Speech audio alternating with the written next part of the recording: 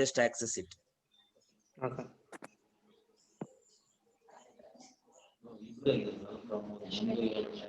Up to 100 participants can log into the Zoom. Over and above the 100 participants, everyone can watch it without logging in. YouTube. It start agide sir. Sir, VC top 10 We are all on live, sir. Sir, one sir.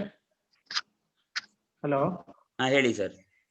ಈಗ ನಮ್ಮ dairy chemistry department staff ಎಲ್ಲ ಒಂದೇ line ಮೇಲ್ಗಡೆ ಬರಂಗೆ ಮತ್ತೆ ವಿಸಿಯರು register dean sir sir ಆ ತರ ಮಾಡ್ಲಿಕ್ಕೆ ಆಗಲ್ಲ ಸರ್ ಇದ್ರಲ್ಲಿ. ಓಕೆ. ಅವ್ರು ಬರ್ತಾ ಇದ್ದಂಗೆನೆ ನಿಮ್ಗೆ ವಿಡಿಯೋಸ್ ಅಲ್ಲಿ ಗೊತ್ತಾಗುತ್ತೆ sir. Anyone who is joined in will getting a notification. ಬಂದ ತಕ್ಷಣ ನೀವು ಅವರಿಗೆ ವೆಲ್ಕಮ್ ನೋಟ್ ಕೊಟ್ಬಿಟ್ಟು you can just intimate sir. Okay ಸರಿ ಸರ್. ಸರ್ ಮಾಡಕ್ಕೆ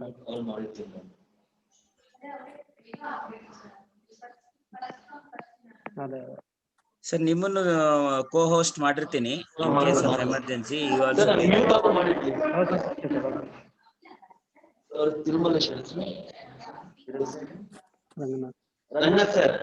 ಸರ್ ಹೇಳಿ sir.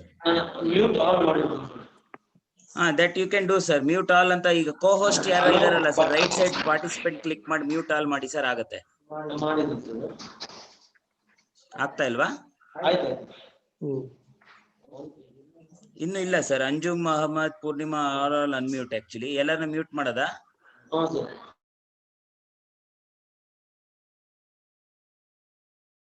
Now everyone is mute sir. Single button. You can unmute yourself and again start talking.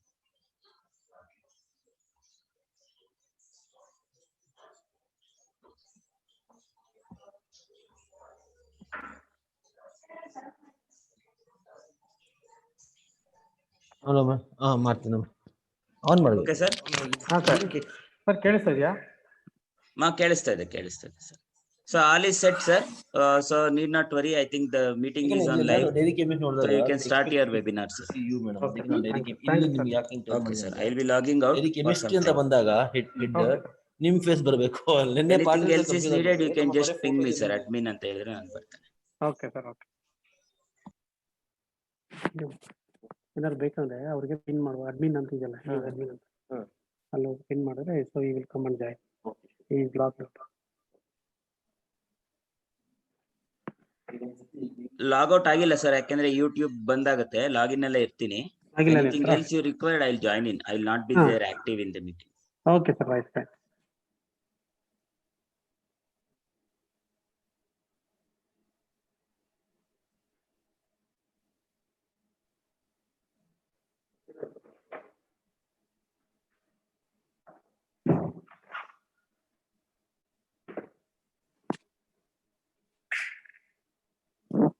Ashwin K ಯಾರು login ಆಗಿದ್ದಾರೆ ಮೇಡಮ್? ಅಶ್ವಿನಿ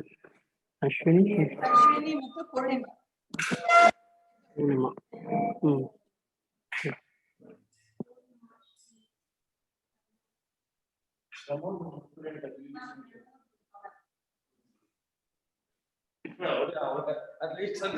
ಮೇಡಮ್ ನಾವು ಮಾತಾಡೋದು out of science ಅಲ್ಲಿ ಇಲ್ಲಿಂದಾನೆ ಮಾಡೋದಲ್ಲ? Out of science welcome ಎಲ್ಲ ಇಲ್ಲೇ ಎಲ್ಲಿ ಕೂತಿದ್ವಿ ಅಲ್ಲಿಂದಾನೆ, ಎಲ್ಲಿ ಕೂತ್ಕೊಂಡಿದ್ವಿ ಅಲ್ಲಿಂದಾನೆ ಮಾಡೋದು.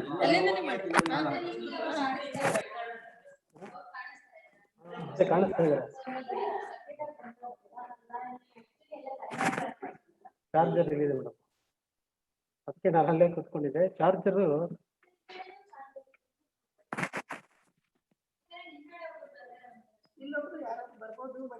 ಪೂರ್ತಿ ಚಾರ್ಜ್ ಮಾಡ್ಕೊಂಡ್ ಬರ್ಬೇಕು. ಬಟ್ ಹೇಳಕ್ಕಾಗಲ್ಲ ಮೇಡಮ್, ಮಧ್ಯದಲ್ಲಿ ಯೂಟ್ಯೂಬ್ ಇರುತ್ತಲ್ವಾ, ಪಿಕ್ಚರ್ಸ್ ಎಲ್ಲ ಬರುತ್ತೆ. ಆಫ್ ಆಗ್ಬಿಟ್ರೆ ಮತ್ತೆ ಎಲ್ಲ ಮತ್ತೆ ಸ್ಟಾರ್ಟಿಂಗ್ ಇಂದ ಆನ್ ಆಗ್ಲಿಕ್ಕೆ 20 ನಿಮಿಷ ಬೇಕಾಗುತ್ತೆ.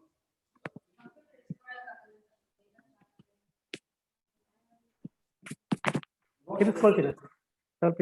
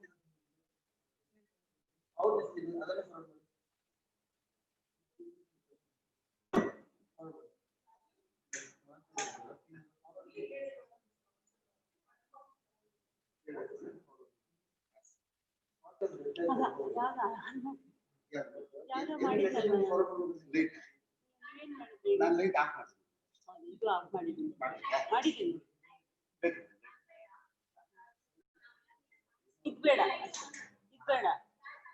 ರಾಜು ಅವರೇ ಇವೆರಡು ಆಫ್ ಮಾಡಿದ್ದೀನಿ ತಲೆ ಮೇಲೆ ಲೈಟ್ ಬರ್ತಾ ಇದೆ.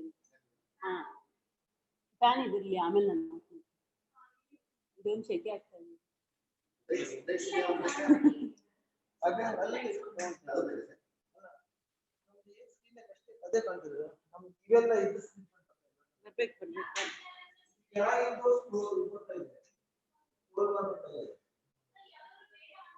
ಶಿಲ್ಪಶ್ರೀ ಅವಾಗವಾಗ ಸ್ಕ್ರೀನ್ ಶಾಟ್ಸ್ ತಗೋತಾ ಇರಿ, ನಾವೆಲ್ಲ ಇರ್ತೀವಲ್ಲ ಅವಾಗ. ಈಗಲೇ ಅಂತ ತಗೋಬೋದಲ್ಲ ಮೇಡಮ್? ಬಿಸಿ ಬಂದಾಗ ಒಂದು ಸ್ಕ್ರೀನ್ ಶಾಟ್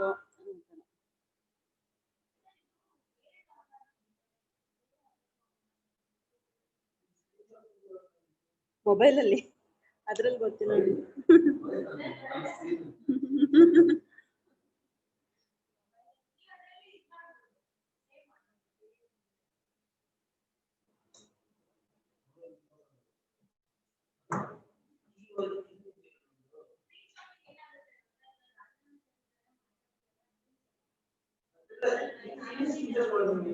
ಅಂಜು ಮಾಸ್ಕ್ ತೆಗೆದ್ಬಿಡಿ, ಇವತ್ತು ಬಂದ್ರೆ ಇವತ್ತೇ ಬರ್ಲಿ ನಮ್ಗೆಲ್ಲ. ಎಲ್ಲ 15 ದಿನ ಕ್ವಾರಂಟೈನ್ ಆಗಿ ಮಾಸ್ಕ್ ಹಾಕೊಂಡ್ಲೇಬೇಡಿ ಸರ್ ಯಾರು. ಸರ್ ಅಜನ ಸರ್ ತೆಗೆದ್ಬಿಡಿ ಅಂಜು, ಅದು ಚೆನ್ನಾಗ್ ಕಾಣಲ್ಲ ಅಲ್ಲಿ.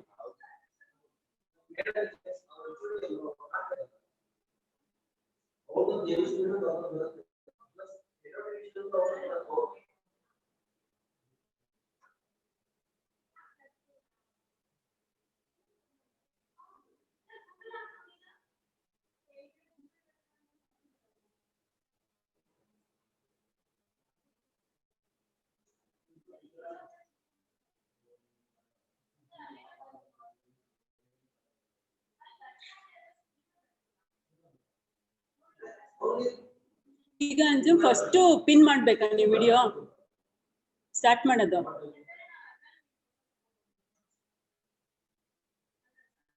ಅಂಜು ಈಗ ಫಸ್ಟ್ ಸ್ಟಾರ್ಟ್ ಮಾಡ್ಬೇಕು ಅಂದ್ರೆ ನೀವು ನಾನು ಪಿನ್ ಮಾಡ್ತೀರಾ ವಿಡಿಯೋ? ಅದೆರಡನ್ನು ಅನ್ಮ್ಯೂಟ್ ಇದೆ ಅಂತ ನೋಡಿ ವಿಡಿಯೋ. ಹಾ ಇದೀನಿ, ಅದು ಪಿನ್ ಮಾಡ್ಬೇಕು ಅನ್ಸುತ್ತಲ್ವಾ? ಹಂಗಲ್ಲ ಸ್ಪೀಕರ್ ಹಿಂಗೆ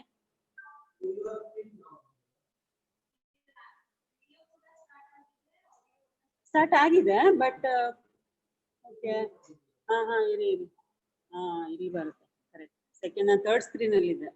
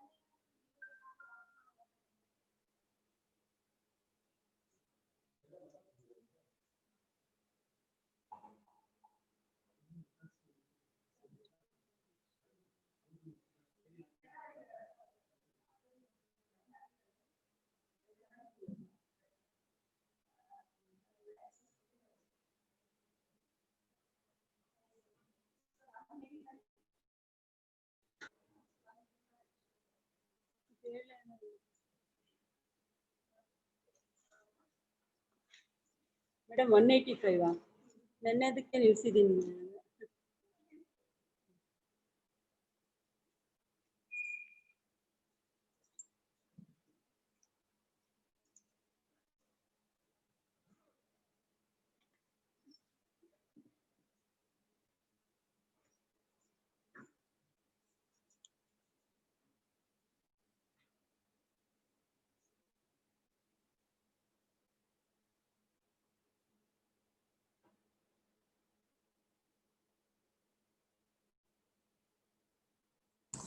ಬಂತು ರೀ link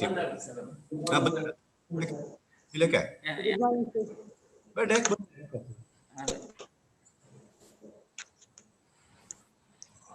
Good morning, sir.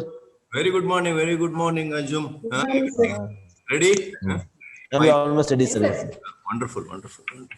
We're just waiting for the chief guest and a few more people to come. Come after 9:30. Yes, sir. Okay, sir. So once he joins, we'll start. Okay, sir. Sure. ಹಾಕಿರಿ ಅಲ್ಲ ಇದು ಬರ್ಸಿದ್ರೆ ಏನ್ problem ಆಗ್ತದೆ ಈಗ? ಆಮೇಲೆ struck ಆಗುತ್ತೆ sir. ಹೆಂಗೆ ಅದು ರನ್ ಆಗಲ್ಲ ಸರ್. ಅದು ಟೈಮಿಂಗ್ 2 ನಿಮಿಷ ಸರ್. 2 ಮತ್ತೆ ಇದು ಇಲ್ಲ ಅದು ಇಲ್ಲಂಗೆ ಆಗೈತೆ ಬರ ಇದು ಮಿನಿಮಮ್ ಬಿಡಿಲ್ಲ.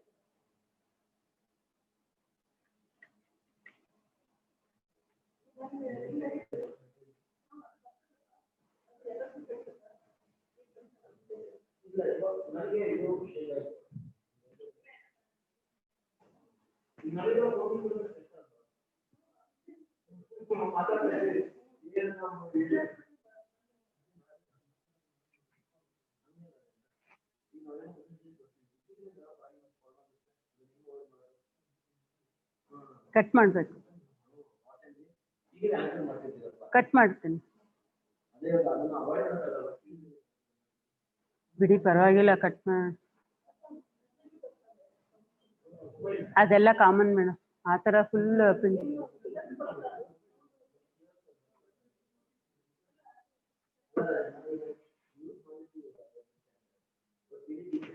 ಮ್ಯೂಟ್ ಮಾಡ್ಬೇಕಾ? ಅಲ್ಲ, ಮ್ಯೂಟ್ ಮಾಡ್ಬೇಕಾ? ಅಲ್ಲ, ಫೋನಿಗೆ ಮ್ಯೂಟ್ ಮಾಡ್ಬೇಕಾ? ಇಲ್ಲ, ಮೊಬೈಲ್ ಮ್ಯೂಟ್ ಮಾಡ್ಬೇಕಾ?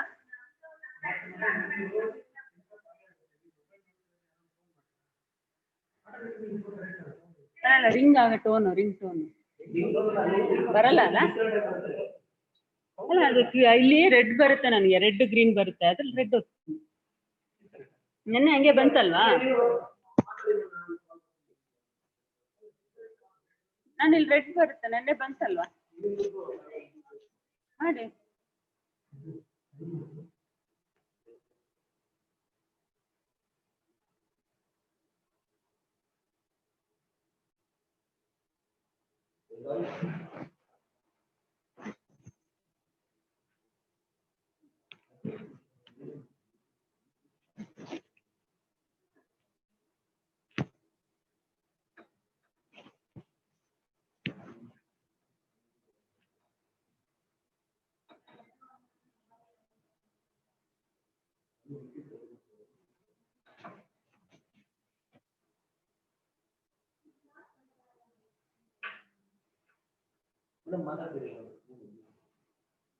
ಅದು ಆನೆ ಇದೆಯಲ್ಲ. ಹಲೋ ಸರ್, ಕೇಳಿಸ್ಕೊಂತ ನಾನು.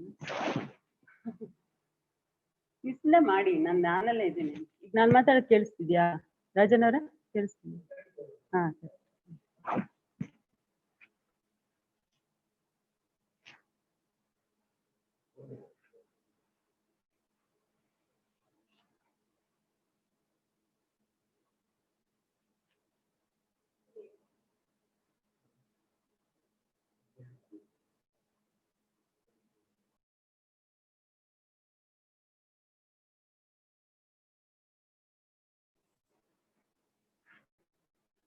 ಮಾಡಿ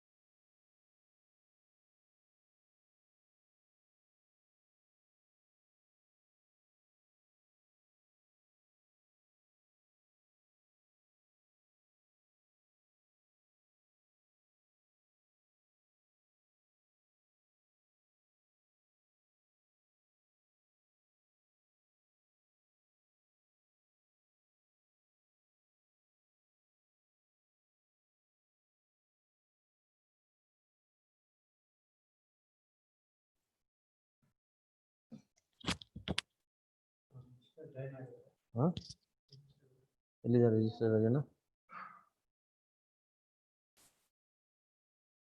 ರಿಜಿಸ್ಟರ್ ಯಾರ್ದು ರಿಜಿಸ್ಟರ್ದು?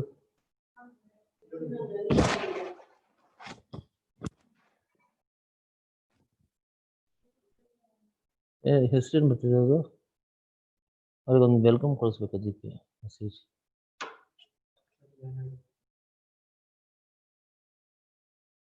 ನನಗೆ host ಆಗಿದ್ದೀರಲ್ಲ?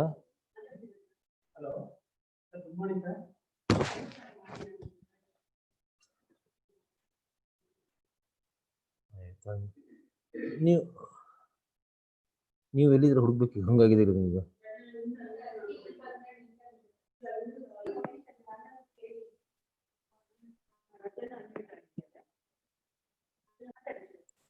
Sir, good morning. Sir, register, sir. Good morning, sir.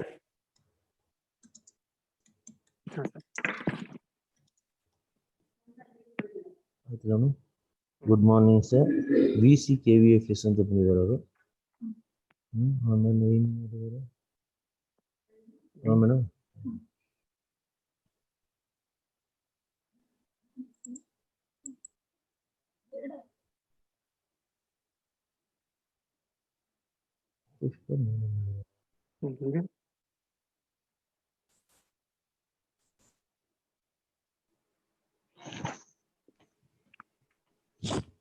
Tall.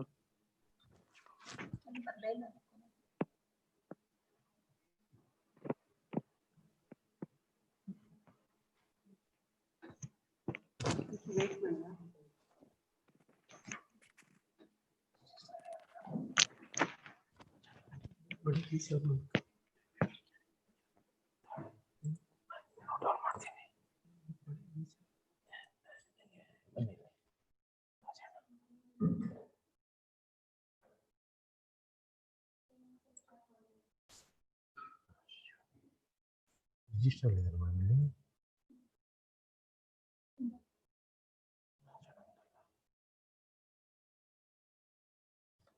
Good morning ಕಳಿಸಿದ್ದೀನಿ.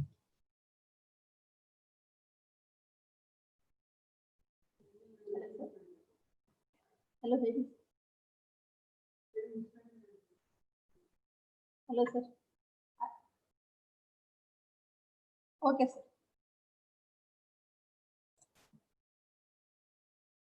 Okay. Okay, sir.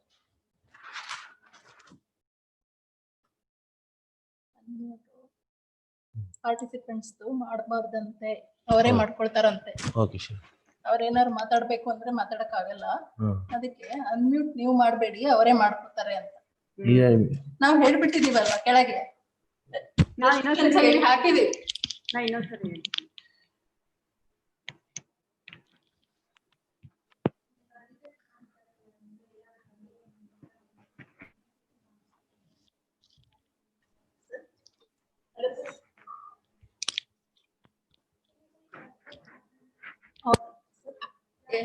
ಸರ್ದನ್ನು unmute ಮಾಡಿದೀರಾ? ಇಲ್ಲಿ ನೋಡ್ತೀನಿ.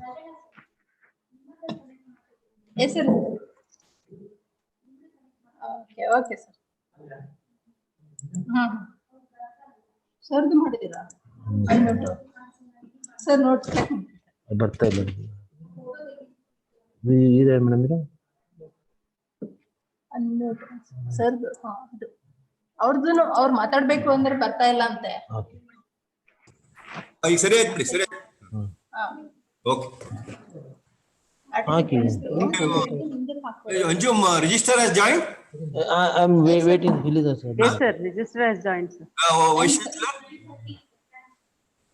Vice Chancellor join. Join agilla? Ivaru Puranik avaru join adra? Yes, yes sir. Puranik sir join agidare. Join agidare sir. Good morning. Sir, good morning, sir. Good morning, Jayprakash sir. Good morning, sir. Good morning. Thank you for joining. Yes. Okay.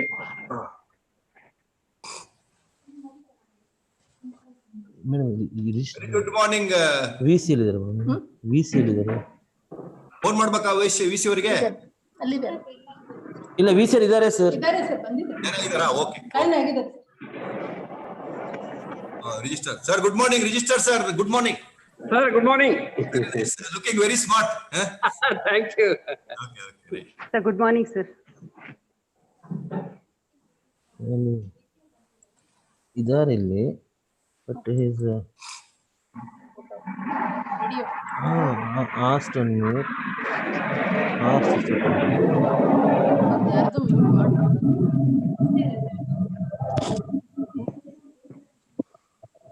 Okay.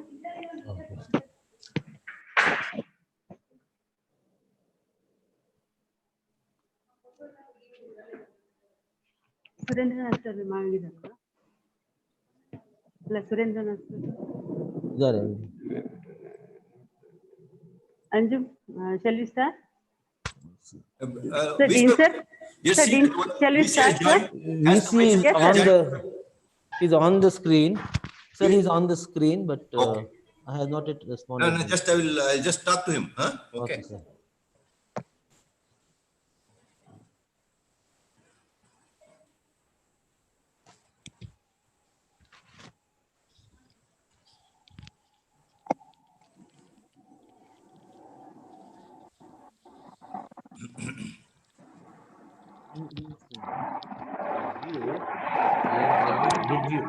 ಮೇಲ್ ಮೂಡಿಗೆ ಮಾಡಿ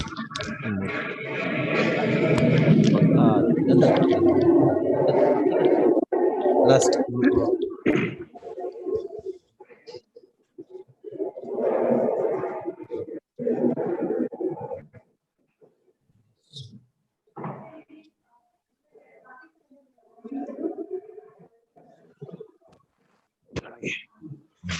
click ಮಾಡಿ click ಮಾಡಿ ಅದಲ್ಲ close ಮಾಡ್ಬಿಡಿ.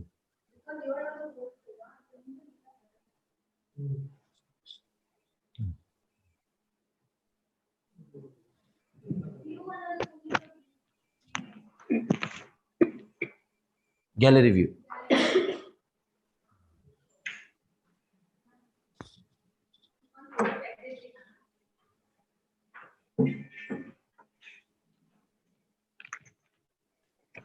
Anjum, ಎಲ್ಲ speaker join ಆಗಿ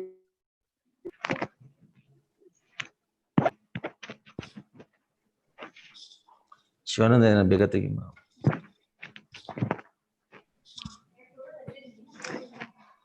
selfie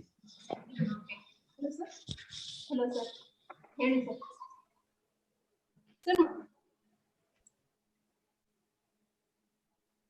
ಹಾಕಿದೀವಿ sir. Sir ನಾವು ಇದು ಮಾಡಿಲ್ಲ ಸರ್. ಈಗ ಮತ್ತೆ ನಾವು ಮಾಡಿಲ್ಲ ಸರ್. ನಾವು ಮಾಡಿಲ್ಲ ಸರ್. ನೋಡಿ ಈಗ ಸರಿ ಆಯ್ತು ಬಿಡಿ, ಸರಿ ಆಯ್ತು, ಸರಿ ಆಯ್ತು. ವಿಸಿ ಅವರಿಗೆ 5 ನಿಮಿಷದಲ್ಲಿ ಜಾಯ್ನ್ ಆಗ್ತಾರಂತೆ. ಸೂನ್ ಆಫ್ಟರ್ ಈ comes will do it. Okay sir. 5 ನಿಮಿಷದಲ್ಲಿ ಜಾಯ್ನ್ ಆಗ್ತಾರೆ. 5 minutes ಅಲ್ಲಿ ಜಾಯ್ನ್ ಆಗ್ತಾರೆ ವಿಸಿ ಅವರು.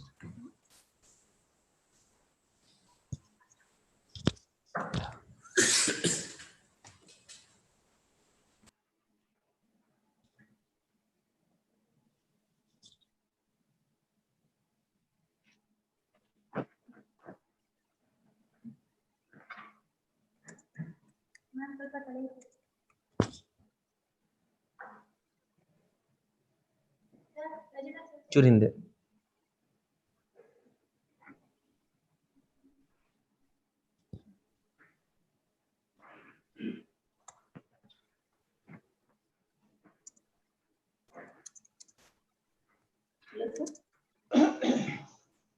ಸರ್ ಅದೇನು ಪ್ರಾಬ್ಲಮ್ ಇದೆ ಹಂಗಾದ್ರೆ? ಏನ್ ಮಾಡಿಲ್ಲ ಸರ್. ಮತ್ತೆ ಮ್ಯೂಟ್ ಆಗಿದೆ. ಇಲ್ಲ ನಾವು ಇಲ್ಲ, ಅವ್ರು ಮಾಡ್ಕೊಂಡಿರ್ತಾರೆ. ಅವಾಗ ಮತ್ತೆ ನೀವು ಮಾಡ್ಬೇಕು, ನೋಡ್ಬೇಕು. ಈಗ ಸರಿ ಆಯ್ತು, ಬಿಡಿ. ಯಾಕೆ ಆಗ್ತಿದೆ? ನಾವು ಮಾಡ್ತೇವೆ. ಮಾಡಿಲ್ಲ ಸರ್ ಅದ್ರ.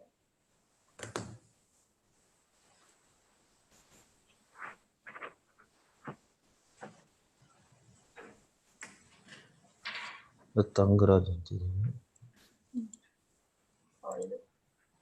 ಬಂದಿದ್ದಾರೆ. ವೆಲ್ಕಮ್ ಅಂತ ಹಾಕಿ ಎಲ್ಲಿ ತಂಗರಾಜ್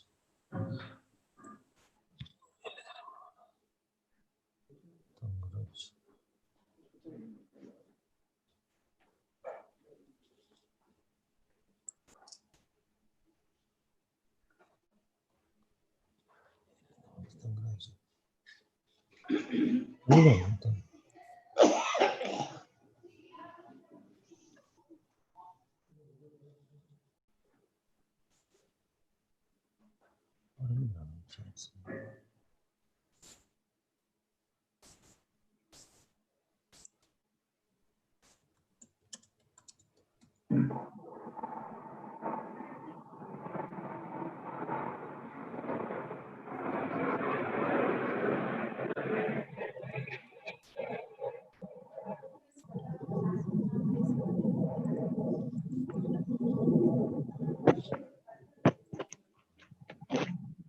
Speaker view, ಇಲ್ಲಿ ಗೊತ್ತಾಗ್ತದೆ.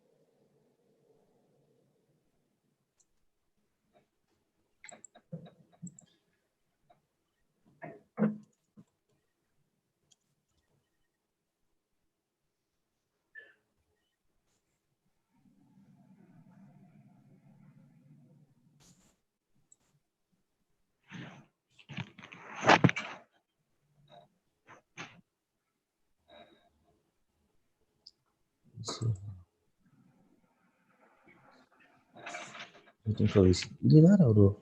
He's there, but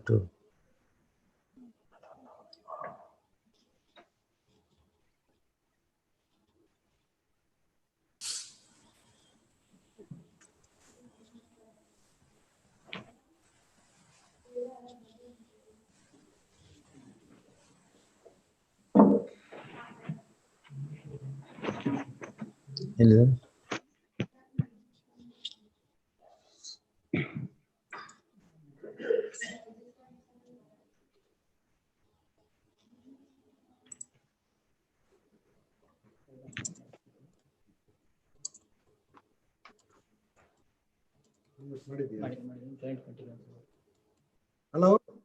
hello. Good morning, sir. Good morning. Good morning. Sir, very good morning, sir. Very good morning, sir. You can continue now. Yeah, sir. Yes, sir. Yes, sir. Thank you. Yes.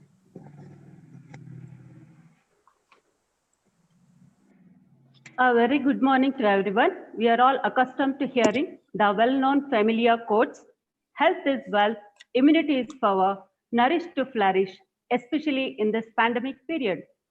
Now we have realized that food must be treated as medicine to boost up our immunity when no vaccines are available to fight against any infection, including COVID-19.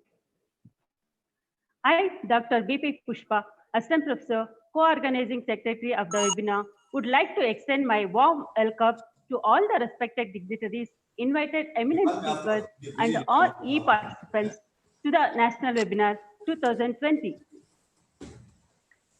Dairy foods play a pivotal role in boosting immunity, and it is now time to bring in statutory control over immune boosting foods so that these foods reach versatile groups of populations to combat infections.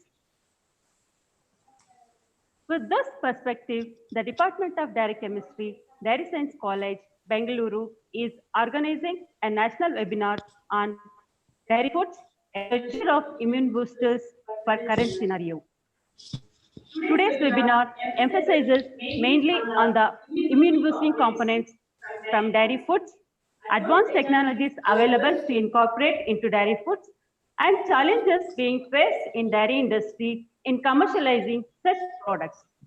I hope all the e-participants, dairy and the food technologists would get the maximum benefit out of the webinar. We are happy to announce that about 185 participants have registered for this webinar, out of which 80 academicians are from Karnataka, 50 are from other states, and 40 participants are from food and dairy industries. Few of them are also from Almarai as well. I request All the participants to mute their audio, turn off video, and please stay back till the end to witness a very interesting plenary session. There you get a chance to unmute yourself to interact with the speakers. Our today's webinar includes 3 sessions: inaugural session, technical session, followed by plenary session. To start with, I invite our webinar organizing secretary, Mrs. Jayashree P. Hiremat, head of the department, to formally welcome the respected dignitaries, invited speakers, and all the participants. Madam, please. A very good morning to everyone. Honorable dignitaries for the webinar. Madam, Honorable dignitaries for the webinar, invited speakers, delegates, participants.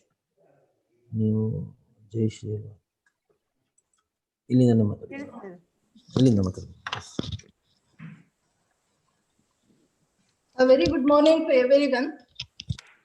Honorable dignitaries for the webinar, invited speakers, delegates, participants, and heads of the departments and faculty of Dairy Science College, Bengaluru. It's a pleasure for me to say that the Department of Dairy Chemistry has organized this national webinar on dairy foods at Treasure of Immuno-Boosters for current scenario in the wake of the worldwide pandemic COVID-19. So I take this opportunity to greet all the audience. At the outset, I should say that we are lucky to have today's chief guest for the inaugural program, Professor H.D. Narayanaswamy, the Honorable Vice Chancellor of Karnataka Veterinary Animal and Fisheries Sciences University, Bidar, who was kind enough to accept our invitation to grace the occasion in spite of his busy schedule. On the behalf of the organizing committee, I extend you a warm welcome, sir. I extend a hearty welcome to today's guest of honor, Professor A.C. Veeranna, the Honorable Registrar of Karnataka Veterinary Animal and Fisheries Sciences University, Bidar, who kindly accepted our invitation to grace the occasion in spite of his other engagements. On the behalf of the organizing committee, a wholehearted welcome, sir. I extend a gracious welcome to the chairman of this event, Professor H.M. Jayaprakasha, the Dean Dairy Science College, Bengaluru, whose inspiration and motivation made us to organize this event within a short time. On the behalf of the organizing committee, I welcome you, sir. Thank you. A pleasant welcome to the co-chairman of this event, Professor D.B. Puranik, the division head of dairy science, who always rendered a helping hand whenever needed. We have 3 distinguished speakers for the technical sessions. Dr. Surendranath Batula, former principal scientist, Division of Dairy Chemistry, National Dairy Research Institute, Southern Research Station, Bengaluru. Dr. S.P. Patil, Professor, Department of Dairy Technology, Dairy Science College, Ludhiana Animal Science University, Haryana, and Mr. Shivanand Savadatti, Sales Manager, DuPont Nutrition and Biosciences, Danisco Private Limited, Haryana. On the behalf of the organizing committee, I extend a big welcome to you all, sirs. There was an overwhelming response for the participation. We have the registered delegates across the country and abroad also. The academicians from various institutions and organizations,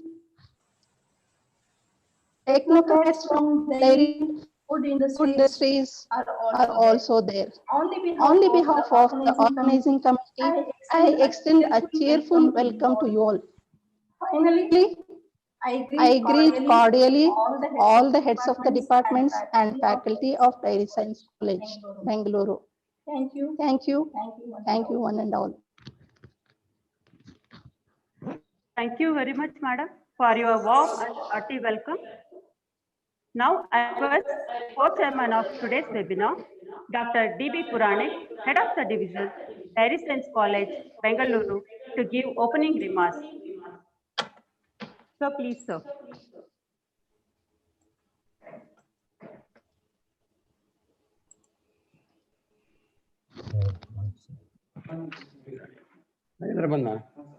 Correct.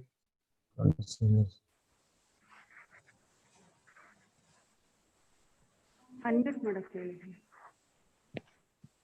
Unmute madam.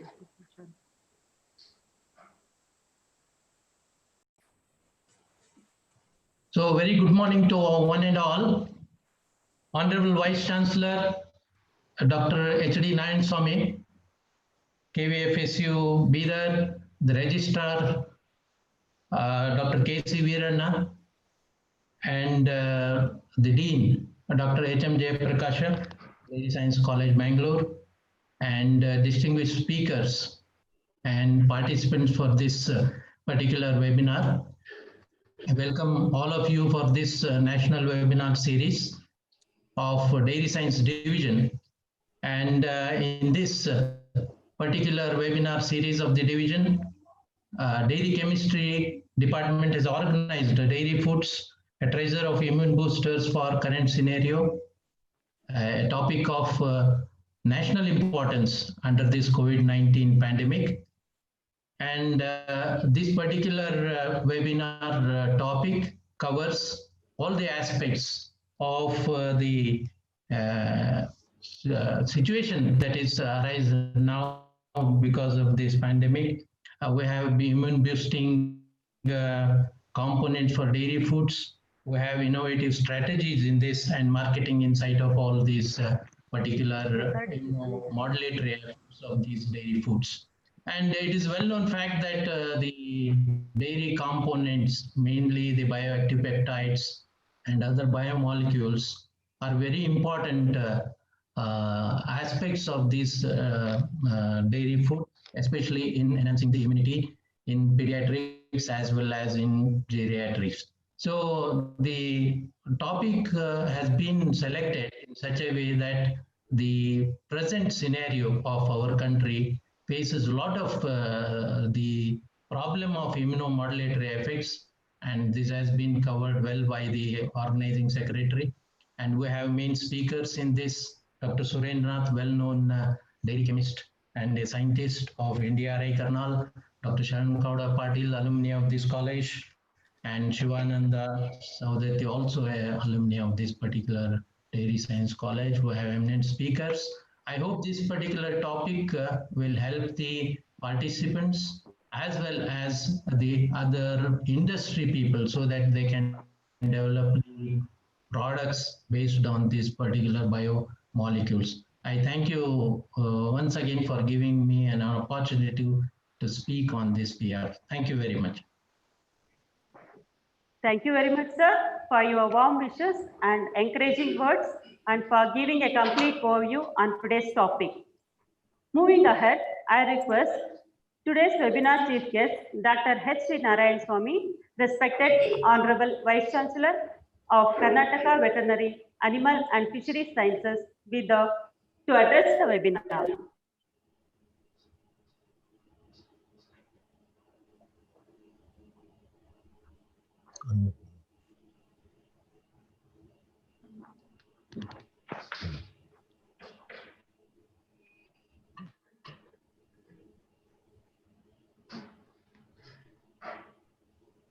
I can hear.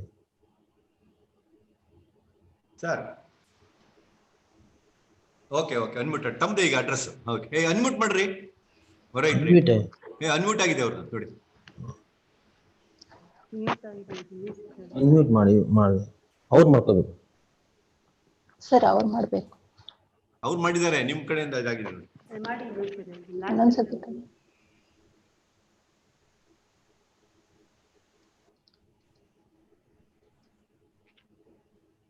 ಅಲ್ಲಿ ಕಾಣಿಸ್ತಿದಾರಲ್ಲ ಅಂತ. Hello. sir. Yes, sir. Okay. So good morning to everybody. Good morning. And today's national webinar guest of honor, my colleague, Dr. K.C. Veeranna, the chairman of the webinar, Dr. H.M. Jayaprakash, co-chairman of the webinar, Dr. D.P. Puranik, and distinguished speakers, Dr. Surendranath, Dr. Shanugowda Patil, Dr. Shivananda Saudatti, and all the participants who have joined this webinar, and also the staff and students of Dairy Science College, Bangalore. So today's national webinar, the topic, nature's most completely best planned food and its importance in current scenario. The topic is very, very hot, and this is the nature's most completely balanced food. What they have given the title is really very hot. And we know to maintain the good health, the food plays a very, very important role. If you take a balanced food to maintain overall health and immunity, the body should receive a good nutrients and nutrition. That is very, very important. If your nutrition is good, your immunity is good, and you can maintain healthy life, and we can avoid so many diseases. One of my professors used to tell, when we are sitting for a lunch, when we eat hesitantly, he used to tell, you have to eat. Nalla saapannappa, nalla saappannu onnu varadu anta Tamilalla helaru. So that is how the food important. And if you come into the milk and milk products, from the time immemorial, our forefathers, our ancestors, they have shown how important this milk and milk products. If you remember your olden days, every household must have the milk, curds, buttermilk, ghee, butter, everything is available in the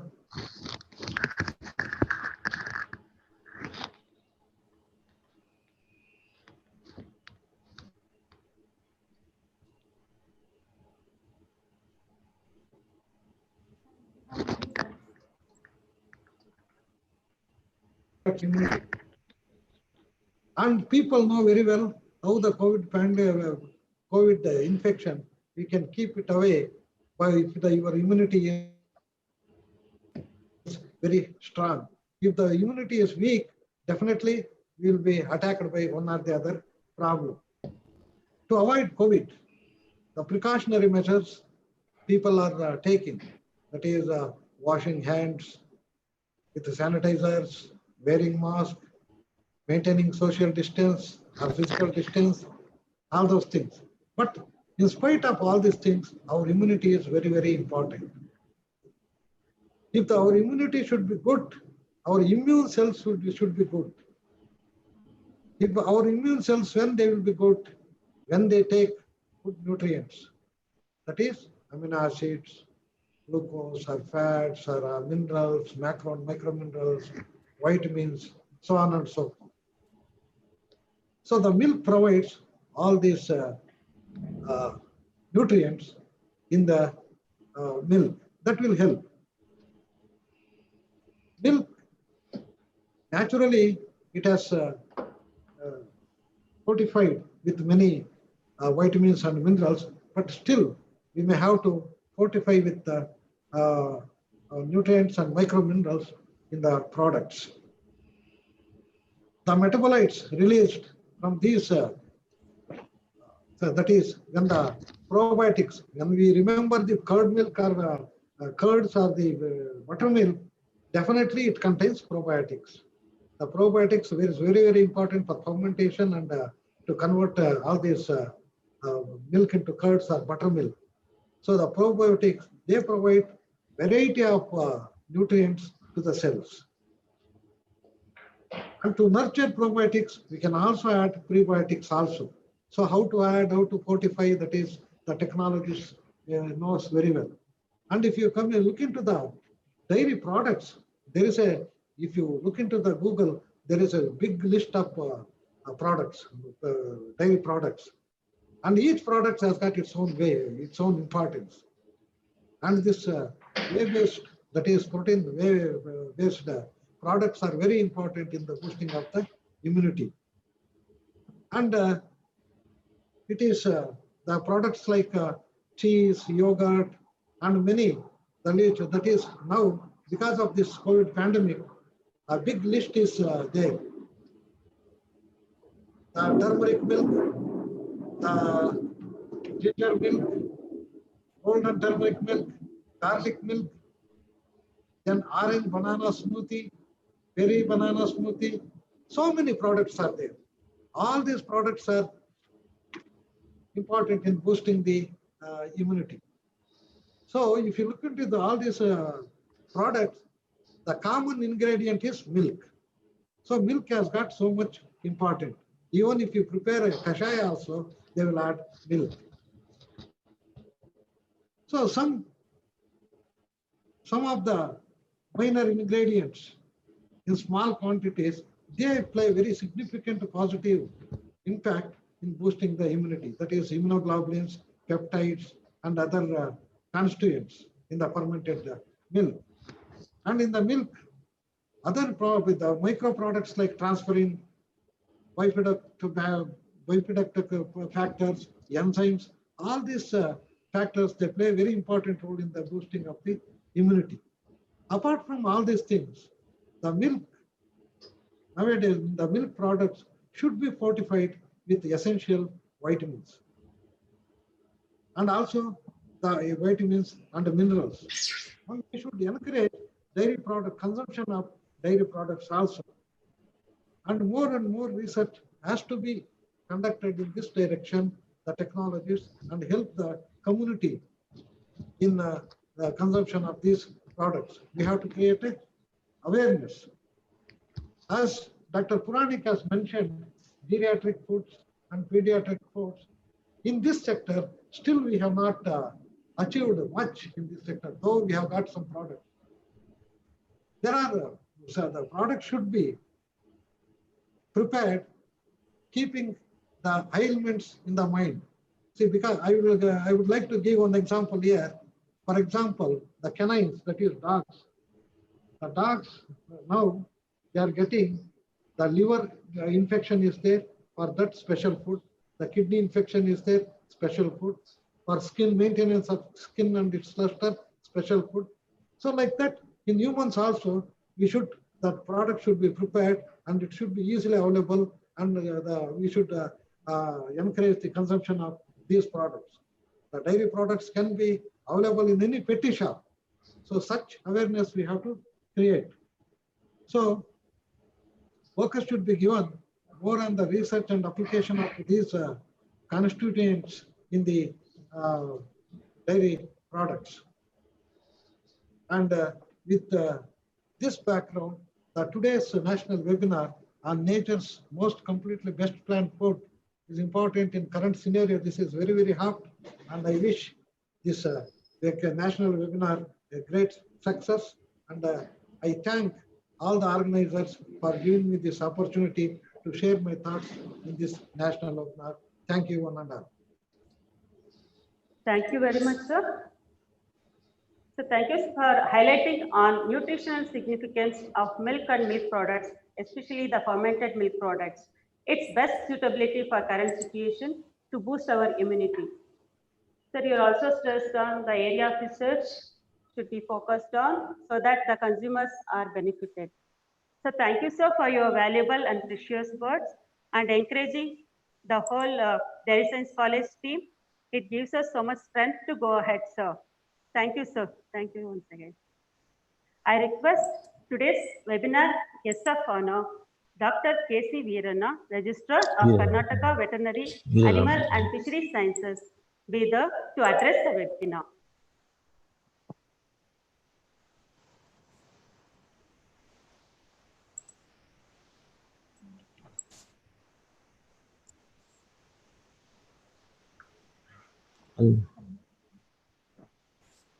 Hello, I am audible? Yes, sir. Yes, sir. Yeah, good morning to all. Good morning, sir. So I am happy to note that Department of Dairy Chemistry, Dairy Science College, Bangalore is organizing in a national webinar on dairy foods, a treasure of immune boosters for current scenario. So in this inaugural session, chief guest is our Honorable Vice Chancellor, Professor H.D. Narayanaswamy, and Dean and Chairman of this inaugural session, Dr. H.M. Jayaprakash, Dean of the Dairy Science College, and the co-organizing secretary and head of the division, Dr. D.B. Puranik, distinguished speakers, learned faculty, delegates, students, and participants. It is a well-known fact that milk is a human's treasure of nutrients from birth till death. Food also as a medicine in this context. Just if you look back to our evolution, humans have utilized many new sources of food on our own path in discovering milk as a stable and sustainable source of nutrition. It helped us to become a most dominant creature in the earth. But at sometimes humans feel the need to keep up with the pace of life and end up with sacrificing in health. That's what we are actually in this, we are facing in the present scenario. The current situation is a reflection of such condition where we have no known medicine to fight. That's of course to refer a COVID-19 pandemic. As the old saying is there, prevention is better than cure. Currently, improving our ability to fight against the diseases in a better option than looking for a cure. In this context, we need to consume food which helps us to fight, to be fit, and it should place an important part in this, especially to fight against the COVID-19.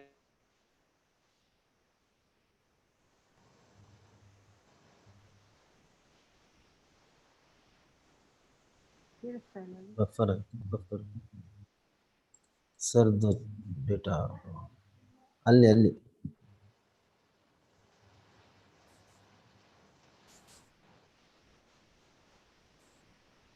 Sir, it's not audible, sir. Just buffered.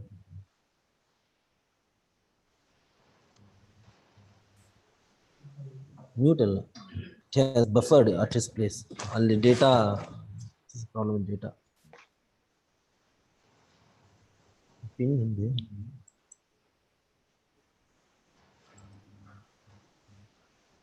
Should we wait?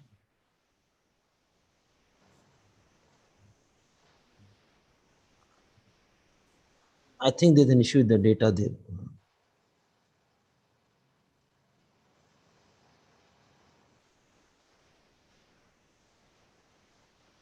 Madam, you can just say we'll come back to him, get back to him later.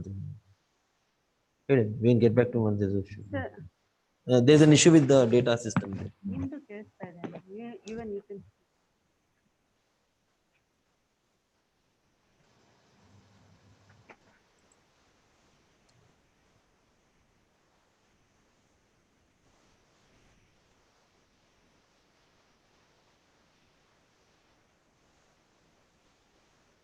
You just take this.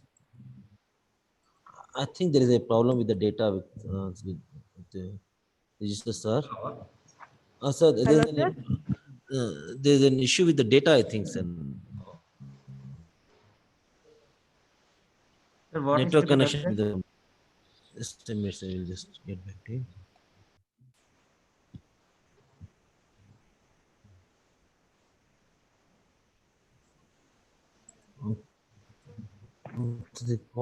Madam, call ಮಾಡ್ತಿರೋದು.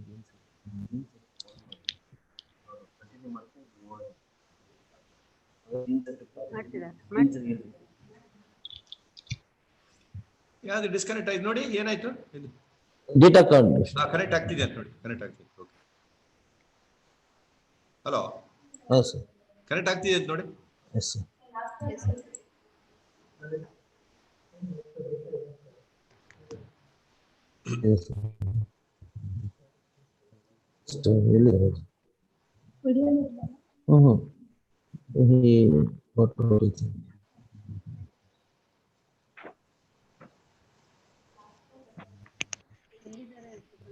ಇಲ್ಲ, I think he has data has count off, I think.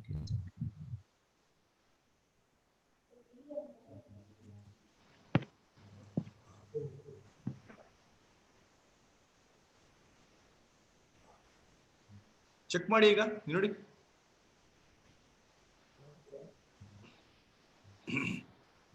Dean's just Sir, I think registrar sir has logged out. logged. No, yes, this.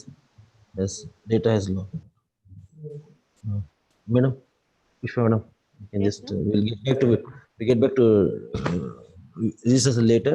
Continue the Dean sir. Yeah, okay. Sir, Register sir will get back to you, sir, after the presidential remarks. So now I request Chairman of today's webinar, Dr. H.M. Jayaprakasha, our beloved respected Dean, Terry Science College, Bengaluru, to give presidential remarks. Good morning to everybody. Good morning, sir. Good morning, sir. Honorable Vice Chancellor of Karnataka Veterinary and Animal Sciences University, Bidar, and Chief Guest of today's function, Dr. Narayanaswamy sir, the guest of honor for today's function, and the Registrar of the University, Dr. K.C. Viranna, my colleague, Head of the Division Dairy Science, Dr. D.V. Puranik, Organizing Secretary, Dr. Jayashree Hiremat, Co-Organizing Secretary, Dr. Rajanna, Dr. Shilpashri, Dr. B.P. Pushpa, Anjum, and delegates from various parts of the country, and the speakers of today's session, Dr. Surendranath, Dr. Sharanagowda Patil, and Mr. Shivananda Savadatti, and all my faculty friends. Today, as you are all aware, the Dairy Science College is organizing a national webinar on dairy foods, a treasure of immune boosters for current scenario. All of you are well aware, in the current scenario, the buzzwords are mask, sanitizers, social distancing, and immunity. This is where today we are concentrating the immunity factor. Today, as you are all aware, COVID-19 pandemic, we don't have any vaccination or don't have any relief. Only on immunity, people have to survive.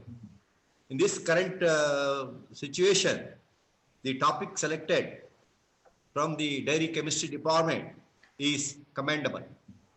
And I compliment the Organizing Secretary, Dr. Jayashree Hiremat and her team for having selected such a good topic. Milk, as the Honorable Vice Chancellor put it, milk is a complete food. Milk is the only food, is a balanced food. And it is the milk or the potent, it is the treasure of immune boosting potent nutrients.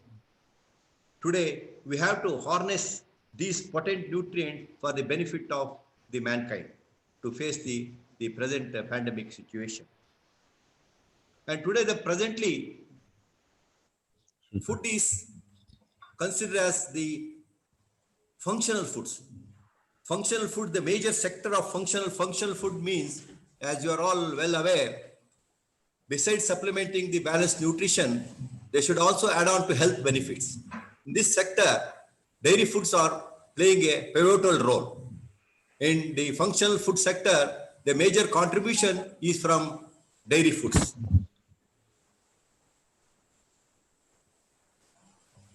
Milk is having all kinds of nutrients, human what we need.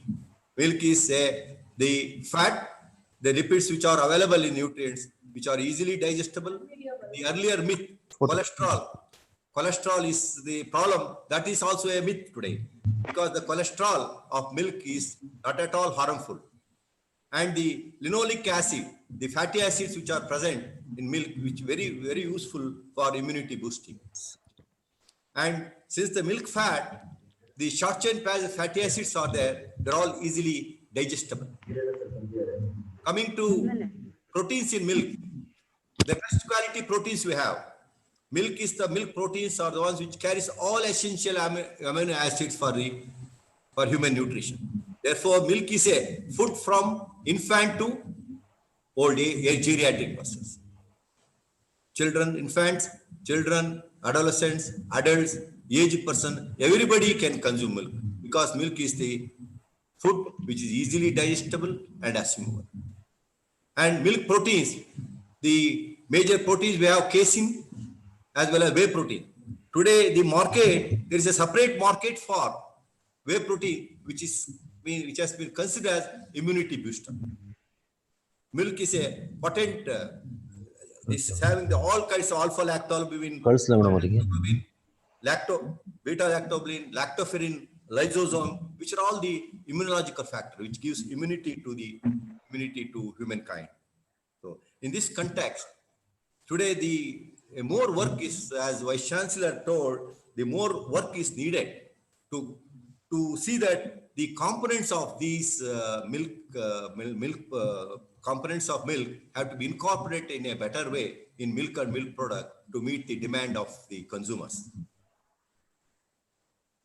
So besides this milk is the one which we can fortify with the vitamin D, iron, all such of things can be fortified, and such milk can be supplied to the infants, children and adolescent people, which is all very important to boost the immunity. So in this context, now the varieties of products have already been released in the market. So as you are aware, probiotic foods. The major sector of probiotic foods is the probiotic fermented. There is probiotic yogurt, probiotic drink, which are all milk-based ones.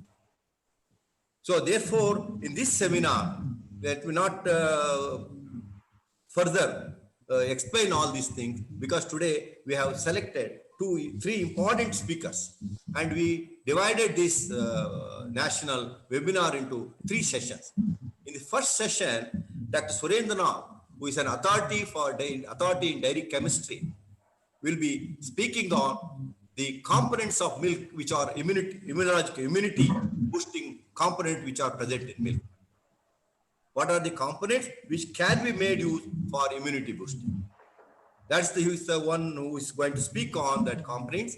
And second speaker, we have the Professor Dr. Sharanagowda Patil, who will be speaking on how best we can incorporate these components into various dairy foods and other foods, so that it can be made available for all segment of population. And third speaker, we have the market strategy. Today, if you just develop product, is not sufficient enough. It should meet the consumer. It should reach the consumers. Consumer requirements should be made. For that, marketing strategies are required. And what are the marketing strategies are required? How best we can incorporate, how best we can introduce these products into the market. So therefore, the organizers have systematically, they have selected the speakers, and all the aspects of the dairy foods which can be made use for the immunity booster, as will be covered in this. The Honorable Vice Chancellor, so very nicely, very confident way, and then in an authoritative way, he covered almost all aspects of I thank the Honorable Vice Chancellor for sparing his valuable time. Also the Honorable respected Registrar, and he was speaking on the way, the got stuck. I hope again he will be continue. I hope the things have been streamlined. I once again thank the organizers for having given me an opportunity to chair this session, and for meticulously organizing this national webinar. Thank you all. Thank you once again. Thank you, sir, for your presidential remarks. Sir, register, sir. We will get back to you, sir. Sir, thank you, Dean, sir, for your warm wishes and for highlighting on the importance of functional foods to have a good health and milk proteins as a immunity boosters. And also we must look at the several approaches to incorporate such products in a technical way so that the best marketing strategies will help to reach the consumers. So thank you, sir, for your wholehearted and ardent support, which resulted in the success of the webinar. Thank you, sir. So now I welcome today's webinar's guest of honor, Dr. K.C. Veerana, Registrar of Karnataka Veterinary and Animal Fisheries Sciences, Bidar, to address the webinar. So please, sir. Thank you, madam. Actually, sorry for the interruption. Actually, on the way Okay, sir, you can continue, sir. Network problem. Anyhow, the significance of organizing this webinar and the importance of milk and milk products is already highlighted by the chief guest and the chairman of this function, and of course, Dr. D.V. Puranik also is highlighted. So one thing I want to stress here, among the foods of animal origin, milk and egg, these two actually plays a crucial role in immunomodulation effect, especially in all living creatures. That to human beings, usually we advocate to consume egg and milk every day, starting from infants to good old people. Just because the availability of RDA, that is daily recommended allowance, as well as the easy digestibility of these products, and more than that, the proportion of amino acid sequence here, it is most significant, which will actually facilitate the immune boosting capacity of an individual. So with these remarks, I think I compliment Dean and the team, especially organizing secretary and the team, for organizing this timely webinar on a need-based topic, that too in the COVID-19 pandemic situation. And I thank organizers for the opportunity to share my few thoughts. Thank you. Thank you, one and all. Thank you, sir. Yeah. Thank you, sir, for your valuable words and importance of animal foods, that is milk and egg. They are the good source of essential amino acids and proteins. They are essential for boosting our immunity. So, thank you for your wishes and kind words, sir. We look forward to the same support in future as well. Thank you, sir. Thank you. Mr. Rajendra C., Associate Professor, will be proposing a vote of thanks for the inaugural session. Over to Rajendra. Yeah. Good morning to all. Sir, I'm audible. Which yes. Super back. Hello. You're audible. Am I audible, sir? Yes. A very good morning to all. Honorable dignitaries, distinguished guests, respected sir, madam, and invited participants. On behalf of this Dairy Science College and the entire fraternity and the organizing committee, I myself, Rajana, Associate Professor from the Department of Dairy Science College, I feel immense pleasure to propose vote of thanks.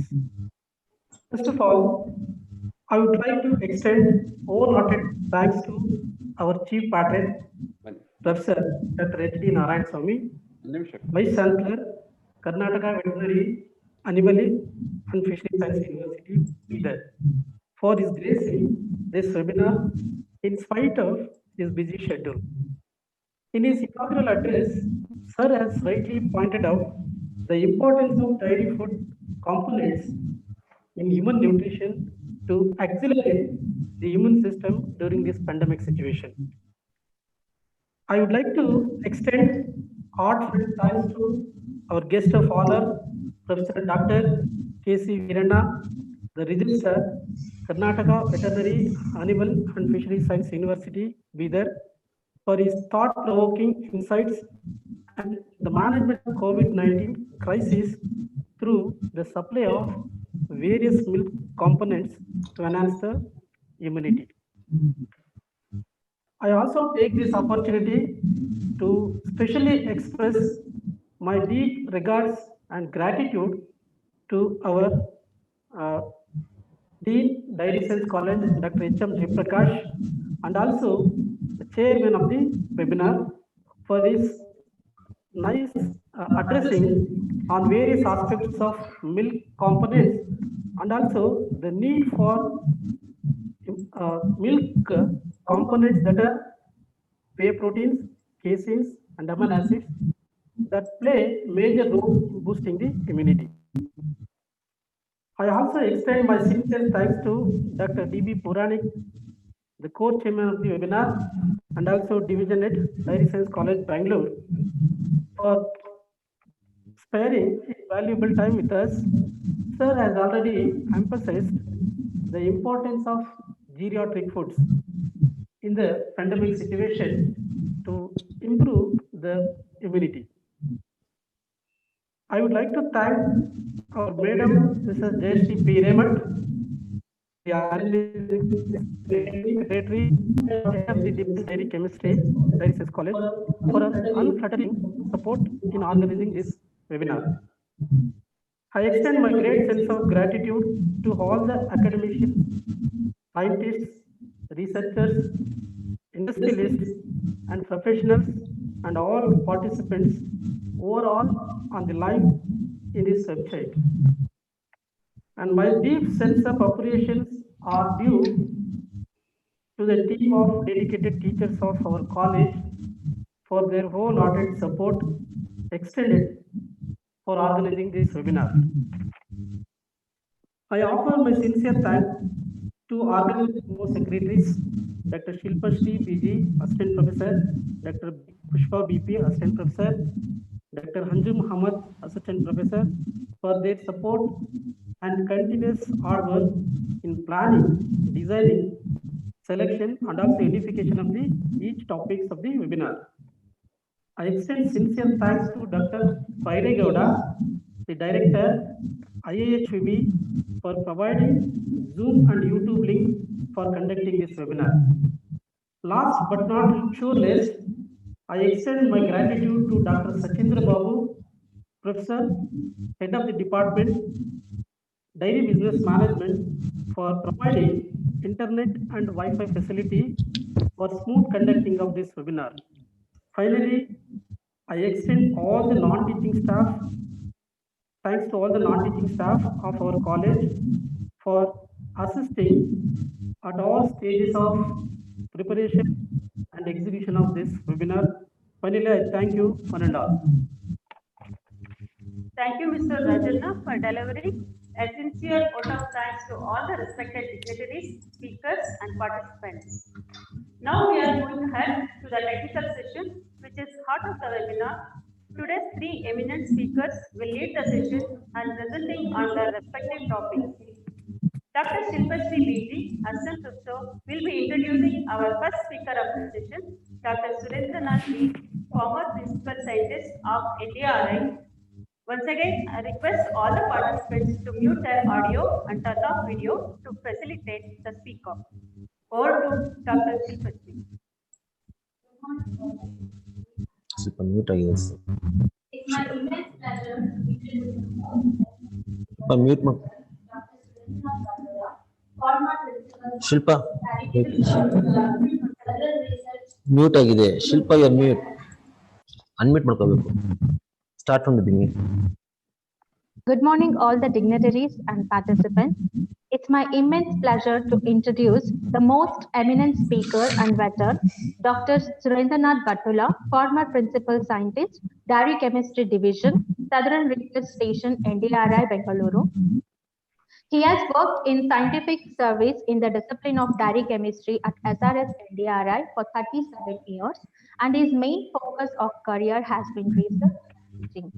His vast area of research includes milk lipids, fortification, functional foods, indigenous dairy foods, nanotechnology, quality and safety assurance. He has completed 9 research projects as principal investigator.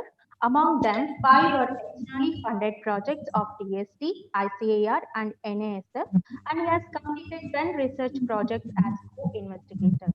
He has got 90 research articles in national and international journals, 20 review and popular articles, 2 books, 7 book chapters, 5 manuals, 3 patents, and he has presented more than 50 presentations in national and international conferences, and out of that, he secured 27 Best Paper and Presentation Awards.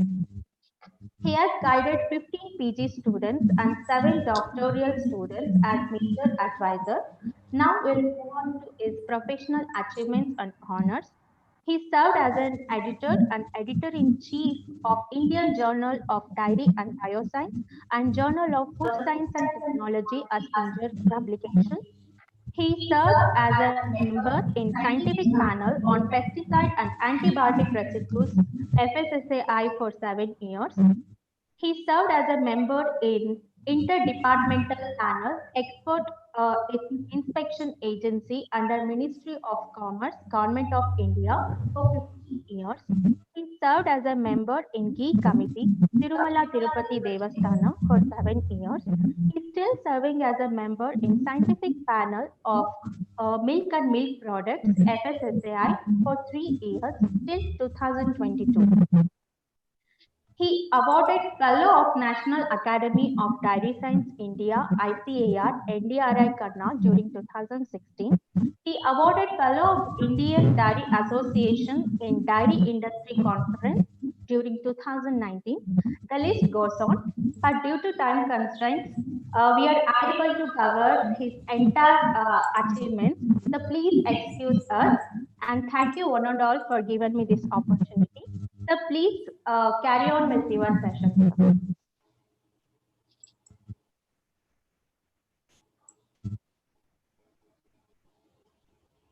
Sir? Yes. Yes. Yeah, good morning, Shilpa. Thank you very much.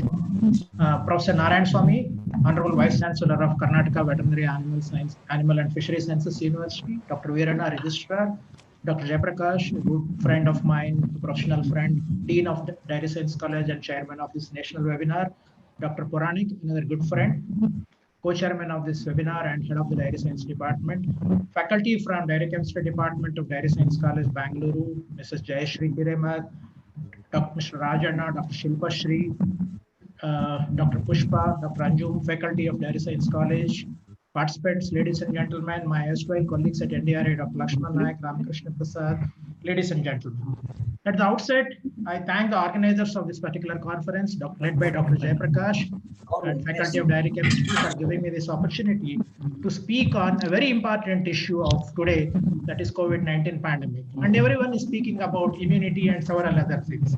As Vice Chancellor as well as Dr. Jayaprakash have mentioned in their inaugural address speeches about the importance of dairy foods, immunity, etc., etc. I'll try to cover some of these issues in my talk that is given to me on immune boosting components from dairy foods. Let us just come to the prologue, that is current scenario as we face today. Today, we are facing a very serious pandemic, probably the worst of this century. Hopefully the worst of this century will not get any such type of pandemic in future, that is COVID-19. And this has brought a lot of lifestyle changes. We have faced lockdowns. We are still facing some of the partial lockdowns, self-isolation, and so many things. You know, people have started from working from home. We are participating in virtual activities like this, that is national webinars, etc., sitting at our homes or offices. And then we are doing a lot of e-commerce without going to shops and other places. And then customers or the consumers or the people, what are they looking for? They are looking for home remedies, health supplements, eating more often at home, avoid going outside. And then one of the most important things that everyone is looking today, apart from social distancing, masks, etc., is to improve their immunity through food. They are looking for different health supplements and good foods, etc. In this direction, if you see, a lot of importance is being given to good nutrition through good diet. Like people are talking about zinc, vitamin C, vitamin E, etc., whole grains, milk and milk products, and so on and so forth. Everyone is talking about what kind of dietary items that can improve their immunity. Let us deliberate some of those things in my presentation, especially with regards to dairy products. and a lot of brands. Probably Shivanand will be speaking about several aspects on marketing, etc. If you see everyday newspaper and several such products are into the market with respect to immunity boosting. We have Yakult products, we have Patanjali's Corona Kit, we have Tulsi, we have grandmother's Khada, Kashaya, and so many products. Everyone is giving importance with respect to immunity building, keeping safe, well-being, dealing with mental strength, and ultimately, generally to boost the immunity to fight this pandemic. Because as inaugural address it has been mentioned, prevention is better than cure, as mentioned in the registry. Everyone is looking for an immunity building so that they don't come across or come in contact with this pandemic. So even WHO has mentioned what kind of food should be eaten, and in this particular regard, I would also like to mention that World Health Organization also has mentioned that consuming milk and milk products is very important with respect to immunity boosting and health promotion. Even our National Institute of Nutrition at Hyderabad of our country has also mentioned, of course, they mentioned about curd, but probably what they mean is eating dairy products in sufficient quantities to give us good nutrition as well as well-being, and as well as to fight the disease and building immunity. Even China, the country where this particular pandemic has originated, has started improving their nutrition through consumption of milk and milk products. In fact, China has not been a very good dairy development, but today they realize the importance of milk and dairy products, and they try to increase the dietary consumption of milk and milk products in their population.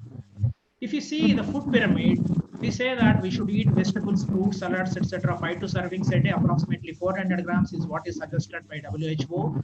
And then we have to eat whole meal cereals, whole grains, etc. And if you see in the pyramid, at least 3 servings of milk and milk products are recommended. Approximately about 300 grams of milk is what is recommended in everyday consumption. And in the present situation, probably you have to increase more and more varieties of dairy products with special focus on immunity building. Let us see what are those things. And when we talk about milk and milk products, India has got a special role to play, being the #1 country in milk production since 1998. We produce approximately about 188 million tons of milk per annum, with an average per capita availability of about 395 to 400 grams per day. And we have varieties of products. I'll not go into that, but even today in India, major dairy product that is consumed is liquid milk. Approximately 50% of our market surplus goes as liquid milk. Next product, about 1/3 of our market surplus milk goes for ghee production. And then we have a lot of festivals, and every day we use milk in one or the other form, in one or the other fashion, maybe liquid milk, maybe tea or coffee whitener, maybe sweets, etc. So India is basically a dairy country. We use milk. Both we are #1 with respect to production, as well as our consumption also is very huge with respect to dairy products. And on an average, an Indian home spends approximately 17% of the food basket expenditure for milk and products, which is after cereals. In rural India, cereals is the one where they spend about 35%. The next important component on which they spend money for the food basket is milk and milk products, whereas in rural India, again, it is next to cereals, spending about 23% of their income for food basket on milk and milk products. So that is the importance of milk and milk products in our everyday diet. And then we have developed very tremendously with respect to production.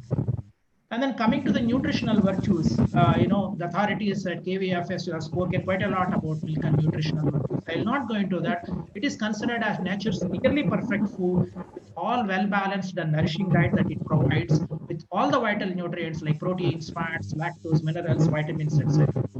It is considered as high nutrient density.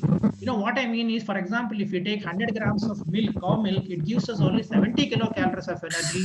Whereas if you take 100 grams of rice or wheat, it gives approximately 350 kilocalories of energy. Though the energy level is very low with respect to milk, but the nutrients are very high in milk. It has got a lot of positive benefits for health promotion, and therefore it is considered as natural health food or functional food. And then some of the nutrients that are present in milk, I'll not go into the details, but I'm going to speak some of these things later, like conjugated linoleic acid, which Dr. Jayaprakash has already mentioned, calcium, vitamins, whey proteins, biopeptides, people have mentioned about it. But I would only like to mention one particular thing, that is calcium. Calcium is an important source. Milk is an important source of calcium. Cow milk has got 120 milligrams per 100 ml. whereas buffalo milk has got approximately 180 milligrams of calcium per 100 ml. But another important factor is, though ragi has got about 350 milligrams of calcium per 100 grams, still milk is considered as a better source because calcium from milk can easily be absorbed. Further, the ratio of calcium to phosphorus in cow milk especially is 1:1, which is the ratio that we find in our bones and body, that is calcium to phosphorus ratio. Further, to move on about calcium, we require, let us say, about 800 milligrams of calcium per day. That is the recommended daily allowance.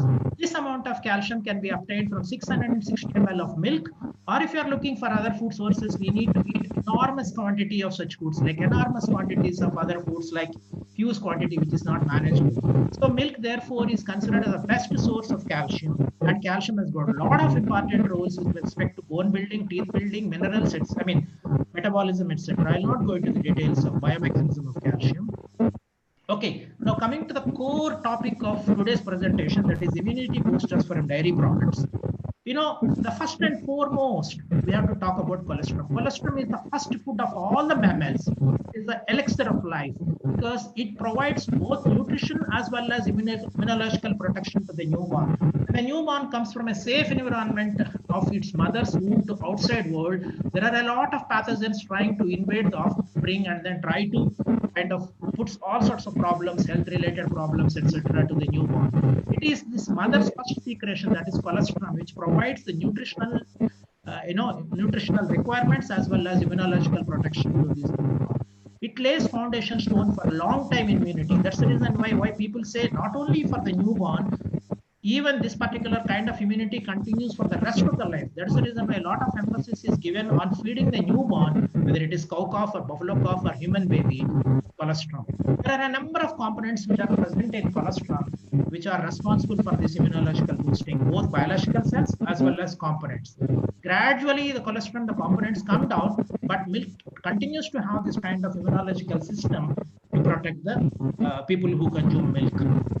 If you are looking for the immunological components of colostrum, there are a lot of biological cells, as I have mentioned. Neutrophils, macrophages, which cause phagocytosis, produces cytokinins, also produces lots of antimicrobial peptides, and they also produce reactive oxygen species.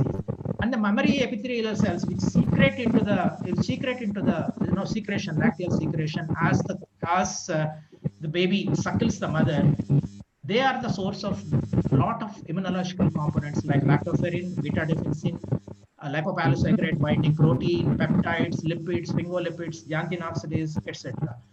And then some of the components, these are all about the biological cells I was talking about, the cells that are present in colostrum.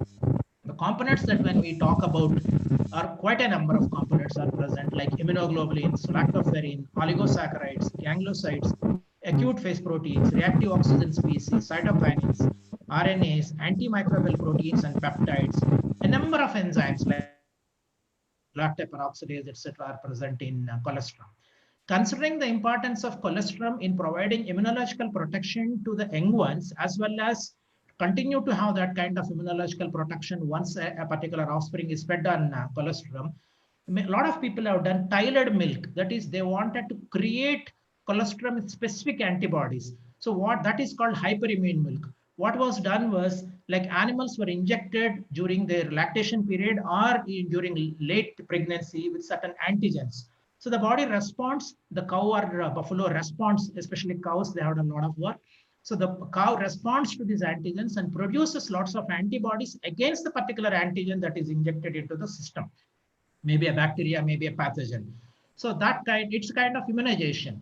So when you immunize a particular person or an animal, that produces lots of antibodies. So these antibodies get translated into milk or the colostrum.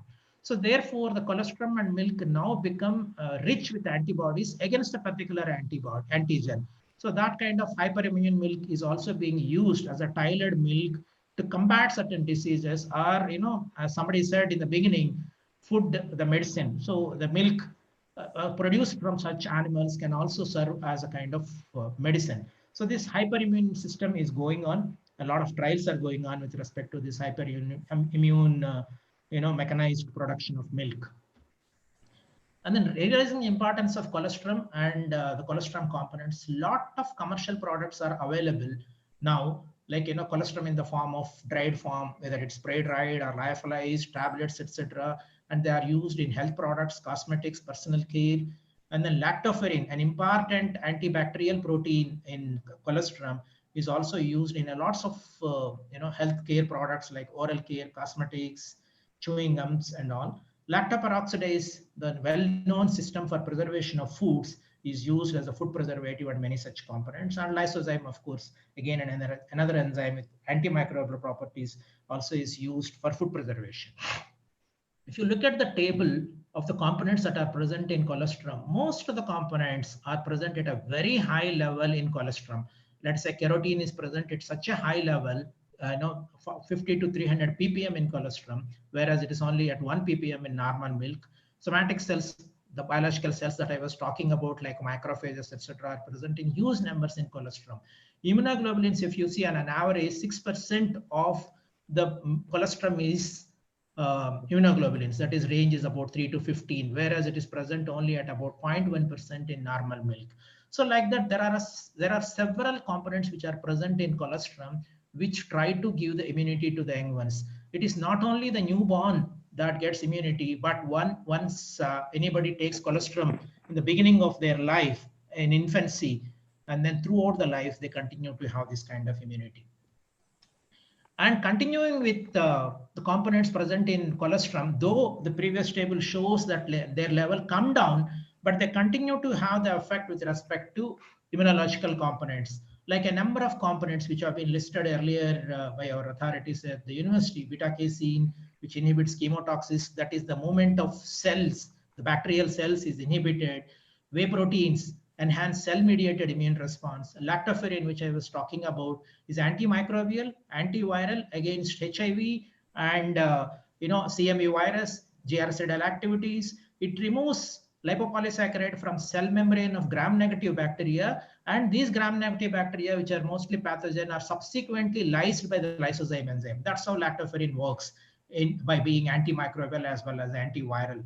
Alpha-lactalbumin, it was shown the biopeptides produced from the alpha-lactalbumin using trypsin have got a lot of antimicrobial activities against E. coli, Staphylococcus aureus, and many such pathogens. There are about 60 enzymes. There are a lot of enzymes, but 60 enzymes, what I am talking about, are having antimicrobial activity in milk, such as lysozyme, catalase, superoxide dismutase, etc. For example, lactoperoxidase, which we are talking about, a lot of work has been done previously on lactoperoxidase, how to improve the shelf life of raw milk, etc., but that is not approved. But in any way, lactoperoxidase produces certain T cell cytokinins, and thiocyanate that is produced because of the metabolism of lactoperoxidase can also clear bacteria from airway, which is important in the present context, potential in preventing pulmonary infection. So all this work has been shown. Only thing is these things need to be commercialized further in improving the immunological potential of this particular component. Probably realizing or having the effect of such, with such a kind of immunological protection by these components, milk and milk products are considered very important with respect to immunity boosting. Continuing with the immunological components of milk, there is a class of compounds called oligosaccharides other than lactose, that is the minor carbohydrate present in milk. It is known to inhibit Haemophilus influenzae, a kind of pathogen, Staphylococcus pneumonia, Vibrio cholera, and many such pathogens.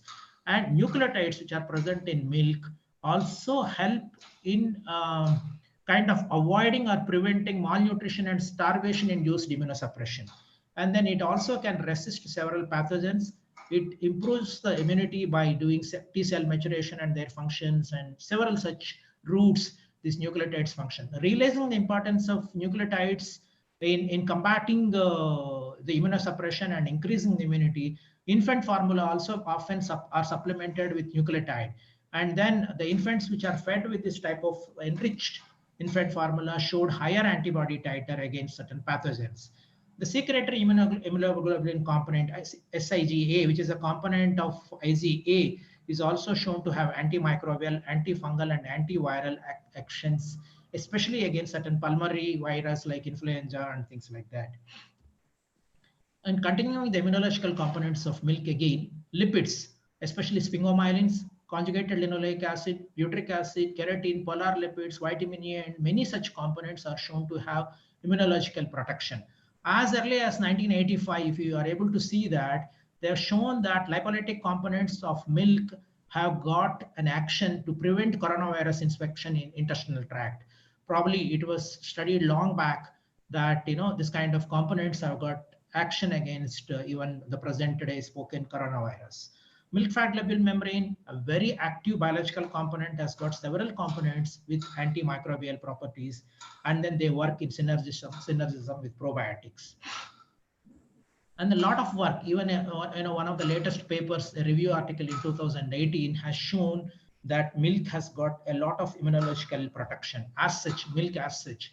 For example, they said that it can protect the respiratory tract, upper respiratory tract, by certain mechanisms. So like, immunoglobulins pass through the epithelial membrane of the respiratory tract, and then they bind with viruses, they neutralize viruses, and then they pass through the epithelial layer of the pharynx and go to what is called Waldeyer's ring, that is, tonsils, etc., the lymphatic tissue of the upper respiratory tract, and then they can do lots of such actions to prevent respiratory infections. So drinking cow milk is shown to have a lot of effect on combating killing of pathogens in upper respiratory tract, as well as producing immunity.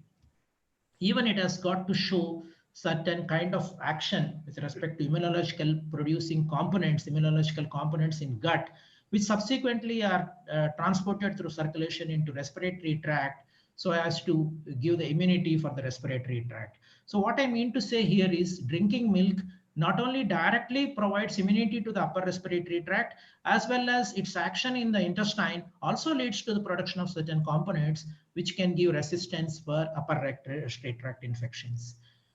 And then one of the components that Dr. Jayaprakash was speaking about is on conjugated linoleic acid. Conjugated linoleic acid is an important fatty acid, which is a conjugated linoleic acid, basically 9-cis and trans 11 fatty acid, is very important with respect to many health benefits. It is shown to have anti-carcinogenic effect, anti-atherogenic effect, immune modulating, what we are talking about today, and several such benefits. So the immune enhancing effect of conjugated linoleic acid is unrevealed now, and then how it helps in immunoglobulin production, certain prostaglandin production, which are important in immunity, and then how it can help the macrophages to do the phagocytosis and other things. So when we talk about conjugated linoleic acid, one thing that comes to our mind is dairy products. Dairy products are the richest natural sources of conjugated linoleic acid. For example, milk has got as much as 5.5 milligrams per gram, and ghee has got approximately 6 milligrams of conjugated linoleic acid per gram. We also have worked on this particular aspect. And then it is shown that the benefits of conjugated linoleic acid are numerous. And in this particular context of this theme of the webinar, that they also have immune modulating effect. Coming to the fermented dairy products, so far we have seen about certain components present in colostrum and milk with immune boosting. This can further be enhanced by doing a simple intervention called fermentation. A number of fermented components such as dahi, yogurt, cheeses, acidophilus milks have got a lot of nutritional benefits. They have the nutritional benefits of milk from which it is made, and certain other benefits, like they have improved digestibility, and they have a lot of therapeutic properties. For example, immunomodulation, antithrombotic activity, mineral and vitamin binding, regulation of blood pressure, antimicrobial activity, etc. And then of all these cultures that we are talking about for production of probiotic, of all these things, probiotic organisms are the ones which are very important. Machine Hoff in early 19th century has already commented that the long life of Bulgarian peasants is because of the consumption of fermented milk. So subsequently in 1965, the word probiotic has originated, and then which shows that these organisms produce certain other substances which can help in the promotion of the health of the people who consume such organisms. So definition of probiotics, all of you are aware that they are the live microorganisms. When administered in adequate amounts, they confer health benefits onto the host, as provided by a number of organizations like WHO, FAO, and other people. And how the probiotic organisms help, all of you understand that they produce lactic acid, which reduces the pH and prevents the growth of bacterial valence, pathogens, etc. decreases the production of variety of toxic or carcinogenic metabolites in the gastrointestinal tracts, aids absorption of minerals, especially calcium, and then digests lactose to certain products which can further reduce the pH, and then produces certain components like acidophilin, bacteriocin, etc., which control the growth of pathogenic bacteria, produces vitamins. And then another important thing is it helps the gastrointestinal tract to become so very strong that harmful bacteria cannot colonize in the intestine and cannot enter into our system.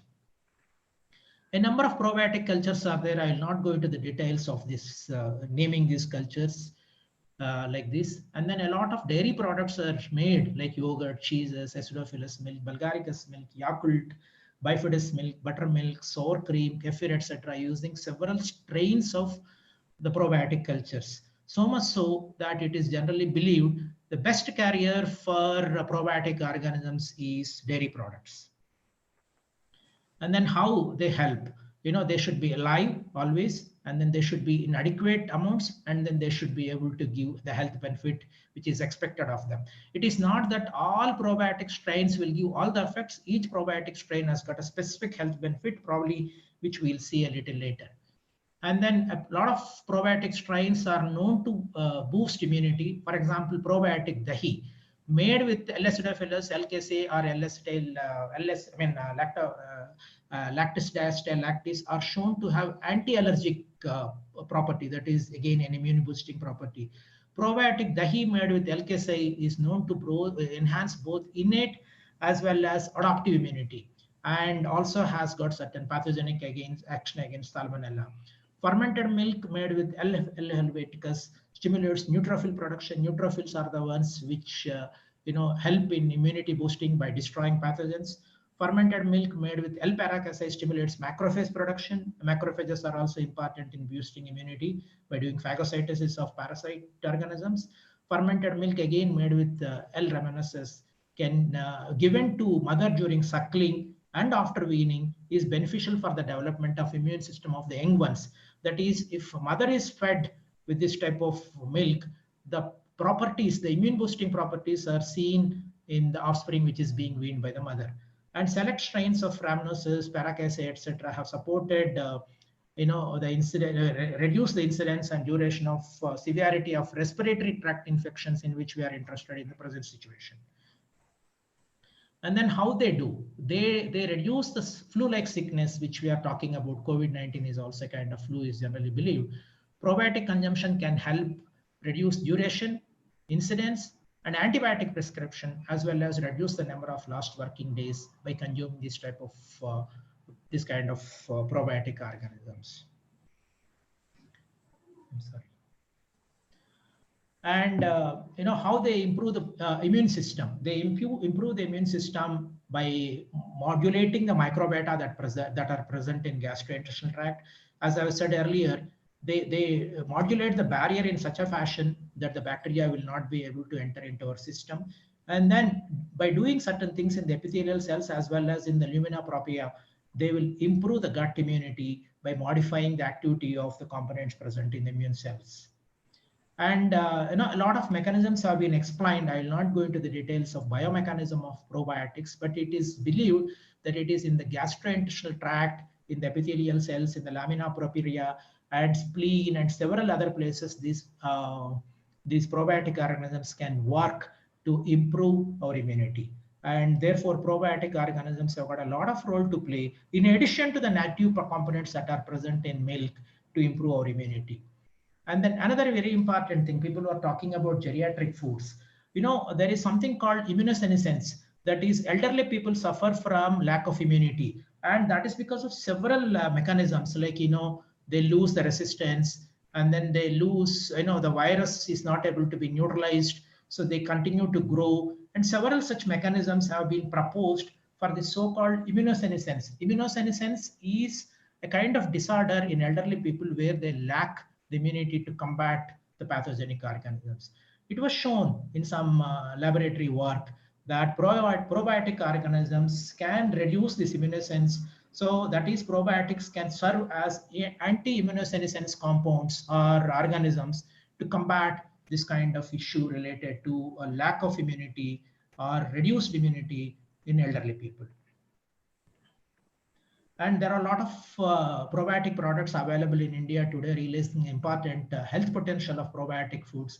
A number of companies are producing several probiotic components, not only fermented foods, even ice cream, and several such products are being made using probiotic organisms.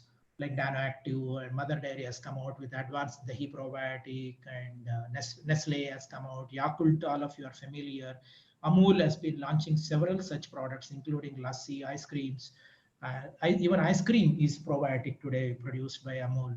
And then, I'll not go into the details, quite a lot. This is an ice cream where they say Garmi Bagao or immunity Badao, all such captions they are using to prepare probiotic dairy foods to improve the immunological protection. Your daily boost of immunity, Mother Dairy's NutriFeed. So like that, there are several components, several commercial dairy products are available today with probiotic cultures. And then coming to next important aspect is composite or fortified dairy foods. It is, though it is considered as nature's nearly perfect food. Why we don't say it is nature's perfect food? Why we say it is nature's nearly perfect food is because it doesn't have all the components required for health promotion as well as our nutrition. For example, it lacks certain micronutrients. Milk lacks certain micronutrients like vitamin A, vitamin D in sufficient quantities. Vitamin A, of course, it gives us sufficiently, but still it requires, some more boosting is required. Vitamin D, especially certain minerals like iodine, calcium, are still need to be boosted through milk and milk products. Omega-3 fatty acids, for example, are not present to that extent in milk. Phytochemicals are not present. So what people try to do is, different researchers, what they try to do is, they try to combine the goodness of other foods with milk. Often they use milk because milk is one food which is taken every day in predictable quantity by every person. Like Dr. Jayaprakash mentioned, from an infant to invalid, from an young to adult, everyone consumes milk in one or the other form every day. So it serves as an excellent dairy vehicle of dietary consumption, so that we get the goodness of other components. So a lot of work has been done in production of composite dairy fruits, incorporating the goodness of herbs like shatavari, arjuna, etc., as well as turmeric, which I'll speak later. People know about golden milk because of COVID-19 today, spices, and so many things they add to milk so as to increase the goodness of milk further and to have the goodness of other food systems into milk. So a lot of such things like Panchamrita, which we talk as kind of religious prasadam in temples. Even Amul started making this Panchamrita now, which can be considered as a composite dairy food. And coming to COVID-19 specials, we have a lot of milk varieties like so-called haldi doodh or turmeric milk, ginger doodh, tulsi doodh. Even Nandini started producing turmeric milk, kashaya, and several such products. All these products, as I said, contain the immune components of milk as well as the known traditional components which can provide immunity to the consumer. Like as I said in the beginning, that consumers are looking for traditional recipes and traditional components which can improve the immunity. And of all these components, as you know, tulsi, ginger, haldi especially are known to improve the immunity. And how to give this kind of traditional components to consumers? They thought the best method is by adding these components to milk. So you have haldi doodh today, ginger doodh, tulsi doodh, ghada, golden milk, kashaya, and so many products are coming into market with special focus on boosting immunity in the present pandemic of COVID-19. And coming to some of the work that we have done on functional milk, I think Dr. Sharan Gaudapatli is going to talk about technological innovations on production of immune boosting of milk and milk products. But let me quickly talk about the components that we have used to prepare functional products like liquid milk and fermented products.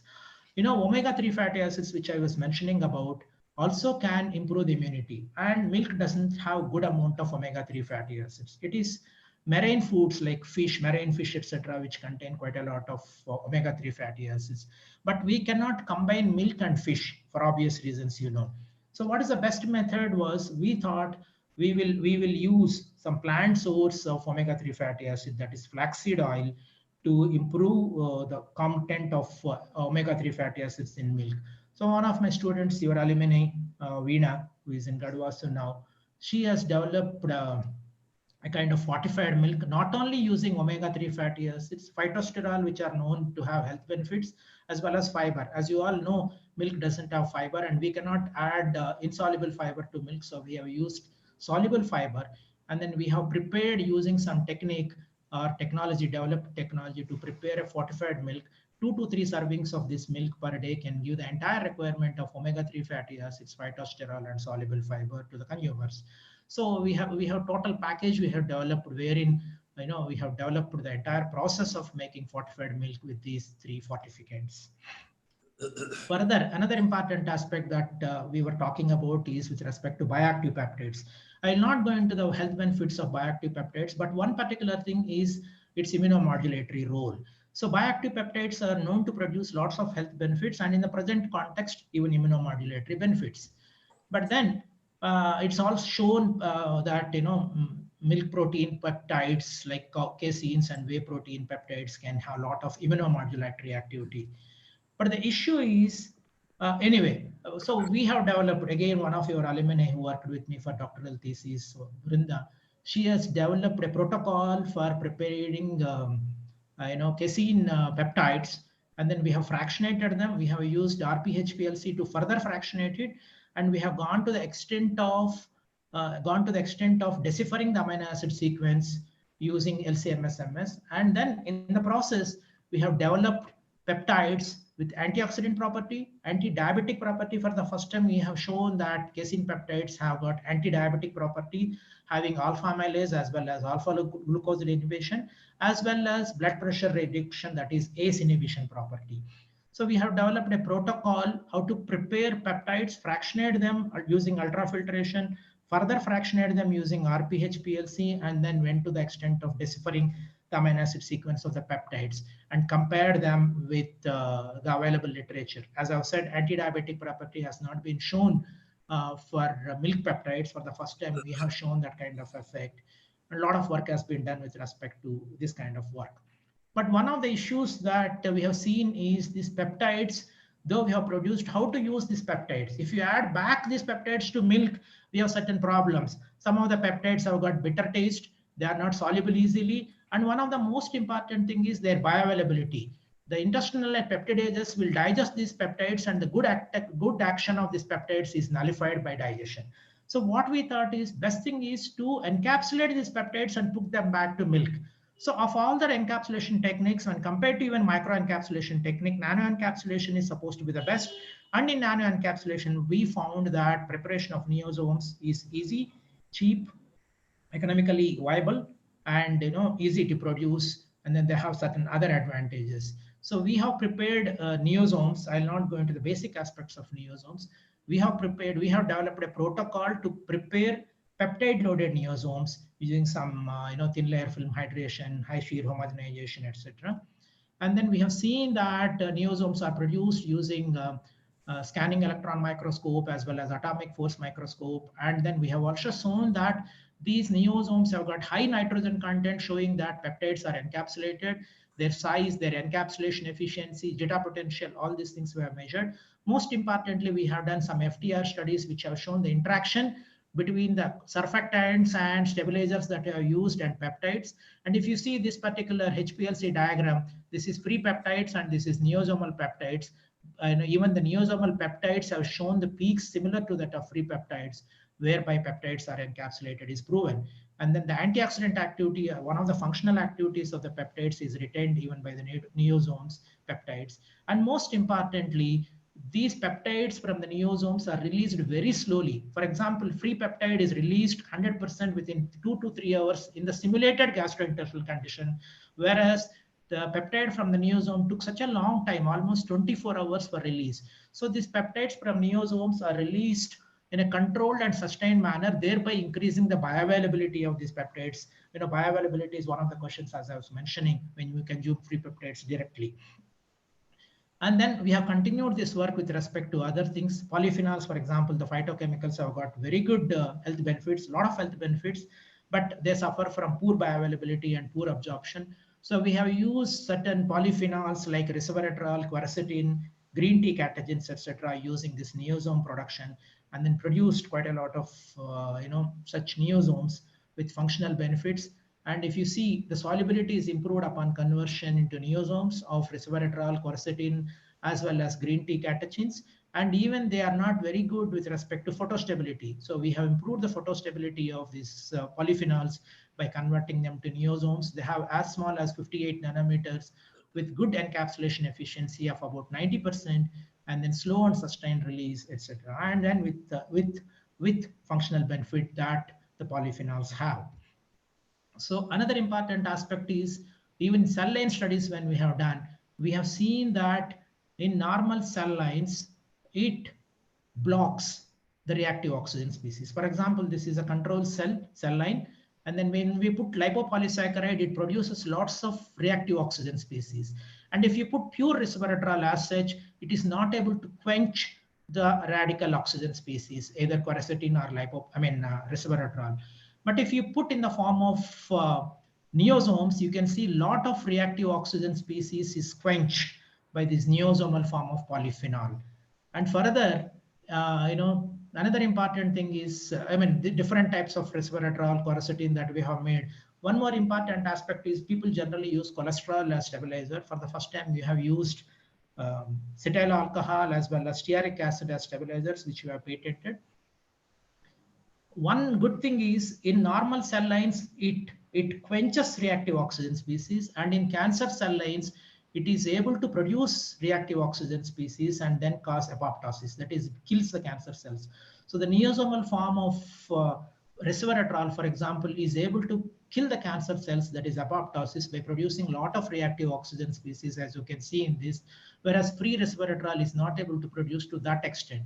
So neosomal form of resveratrol is able to destroy the cancer cells by producing reactive oxygen species. This is another study wherein we have tried to see the effect of neosomal resveratrol and quercetin and such things on killing the cancerous cells. Okay, very quickly, I'll try to go to the nutritional safety, because as Jaiprakash mentioned, that in what way some of these myths related to consumption of dairy products can be avoided or alleviated. Lactose intolerance is one thing which people speak about. it is assumed that every second Indian has a problem with lactose intolerance, that they suffer from lactose intolerance. But I must tell you here, if every second Indian is suffering from lactose intolerance, we must see a lot of people in and around us suffering from lactose intolerance with abdominal pain, diarrhea, etc. after they consume milk. But we seldom see such things, because the lactose intolerance diagnosis is done by giving 50 grams of lactose on empty stomach and try to evaluate the person for lactose intolerance symptoms like increased breath hydrogen, any other clinical symptoms like abdominal pain, etc. But who will consume 50 grams of lactose in one go, which is equivalent to 1 liter of milk? At the most, we may consume a glass of milk, which is 240 grams, that is 8 ounces, etc., 250 ml or a quarter liter. So therefore, the test itself has got some kind of lacunae to identify or to diagnose or to classify a person into lactose intolerant individual. Nevertheless, in any case, lactose reduced milk and lactose free milk are available. Amul also started making this. FSSAI has provided the necessary guidelines for that. So such unfortunate individuals also can consume milk without any issue related to lactose intolerance. Milk allergy, proteins, etc. can cause allergy, especially in small percentage of infants. But as they grow, this particular problem is solved. Or otherwise, you have to produce protein hydrolyzed milk for such unfortunate individuals. One particular thing which we always speak about, and even today people talk about, is cholesterol, as Dr. Jaiprakash has mentioned rightly. Cholesterol is considered as a harmful substance by many common men, because the type of propaganda that is given against this particular component is very unfair. But let us all understand that this particular component is animal origin, and it is present in our body whether you consume cholesterol or not. It is produced in our body because it's an essential component. It is the precursor of bile acids, vitamin D, steroid hormones, and many such things. It's a structural component, and it plays a very vital role in many metabolic pathways. So let us understand that cholesterol is required. Whether you consume it or not, we do produce cholesterol for various actions. Coming to dairy products, because often dairy products are criticized that they have very high amount of cholesterol. We must understand that milk is not a very good source of cholesterol. It has got only 12 milligrams per 100 ml in the case of cow milk. And then ghee has got only 3 milligrams of cholesterol per gram. The threshold given for dietary consumption is 300 milligrams. That is, general advice is don't consume more than 300 milligrams of cholesterol per day. But even that is not a very valid statement today, because US FDA itself has withdrawn that kind of statement. Even considering that that statement is true, that 300 milligrams is the threshold that one can take cholesterol per day. This 300 milligrams of cholesterol is given by 2.5 liters of milk at the rate of 12 milligrams per 100 ml, and 150 grams of butter or 100 grams of ghee. Do we consume this amount of milk and milk products in our everyday diet? Whereas the same amount of 300 milligrams of cholesterol is given by 1.5 eggs. We are not against poultry, because eggs also need to be consumed. WHO says that at least 4 eggs to be consumed per week for a healthy being. So therefore, cholesterol and relation of dietary cholesterol with plasma cholesterol and atherosclerosis, all those things are now old things. US FDA itself has withdrawn that kind of statements. But still, a lot of thinking and this kind of myths are unnecessary propaganda goes against cholesterol and foods. So that's the reason why I thought I just mentioned about this. And then saturated fatty acids, which again milk products are accused of having high levels of saturated fatty acids and thereby increasing the plasma cholesterol, is also unfounded, because though milk fat has got lots of 65% of unsaturated fatty acids, most of them, especially the short chain and medium chain ones, are directly absorbed by the liver, where they are metabolized for energy production like our glucose. And all the fatty acids do not cause increase in cholesterol. So it is generally assumed that 10% of our energy or less than 10% of energy should come from saturated fatty acids. So I just gave a calculation here. If you take 500 ml of milk per day, let us say with 4% fat, that means total fat consumption is 20 grams. And 65% of saturated fatty acids means that we consume 13 grams of saturated fatty acids per day. And the calories at the rate of 9 is 117 kilocalories per 500 ml of milk from saturated fatty acids. And let us say we require about 2000 kilocalories. 10% of this 2000 kilocalories is 200.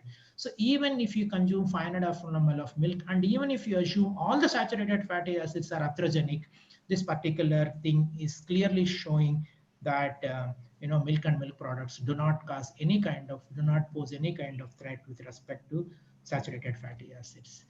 And to conclude, I must say that milk and milk products offer excellent flavor and texture to our dietary items in which they are ingredients. They are delicious and digestive. They provide nutritive and health promoting and immune boosting, as we have seen in detail. And it's a source of food and medicine. Wide variety and vast choice is available. If you go to a supermarket today, we have wide variety of different fat percentages, different fortifications, etc.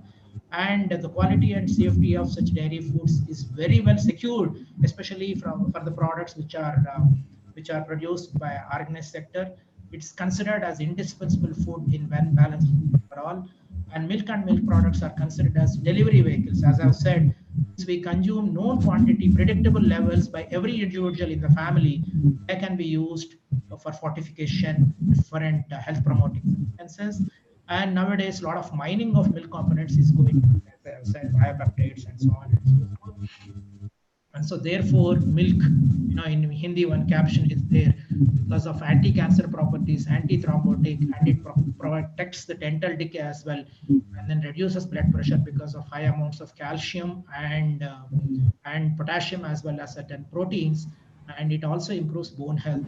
So they say pure doodh, raho fit and fine, Geo past 99. Thank you very much, and I'm indeed grateful to Vice Chancellor, Dean Dr. Jayaprakash, Registrar Dr. Veerana, Dr. Pranik, Dairy Chemistry staff, and all the students and participants giving me this opportunity to share some of the issues related to immune boosting components of dairy. Thank you. Thank you very much, sir. Shilpa, did I complete in time or did I cross? Because I wanted to finish all the issues, and then I took probably 2-3 minutes more. Please excuse me for that. And then I need to rush through. For that also I require Okay, thank you very much, sir. The speech indeed was mesmerizing and held me speechbound. Your effortless approach in conveying the subject reflects your proficiency in dairy chemistry. You have covered exhaustively, articulating each word with precision on the topic, highlighting on the immune-boosting components from dairy foods. So you also focused mainly on immunological components present in milk and cholesterol. And milk is the best source of calcium, lipids, conjugated linoleic acids. Also, you spoke on dairy products, importance of fermented products, probiotic culture, its several therapeutic properties can boost the immunity. Also, you highlighted on the research, several research activities undertaken in NDRI institution. And you also highlighted on the biological bioactive peptides, how they play an important role in immunomodulatory systems. And initially you narrated, sir, that the dairy foods should be consumed in sufficient quantity to get the maximum benefits to combat infections. So one should see that the milk and milk products should be consciously incorporated in our dairy foods to boost immunity. Sir, we look forward to your kind presence in the plenary session, sir. Thank you, sir. Thank you, Dr. Pushpa. Now, I take this opportunity to introduce our second speaker, Dr. Sharanagowda B. Patil, Professor of Dairy Technology from Ludhiana Veterinary University, Hisar, Haryana. He has 10 years of industrial experience in the dairy field, worked in different capacities, starting from technical officer to managerial cadre in India and abroad. He has 14 years of teaching experience as assistant professor, associate professor, and presently working as professor since 2019. He is passionate to work in the research field of fermented dairy products and value-added traditional dairy products. He has completed 4 institutional and 1 externally funded projects, conducted 6 training programs, 28 field demonstrations, and 15 awareness programs. He has published many research papers, abstracts, chapters, and popular articles. He has received many awards, to mention few of them. He received Best Paper Presentation Award in 2013, Outstanding Interdisciplinary Team Award in 2017, and Excellence in Extension Award in 2018. Dr. Sharanagowda B. Patil, sir, it's an honor and pleasure to have you amidst us. Sir, please take over the session, sir. Over to you. Good morning, Pushpa. Can I share my slides now? Pushpa. Yes, sir. Kindly see that whether the slides are being shared. Yes, sir. I'll just put it into the slide form. Let me start. Okay.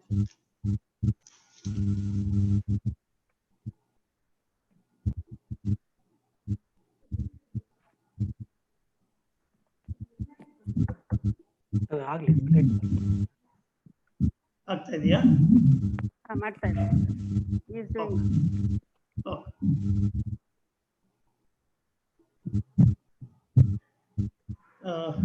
Time, I think it is running short for you. Already half of my time had gone now. It's okay. Thank you.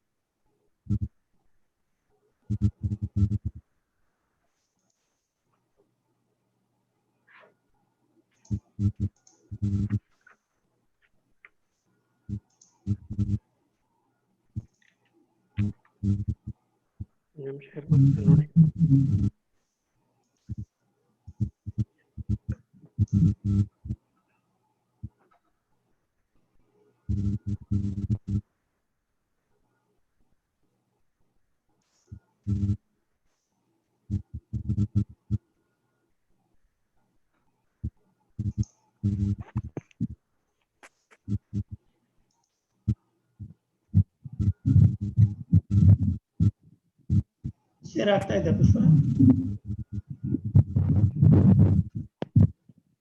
Hello. Sir, is it okay, sir? Just check, sir. Check few more slides.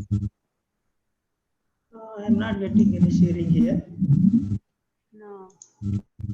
Yeah, Is download it being shared? It is visible now. Yeah. Visible? Yeah, visible. Your voice also can be heard. Yeah. Okay, sir. Good morning, sir. Good morning to my dear sir and guide, or I can say our respected dean from Dairy Science College, and colleague earlier, the present registrar of the KVAFSU, and the Vice Chancellor, Dr. Narayan Swami, and our teachers and colleagues and the participants. Today I am being asked to present a topic on innovative strategies for incorporation of immune boosting components in the dairy foods. Now, this is in context with the national webinar on dairy foods, Treasure of Immuno-Boosters for the current scenario. What is the current scenario? It is the current scenario of Corona, a pandemic. This topic is being divided into different categories like parts. That's first introduction. What is immunity? What are the health boosting foods or functional foods? Functional foods and the bioactive components in each foods. Bioactive components derived particularly as a professionals of dairy technology or dairy. In that context, it is the bioactive components derived from milk and milk products. Then novel delivery system of these bioactive components in the functional foods to the system. Then what are the futures of good delivery system? And finally, conclusion. To the current scenario, Corona, if you consider around 7.8 billion people, population of the world, and are 134 crore population of India, 0.4% is being affected with Corona. Almost all the countries in the world are being affected with Corona. Now, if you come to the states in the list or the countries in the list who are highest, who are lowest, being the big brother of the world, United States is number one, again having roughly 70 lakh patients with a recovery rate of almost 60%, or less than 60%, I can say. If you look at the death rates, there it is 3.82. When it comes to the question of India, it is 55 plus lakh people who are affected. But the death rate, if you see, is lower than United States or Brazil and other countries. Now, what it indicates, it talks about the immunity. The Indians have got better immunity than any other developed country. Now, we come to the immunity. What do you mean by immunity? From here, this word has been derived and how it is being first introduced into the clinical descriptions. Now, immunity in terms of biology is the capacity of multicellular organisms to resist the harmful microorganisms. Immunity is derived from the Latin word immunus. That means it is in the military service time, it is exemptions of military services as well as taxes payments or other public services. Now that is being used connected with the biology. The first written description of the word concept of immunity is being used in Athens by Thucydides in 430 BC with reference to plague hit Athens. The first clinical description of immunity was made by Persian physician Al-Razia in the 9th century itself with respect to disease-causing organisms, smallpoxes, and measles. Now, there are different types of immunities we have. Those are classified as adaptive immunity or innate immunity. In the adaptive immunity, we have natural as well as the artificial. In the natural as well as the artificial, we have passive and active. What is a passive? In fact, or the fetus, infant in the fetus, which is affected, the antibodies are being transferred from mother to the baby or the fetus is a fasting. Whereas when it is born and it is the antibodies and the nutrients are the bioactives which are being transferred from the mother to the baby through the food, that is milk, is the active. In the artificial case, it is artificially transmission of the antibodies. Now we have heard in the corona pandemic that is about the plasma transmission. Yes, exactly. It is the transmission of the antibodies from the persons which are being recovered from their blood and being transported to a person who is affected. That is the passive transmission. Another one is active transmission, where naturally internally developed mass immunization it is, where it is nothing but vaccination. Now it is the innate again, which we have already immune system responses and immunes which are going to be acting against the infections. Now, health boosting foods, what we are talking about. What are those health boosting or functional foods? Why they are called as health boosting or functional? Because these are sources of energy and bodybuilding substances for the immune cells, as well as these are biologically active components which are present in the milk. Now, why we are much interested in this? Because if you consider this, the consumers are interested in such foods because due to the increase in the diet-related illnesses. One of the studies says 1 in 5 deaths globally, equivalent to around 11 million deaths, are associated with the poor diet. It comes to India, it is 310 persons per 1 lakh people are affected with the poor diet. Now, for that reason, the food industry is more interested in producing the health boosting foods, boosting foods. Now, the clinical studies have demonstrated substantial health benefits derived from the foods rich in the functional foods or bioactive components. Then, today's scenario, what are the top 10 everyday foods which boost the immunity in the corona scenario? There are fruits, there are other ingredients which are being used in the curry, in the Indian curries, that is garlic, ginger, turmeric, then black pepper, then nuts, and other ingredients like milk, as tulsi, nuts, and coconut, original coconut oil. Now, when it comes to the question of the fruits, it is the fruits, citrus fruits, which are more important here. In the citrus fruits, it is the ingredient component or the active component is the vitamin C. It will not directly fight the illness, but it helps to develop boost the immunity. Now, why it is important? It is not being produced in the body or it is being stored in the body. That is why consumption of vitamin C containing citrus fruits is most advocated in the time of corona pandemic. Now, garlic, ginger, garlic, turmeric, black pepper, tulsi, these are being very much daily used in the Indian curries. What is the active component in the garlic? It is the allicin, which reduces the blood pressure and it slows down the hardening of the arteries, and it is actually an antibacterial also. Then ginger, which is reducing the inflammation. It consists of active component gingerol.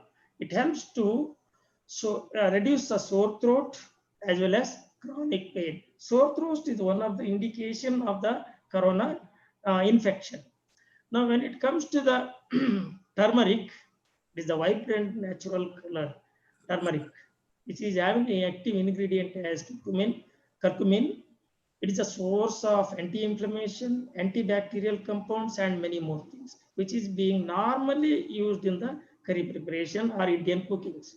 Now, as a professional again, is a milk and milk products. In milk itself, it is a colostrum, as Surendra Sarji was talking about the milk.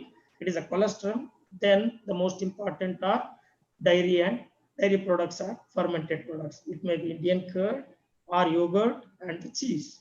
Now, we might have heard about the mushrooms. Mushrooms are being called as the powerhouse of energy, powerhouse of antioxidants, because it increases the production and activity of WBCs, which are very much required for fighting the immunity.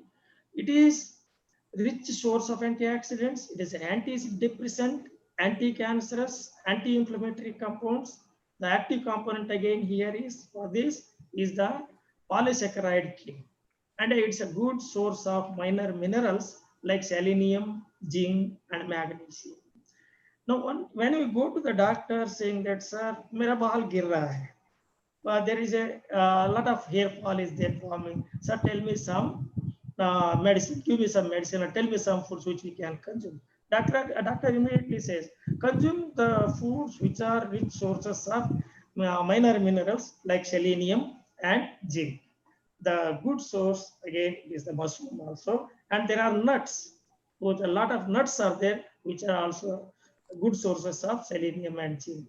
When it comes to the question of black pepper, which is being used much in the curries again, it is the pepperine, which is an active component which heals the health gut, as well as it is required for the healthy gut, soothes the infection.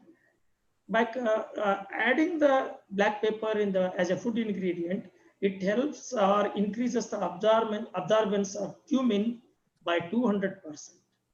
Now another one is the tulsi. It is called as Indian basil. It is a good source of essential oils and phytonutrients. Antibiotics, this is anti-germicidal, antibacterial, antifungal, and many more things, which is being consumed, and it is being offered in all the temples as one of the offering because of its rich source of essential oils and phytonutrients. Then we have the nuts, the dry fruits and nuts, which are the good sources of essential oils and the minor and major minerals. Now, the government of India, particularly Ayushman India, is recommending virgin coconut oil as a what do you call it, to fight against the corona. That is because of its lipid content as well as the medium chain fatty acids and monoglycerides. These are the miraculous, they have got the miraculous healing powers which acts as natural antibiotics. Now, these food contains lot of bioactive compounds which are going to boost our health.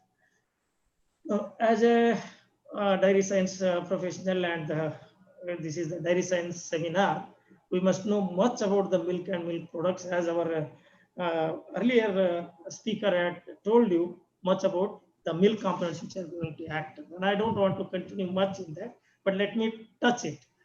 The milk, what we call it as a complete food, which contains lot of nutrient range of nutrients. It has got high quality proteins and fat soluble vitamins A, D, E, K, and good source of nutrients like calcium, minerals calcium, phosphorus, potassium, and small quantity of zinc and even magnesium. In one of the case, by consuming the milk of cow, which is being green grass fed, natural pasture fed, says there is a lot of content of omega-3 fatty acids, particularly linoleic acid and linolenic acid, vitamin B and beta carotene, which are not naturally available by the supplement foods which are stall fed in the stall fed animals.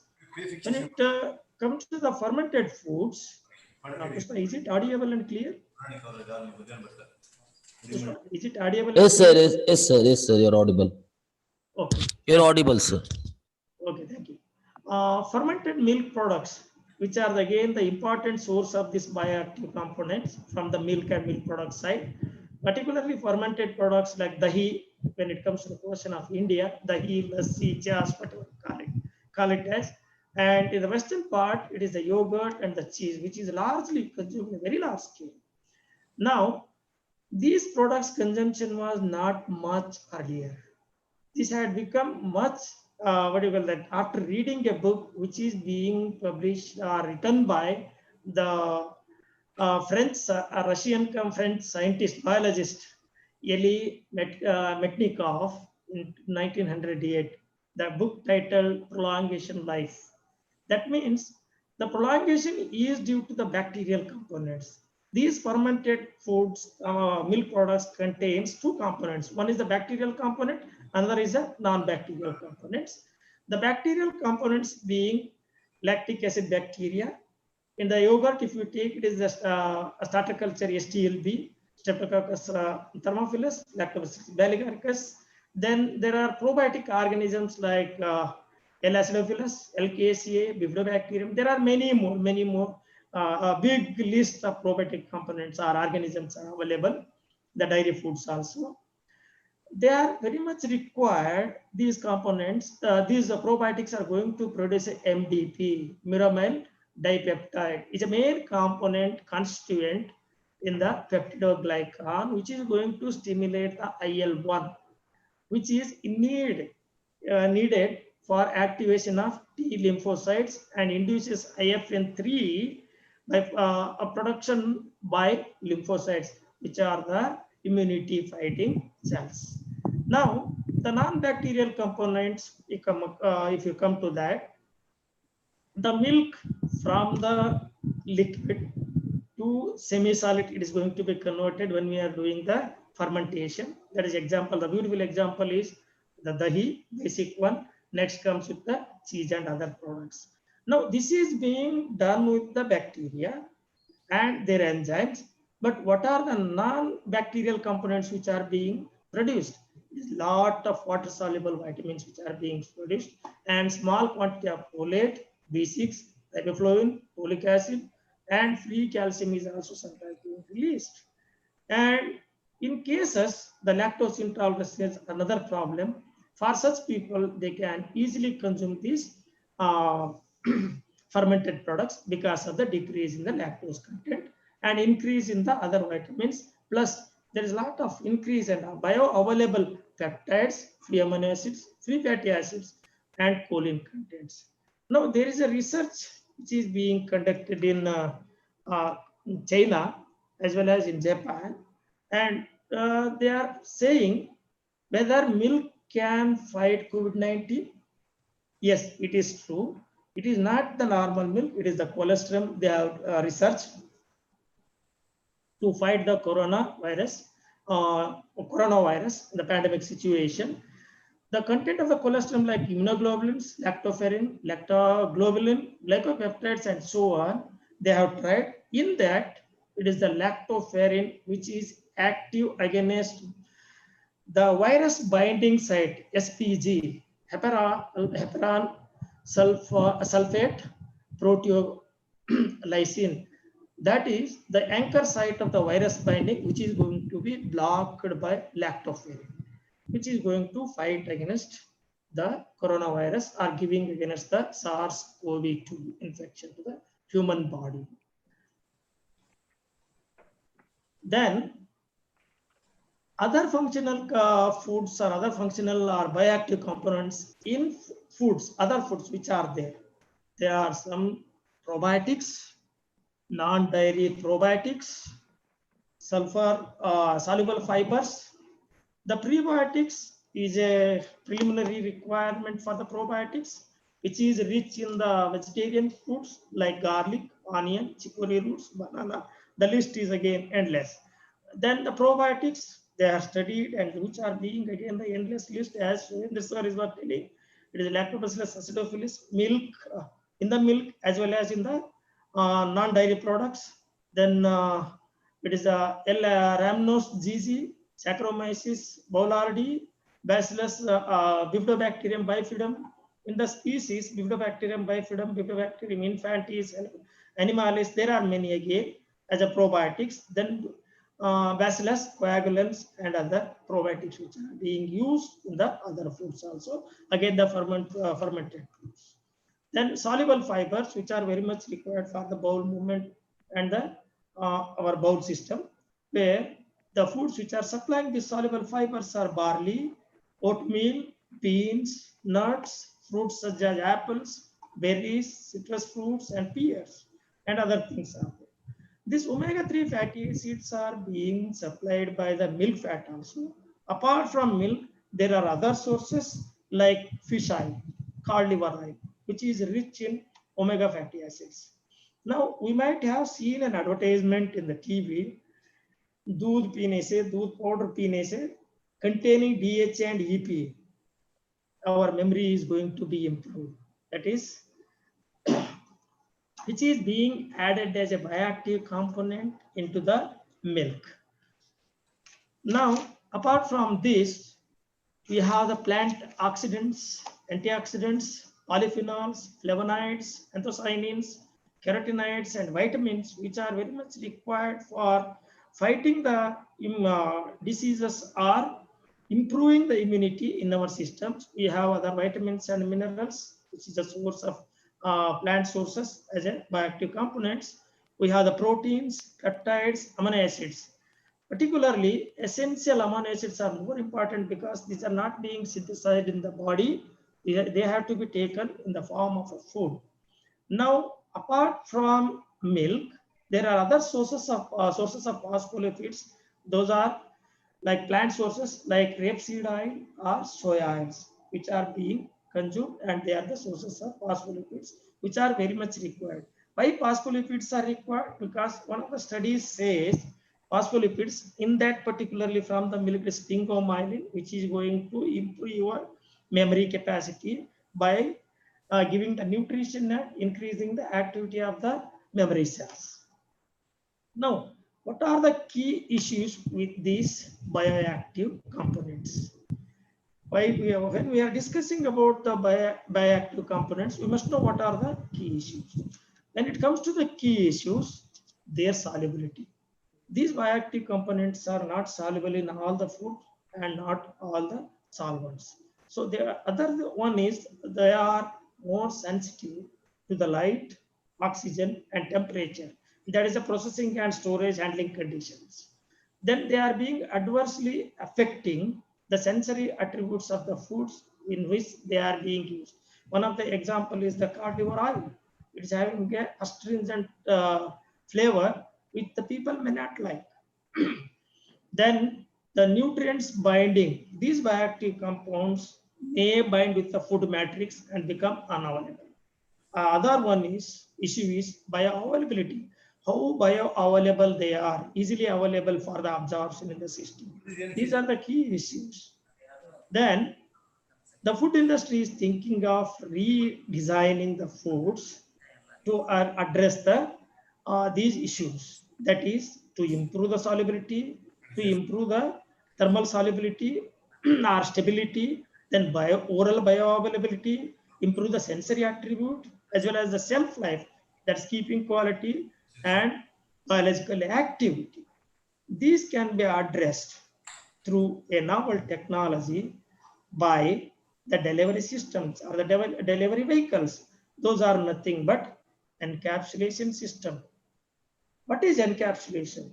A simply definition says it is a process by which very tiny droplets or the particles of liquid or solid or gaseous material are being coated with a continuous polymeric material.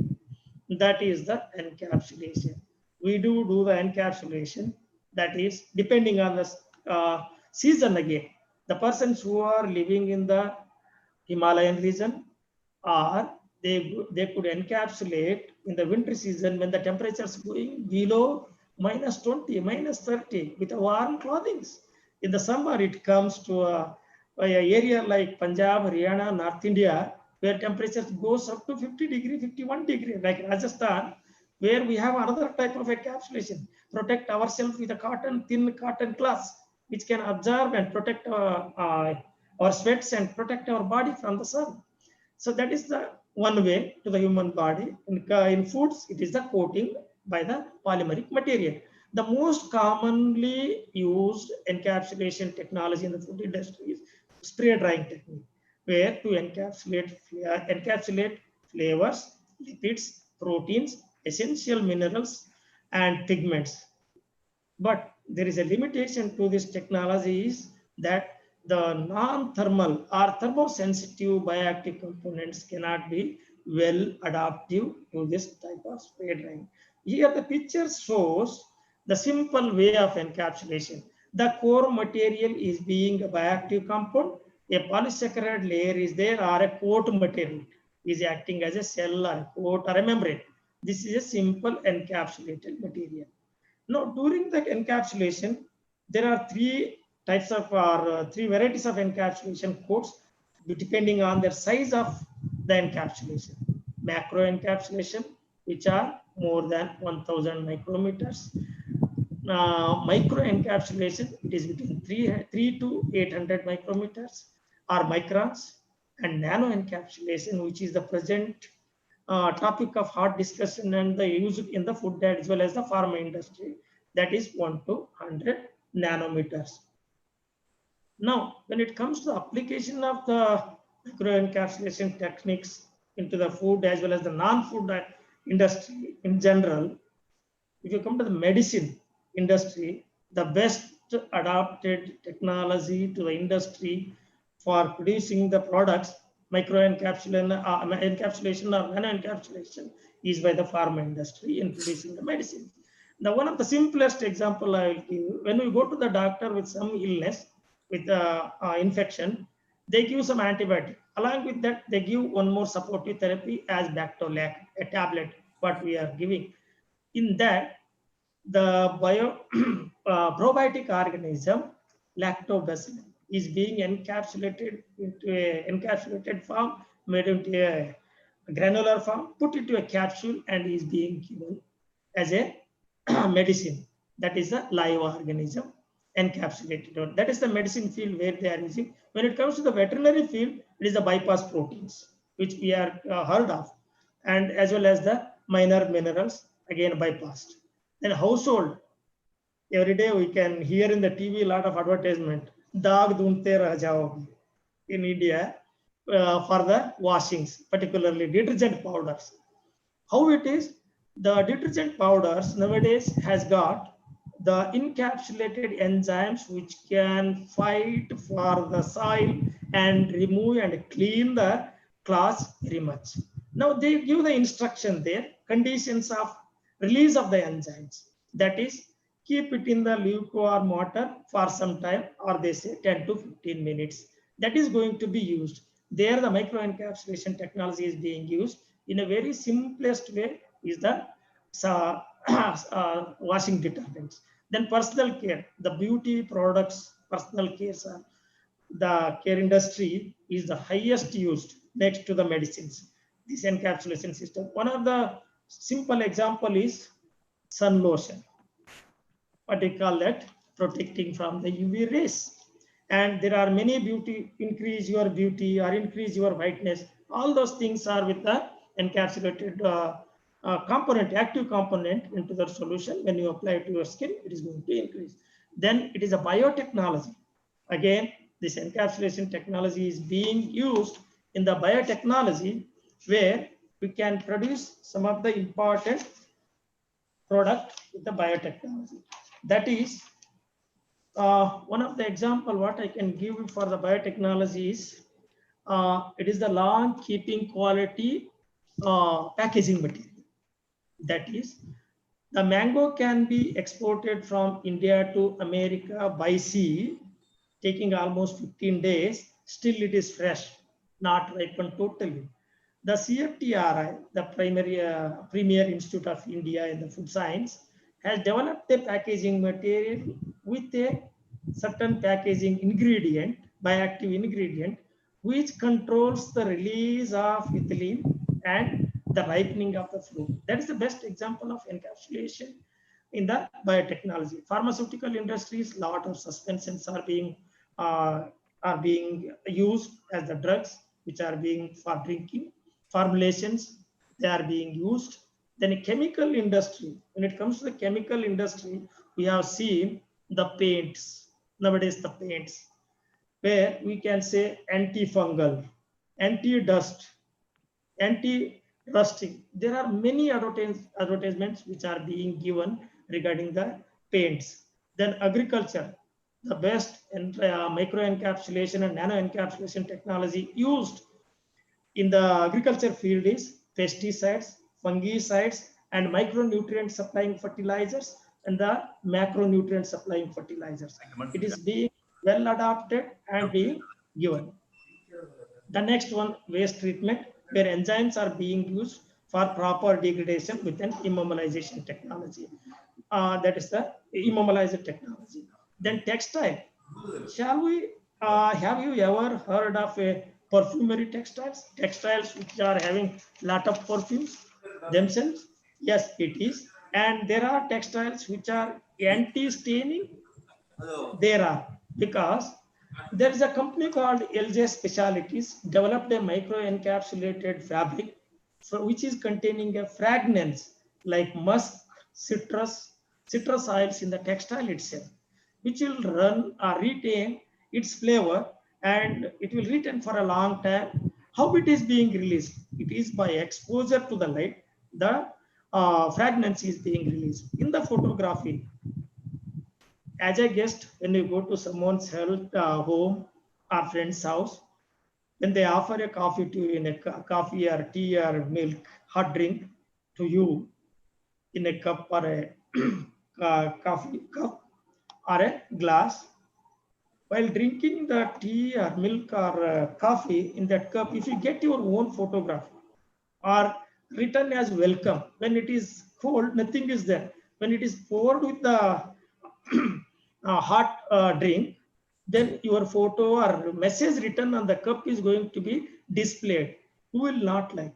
This is a photography where the encapsulated color nanoparticles, either in the glass or in the ceramics, which are going to exhibit that when the temperature, which are thermosensitive.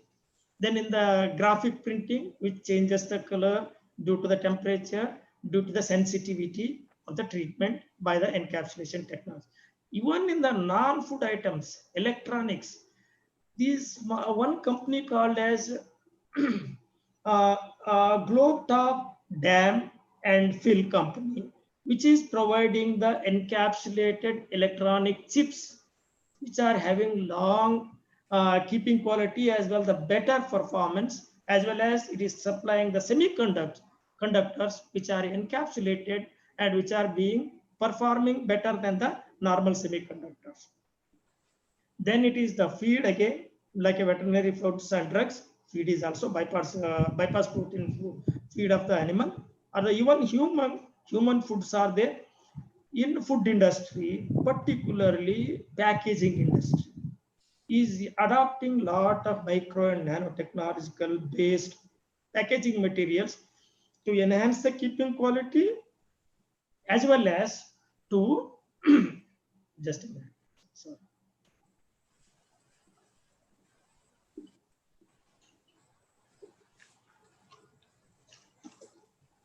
As well as these are being used as a indicators. If any contaminant is there, the packaging material color itself will change. Hello, so excuse me. Yeah. Tell me. Hello, excuse me, sir. Yeah. Sir, we are running short of time. We are not following this schedule. Please be quick. Can you give me another 7 minutes? You can highlight the innovative strategies directly. Okay. Thank you. Can I get 5 minutes at least? Sure. Yes, sir. Sure. Okay. Now let me jump certain slides there. Why to employ this encapsulation is to make it protect all the bioactive ingredients so that they are available at the target site. That's why we have to encapsulate the bioactive components. Now, what are to encapsulate? We must have the packaging or the coat material. There are different sources of coat materials are there. That's the polysaccharide sources, plant extracts, marine extracts, proteins from animal as well as the plant. Then lipids are there. Then microorganisms and animal sources, coating materials are there, which are being used in the encapsulation technology.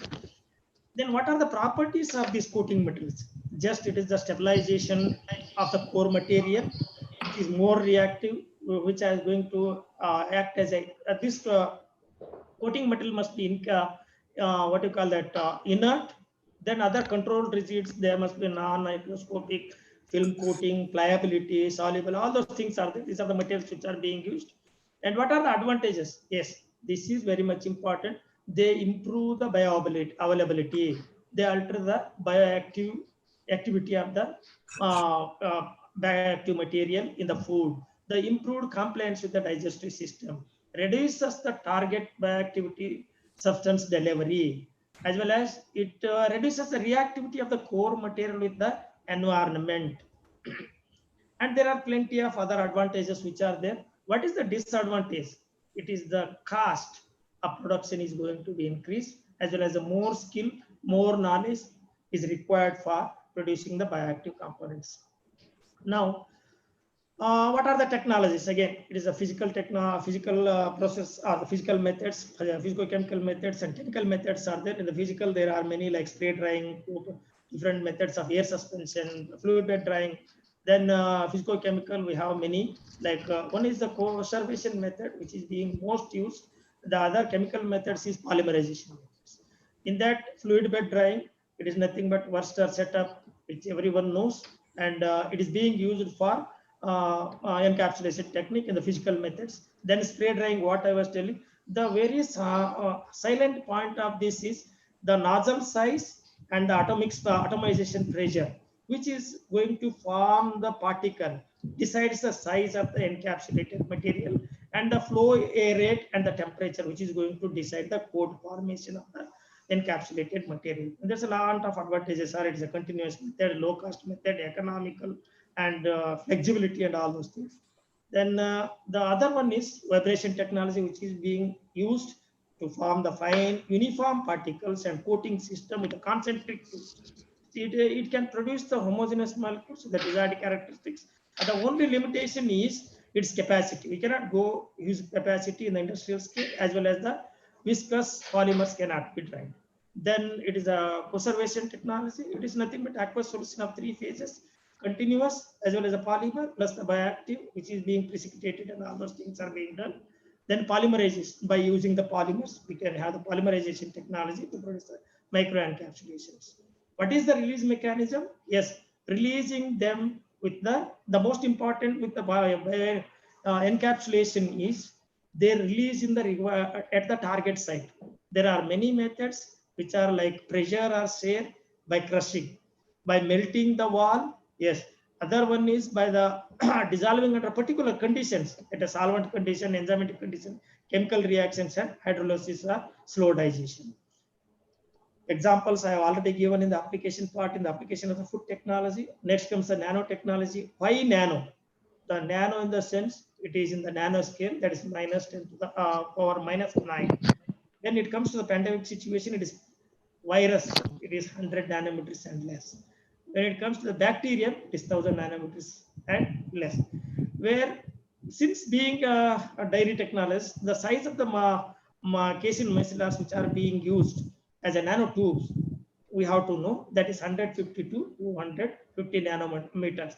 The water molecule has got 0.1 nanometer only. Then why nano world? We are going for the miniaturization. Less material, less space, less, it is a faster technology, accurate technology, it is knowledge-based technology, less energy consumption, improved and more precise delivery of the target.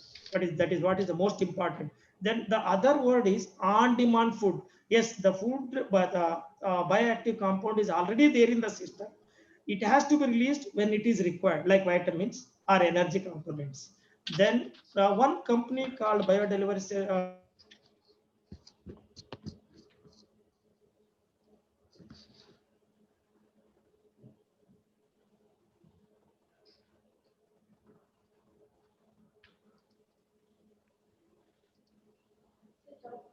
Sir, are you there, sir? Audio.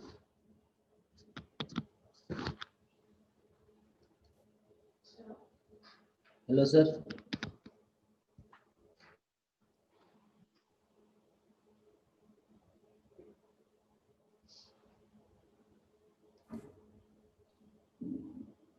Patil, sir.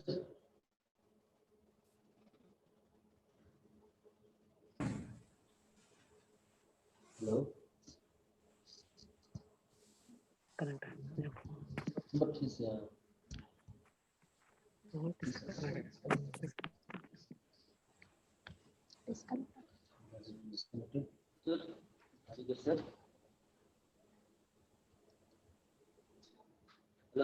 Monday. Just give me a call.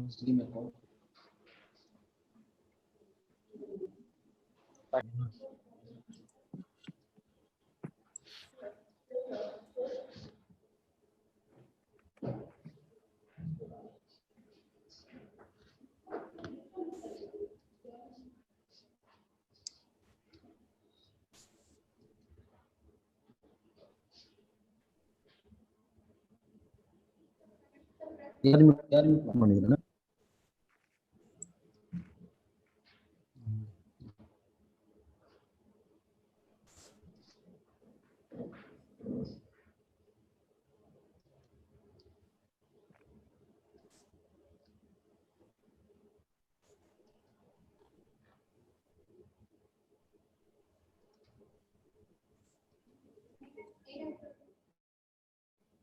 Yes, no, his connection must have gone.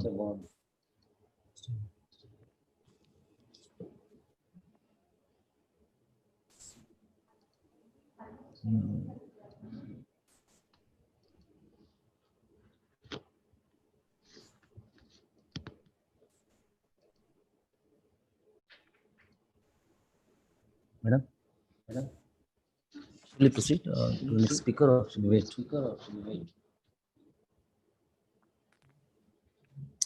Patil sir's connection is lost.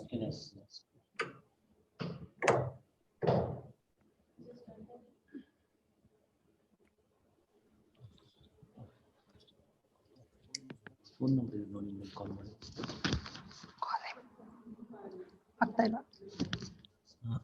Unfortunately, we have lost the connection with Dr. Patil. So shall we proceed to the next proceed?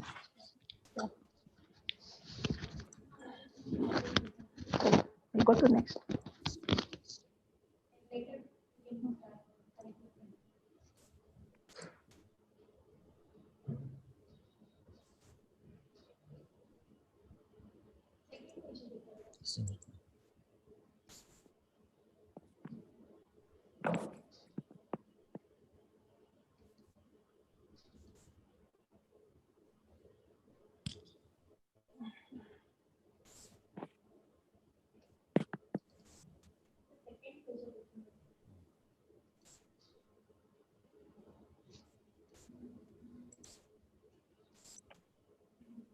Come back. Just call up next. Sir, yes.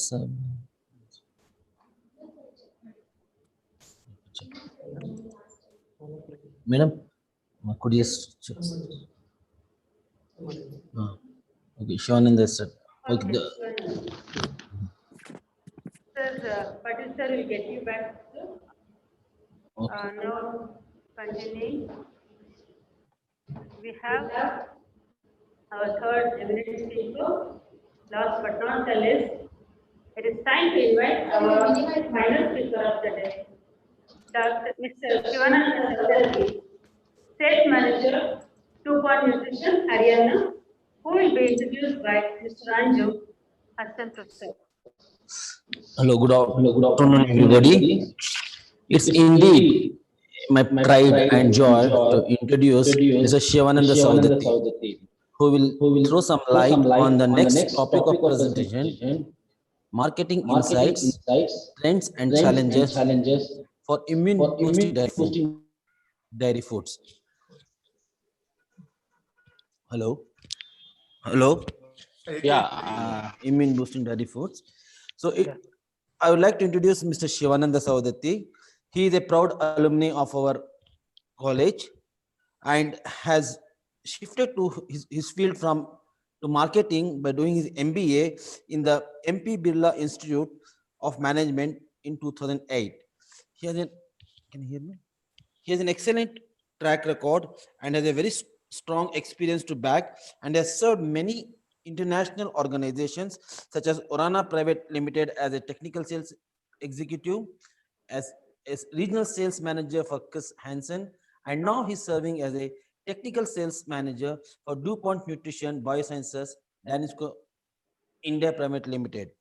I take this opportunity to welcome Mr. Shivanand Saudati and hope he will enlighten us on the strategies and the challenges they will see to market such healthy, immune-boosting dairy foods.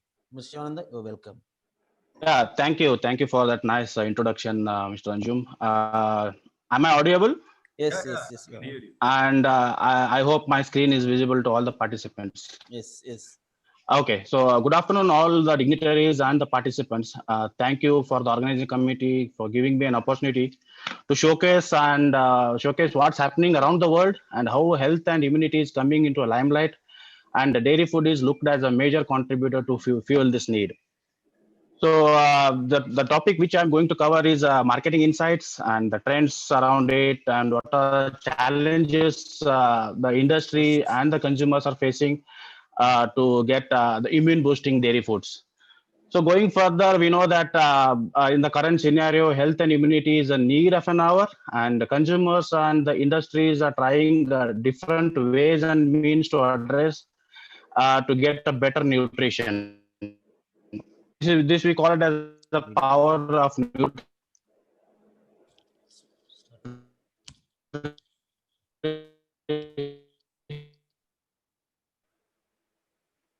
Hello.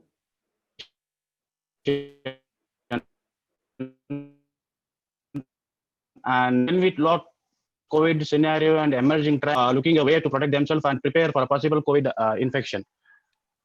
So going further, in this unprecedented time, the COVID-19 is changing the consumer behavior from diet management to health and immunity a lot in short run, but I could see that it could be a long-term trend for the consumers, which will retain its position. So what the consumers are thinking in this situation is basically, how do I improve my immunity with respect to the balanced food? And it is known that deficiency and excess nutrition can negatively affect the immune cells. The number of immune cells can be produced in the state of supernutrition, and the function of immune cells is dismissed according to the severity of malnutrition. There are many nutrients involved in normal functioning of immune system, and therefore you should encourage a varied intake of different nutrients to support the immune system. We call it as milk and milk product are proven their efficacy in providing necessary nutrients for overall health management, particularly in this current scenario. The immunity is more of focus. So it is also called as milk and dairy products are also called as nature's superfood that is available for mankind, but it is not a complete food as Surendra. We achieve it with a balanced diet, which will help us to increase the immune cells in the body, which will help us to fight with the infection, and with the proper exercise and jogging, walking, what experts are telling around the world that doing exercise, eating balanced diet, and eating the one which will help you to increase the immunity, typically helps us to fight the infection, and it will help to build the overall well-being. So if you look at the trend, what is happening around the world is that when the Google trend in the month of March, you can see that there is a spike in the search of immunity as a keyword, which is very much correlated to the situation what we were in the month of March or April. So there is a spike in search of immunity as well as in the coronavirus information. This is going to be a trend in coming future, and as I told you that it will going to last longer for longer term. So having said so, what is the new market trends with the new normal? We call it as now coming is called as a new normal. With the consumer becoming more contaminations risk, they are trusting homemade food and are expected to spend more time on cooked home. This indicates the finding of a global data correlate tracker in week 2 and week 3, where 47% and 43% of the consumers respectively agreed to this sentiment. Additionally, the majority of the Indian consumers were strongly agreed in the experiment with new cuisine and recipes in foreseeable future. Further, we intend on buying more meal deliveries than before. COVID-19 has significantly influenced the consumer behavior and forced the consumers to adopt a new habit during this pandemic and to keep on one safe, highly vulnerable environment. Indian consumers traditionally grocery shopping methods could leave consumers prone to getting infected. Therefore, majority of the online grocery buying and becoming more and more relevant now, and which is significantly increasing the sale of online retail stores. So having said so, the pandemic has left the increasing number of fitness enthusiasts finding new ways to stay fit during the lockdown. Online training sessions like one which we are doing, webinars and fitness app enabled people to stay indoor as they look to stay healthy by utilizing their home space to exercise. The trend is validated by global data week 10 survey, where 38% of the respondents said that they spend more time on workout at home compared to 43% in week 9. The trend is common in both male and female category, where 39% and 38% of them agreeing to the fact that, however, a drop of 5% is owing to eased restrictions and recommencement of the economic activity, which we call it as the unlocking period. And in the third week, where 30% of the respondents have stopped spending time on exercise, either indoor or outdoor homes. So preference for packaged food remains high among the Indian consumers due to the rapid spread of the disease in the country. This is supported by several results, which shows that the majority of around 55% of the consumers prefer sealed or packaged food compared to the freshly prepared alternatives because of the risk associated to the fresh food and at the counters. Along with food items, the trend is also common for packaged drink as well, with 58% of the consumers going for a packaged option. Underpinning the preferences is the concern around safety of the product package, which 74% of the respondents are strongly somewhat worried about going for unpacked version of the product. So with this, we can say that with the lockdown and with the current scenario where the virtual offices are increasing, people are working from home, which is making them fatter, more of a health conscious.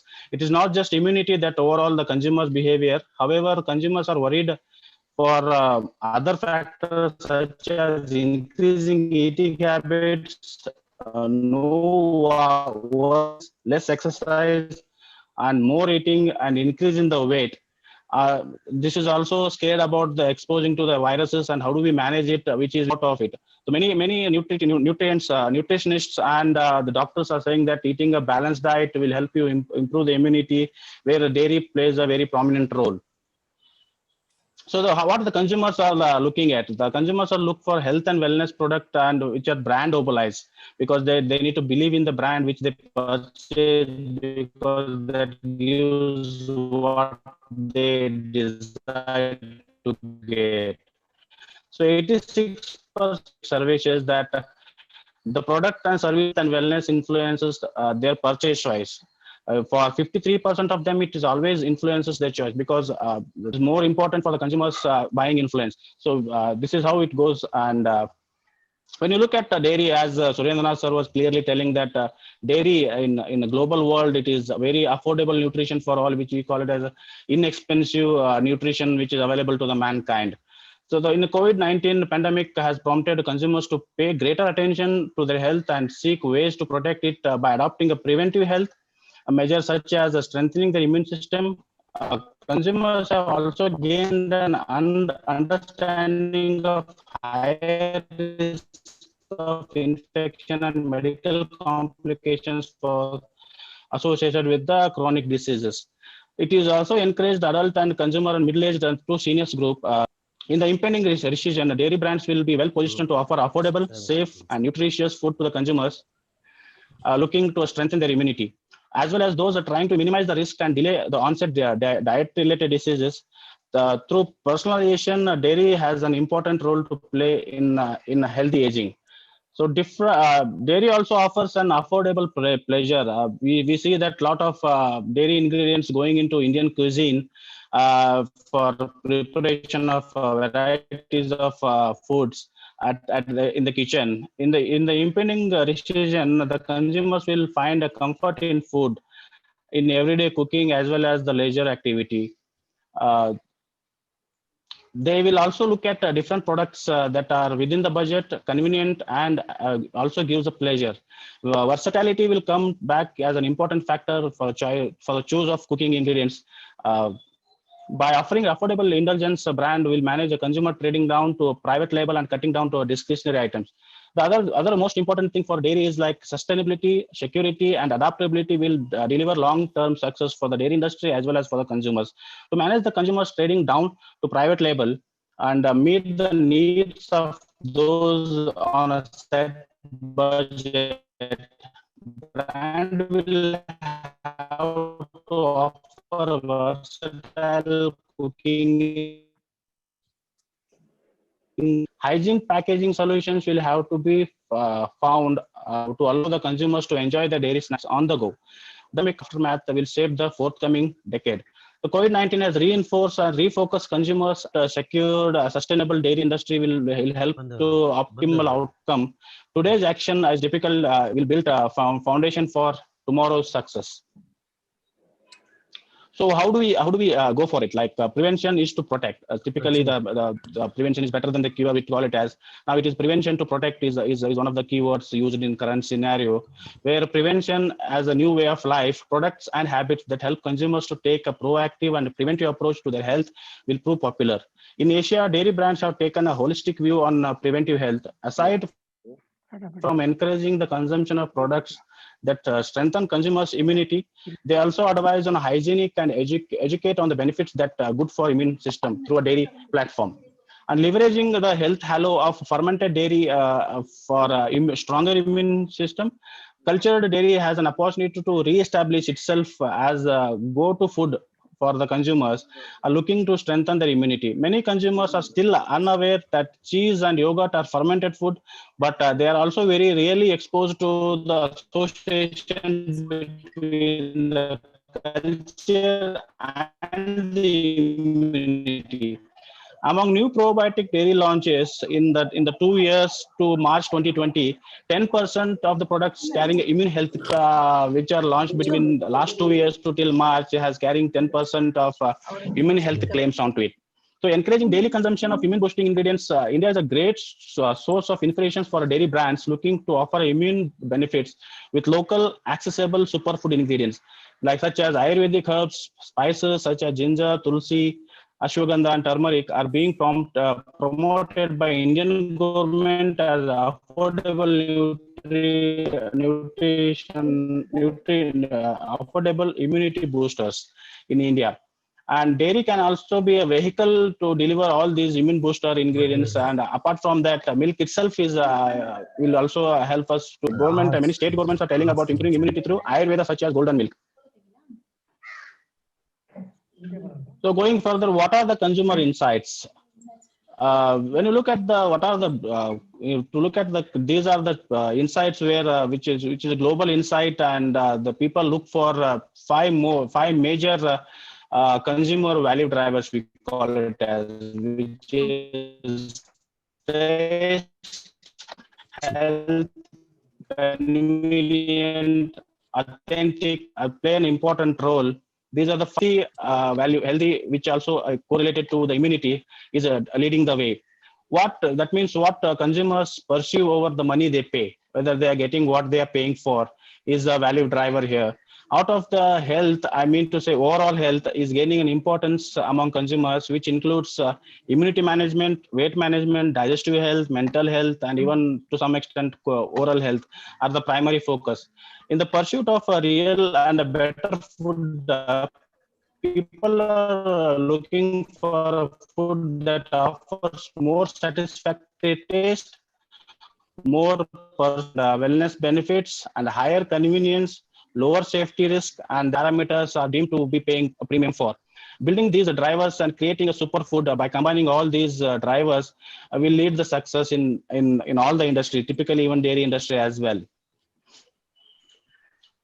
So when you look at these 5 value drivers, when you want to match between the health and tasty. The current situation is the people find the healthy food unappealing and carb food like poor on nutrition and laden with additives. Challenge here is for the industries, how can we make a healthy product with rich flavors and taste goods, which will give the taste as well as the healthy benefits for improving the immunity. And when you compare Can't help it, I healthy think. with convenient, now, the situation today is eating healthy requires an extra time and energy that people are hard pressed to find. Today's convenient meal options like ready to make, ready to eat, or fast food are increasingly linked with serious health issues. So, how do we address this issue? Is like, can we bridge the gap between the convenience and the good for me food, which we call it as the government is already initiated Eat Right movement. The government of India is clearly saying that eating right will help you to build overall health and part of immune system as well. So the third part would be like comparing healthy versus safety. Safety is a big challenge in dense and contains no chemicals, but such unprocessed fresh food tends to be unstable and present a safety risk. The challenge is that how the industry can make a fresh food and ready to meal solution safer and help consumer trust them, which is called as brand building. So when we look at what consumers are thinking of a healthy lifestyle by eating right, so 93% of the Indian women says that they think it is important to lead a active lifestyle, while 91% agrees that Shivanand? they're actively seeking. 6% of the consumers are extremely worried about exposure to the infection. That Just your voice is a Can you hear bit me? dry. Yeah, your voice is a bit dragging. Could you just improve your net mic? Could you check your mic? Hold. Just Hold on a minute. everything is okay. The voice just drags in Okay. between. Sometimes it's speedy and sometimes it is slow. Is it okay now? Yeah, it's okay, but in between sometimes it happens. If you could improve it, it would be better. Otherwise, okay. What you're doing is Okay. fine also. Okay. So this is what I am. I'm not a technical expert on systems, but the voice, if it helps to listen it more clearly, will that be okay? Hopefully, yes. Hopefully, yes. Yeah. Yes, you can try it. Okay. Yeah. Yeah. So going. Hold on, I'll do one. And then also I'll use.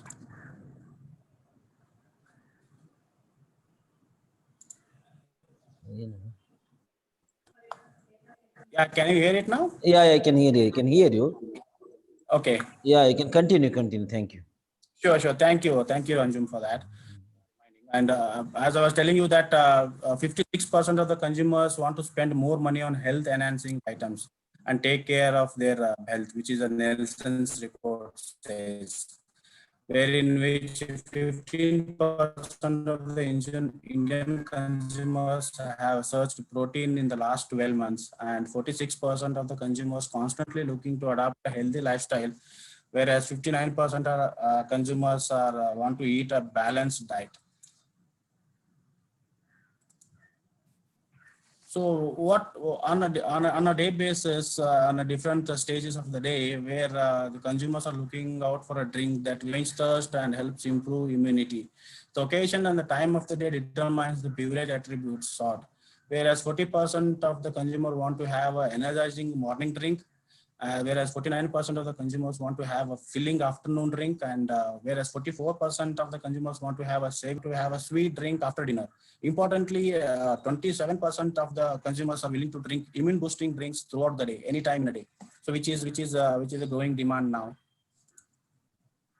So what this has an implication saying that young consumers will limit to spend on income uncertainty, because there's a lot of job losses, and the people are saving money for the future.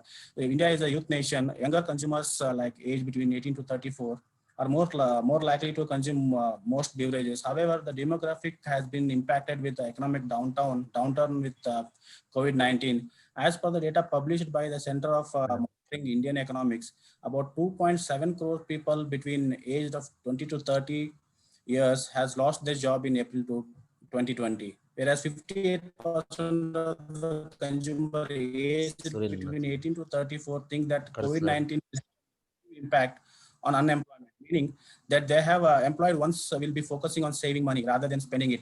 There is a discretionary spend will be reduced. So action we take is that this age group is likely to face an income uncertainty. Discretionary spending will dry up, and demonstrating an added value with the help of the help of these consumer justifying spends to stimulus purchase, focus healthier propositions, smaller SKUs, and value offer, where the dairy ingredient will right fit to satisfy.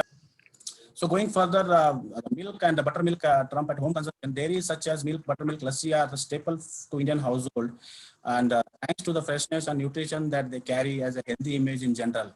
Drinks traditionally made and enjoyed at home are now seen to occupy a shelf space in a packaged format, so which is growing category.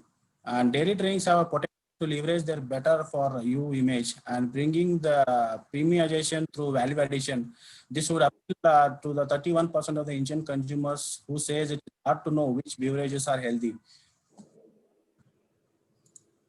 So going further, the immunity management, as our earlier speakers were telling that probiotics.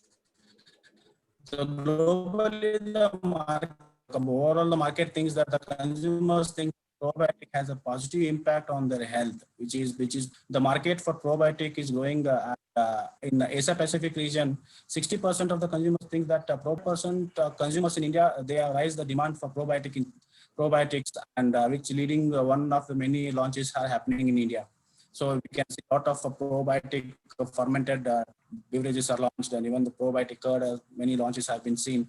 And we will show some of the slides on what all the launches are being happening in FY20. The consumers are also able to understand the benefits of probiotic, and therefore launches are targeting gut health and immunity, because probiotics are very specific in their activity. Like few probiotics are good for immune building, and few probiotics are good for digestive health, are good for mental health as well. So going further, when you look at the global scenario, where in which the immunity is carrying 10% weightage in overall dietary supplement market, whereas the overall market size of the dietary supplement is 6.6 billion in 2019, in which the immune market is seems to be growing much faster than the dietary supplement as a whole. So when you look at immune health importance, as the human, we are not easy on our guts. We do so many things to disrupt our microbiome balance and immune system. Poor dietary, exercise, sleep habits are few. Maintaining immune health is a daily job. Knowing the fact that over 70%, our gut is the first line of defense against potential harm. So according to the demand of our dietary way to support immunity is also ahead of other food industries. So diet shape can be a key to addressing many of our daily woes. The consumers are already associating health is people which are associated 25% are already associated with 90 regimental belief of the consumer resisting cold and flu. Consumers in India are also looking for product with some added value benefits for gut health as well as for building immunity. Interestingly, 33% of the launches has increased in 2000 health as well as focus on gut health and also immunity. Immunity is around 25%. So industry is also reciprocating to the consumer needs by delivering products which fits to the consumer need and to promoting immunity health as well as digestive health and overall health. So focus on immune system with the dairy products. we all know that with the age old, it is we are consuming. India is consuming a fermented food in the form of curd. It is becoming an optional for brand to communicate health as 20%. Health as 20% of Indians says that homemade yogurt or a curd are healthier than the packaged yogurt. This association has become a biggest barrier for the consumption of the curd, branded curd. One of the way the brand can look for tackling this communication is the importance of the fermentation and its link to the digestive and immune health. Brand need to close the awareness a gap between authenticity of the fermentation and gut health, emphasizing how packaged curd has. The brand will have to link how the lacto fermentation supports the gut microbiota and provide digestive health, and it's time the curd manufacturers reclaim their position as the original fermented food. Communicating this as an easy to understand terms can build better equity and improve the perceived health benefit of a packaged curd. Brands can also leverage the health halo of fermented foods and communicate on the traditional processing techniques that delivers a unique taste, texture, and potential health benefits. The COVID-19 pandemic has underscored the importance of having a strong immune system. A drink category such as citrus juices, dairy drinks, which are traditionally known to boost immune system, have an opportunity to further reinforce their importance.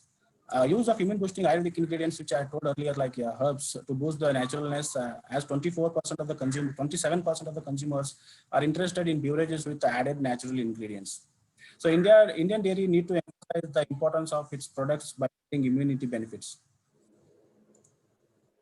So going further to the probiotic food consumer snapshot in India, you can see that the topmost two priorities are the consumers' eating habits like dahi, lassi, buttermilk, or ice cream, or in pharma grade like powder sachet probiotics or capsule format probiotics. They take this for a better digestion and also for immune boosting. You can see the table saying that what percentage of the people are looking for these benefits. So going further, probiotics also help to reduce the infection and the duration of the sickness, where the infection is prone to more senior citizens and the patients, preconditioned patients. Taking probiotic helps to increase the good bacteria and inbuilt growth for harmful pathogens. It is scientifically proven that these probiotics increase the immunity and reduce the risk of acute infection, and also reduces the duration of the sickness. So probiotics in the market, you can say that there are different probiotics and different strains, which our eminent speakers were already told about it, like Lactobacillus rhamnosus, Bifidobacterium, or L-Casei, or L-acidophilus. There are many probiotics, but what probiotic being given at a different age groups, like for kids, for early, how do we protect early life and protect kids, protect adults and protect senior citizens, and the probiotics for sports person as well. There are different combinations of these probiotics which will help them to maintain their overall health and also the immunity. So when you look at these are based on the probiotics, and we know that probiotics, curd, lassi, buttermilk, these are all traditionally known to all the Indians and been part of their foreign product and been taking shape in the Indian market. So when you look at the sales performance of the cheese in India, which is growing at 16%, which is a top category, which is the highest growing category apart from other category in the product line. So cheese becoming bigger and bigger in the Indian market. Cheese is one of the fastest growing market among the dairy products. Traditionally, India has been a paneer consuming market, which is dominated by unorganized player. The rise of food service outlets like Pizza Hut or Domino's across the country, changing the food habits, triggered a robust increase in demand for cheese in India. Market such as a major driver for Indian cheese industry, and it is currently worth $1 billion and growing faster than any other dairy category. So cheese is a quite point, which is cheese is also being added as a taste enhancer in a number of traditional Indian recipes like dosas, or their cheese is being used as what call it as a dressing purpose. So rising disposable income and the government initiative has a major factor contributing to the growth of cheese category in India as such. So when you look at even media also covering the goodness of cheese, which says that cheese consumption will help you to maintain the overall nutrition requirement. And also majority of the Indian cheese industry is of a processed category, but natural cheese is also proven to have a better focus on immunity building. When you look at the cheese in India, growth led by younger consumers, wherein the bigger players like Amul, Parag, and Mother Dairy, Britannia, where the cheese is fastest growing market, where CAGR from last 5 years is 20-21%. And the total market size for the Indian cheese industry, 2,000 crores, where 80% of the total cheese market is processed cheese, which is reported is mostly used for fast food and pizza and burgers. So urban cheese demand represents 60% of the total Indian sales, whereas per capita consumption is 700 grams of national average is 200 grams. The consumption is much lower than the world, which is of a 7 kg per year. So why do the people look at cheese as a health benefit? 31% of the people think that cheese is 4% of the people eat cheese because it's a source of protein, and 22% of the people says that it is a source of calcium because milk as a source is milk only. So having said so, what are the product launches in 2020? When you look at recent product launches, which is our own Karnataka's Nandini Milk Federation has launched a kashaya to boost the immunity, and we call it as other launches like haldi milk or Amul's tulsi milk or ginger milk. Or these also have an added value apart from milk carrying its own immune boosting nutrients. Adding these traditional ingredients will also promote more on immune platform. So fortification is also one of the thing where government is initiated with NDDB saying that fortified milk with the vitamins will help the overall, will make milk as a complete food. So when you look at the fermented dairy product, there are many probiotics which is being launched saying, claiming that it is health for immunity. Even these traditional ingredients are going to the indulgence category. Haldi ice cream from Amul, there is a kulfi which is being added with haldi, which says that immune booster kulfi in cup and other formats. And there are haldi or tulsi ingredients or natural ingredients being added and to boost the future immunity category.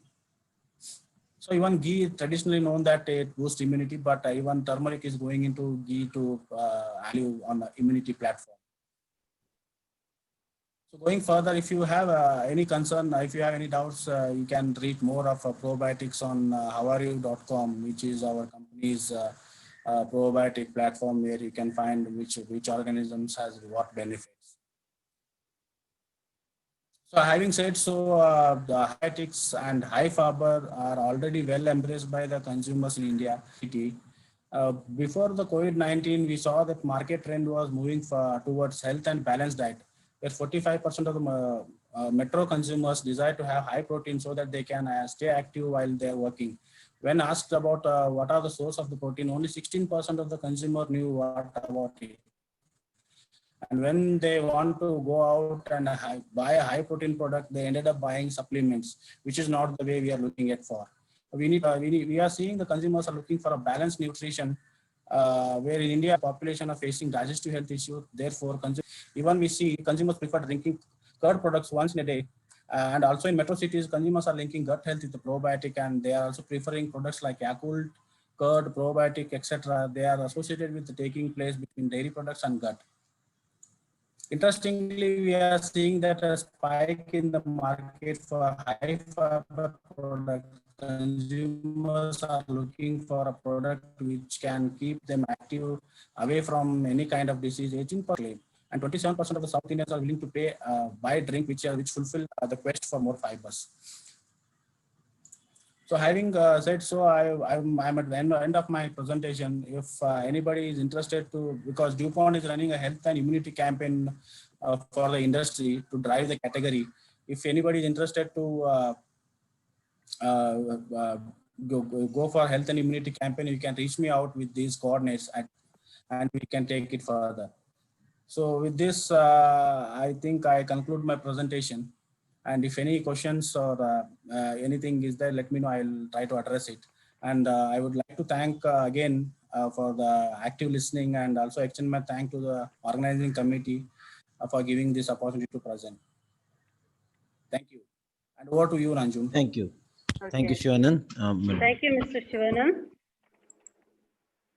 for your mind-blowing, wonderful presentation, unleashing on the marketing insights, trends, and the challenges in dairy industry, and also highlighting on the consumer insights, immunity management, immune health importance, probiotics, seed market, and recent product launches in 2020 related to immune foods.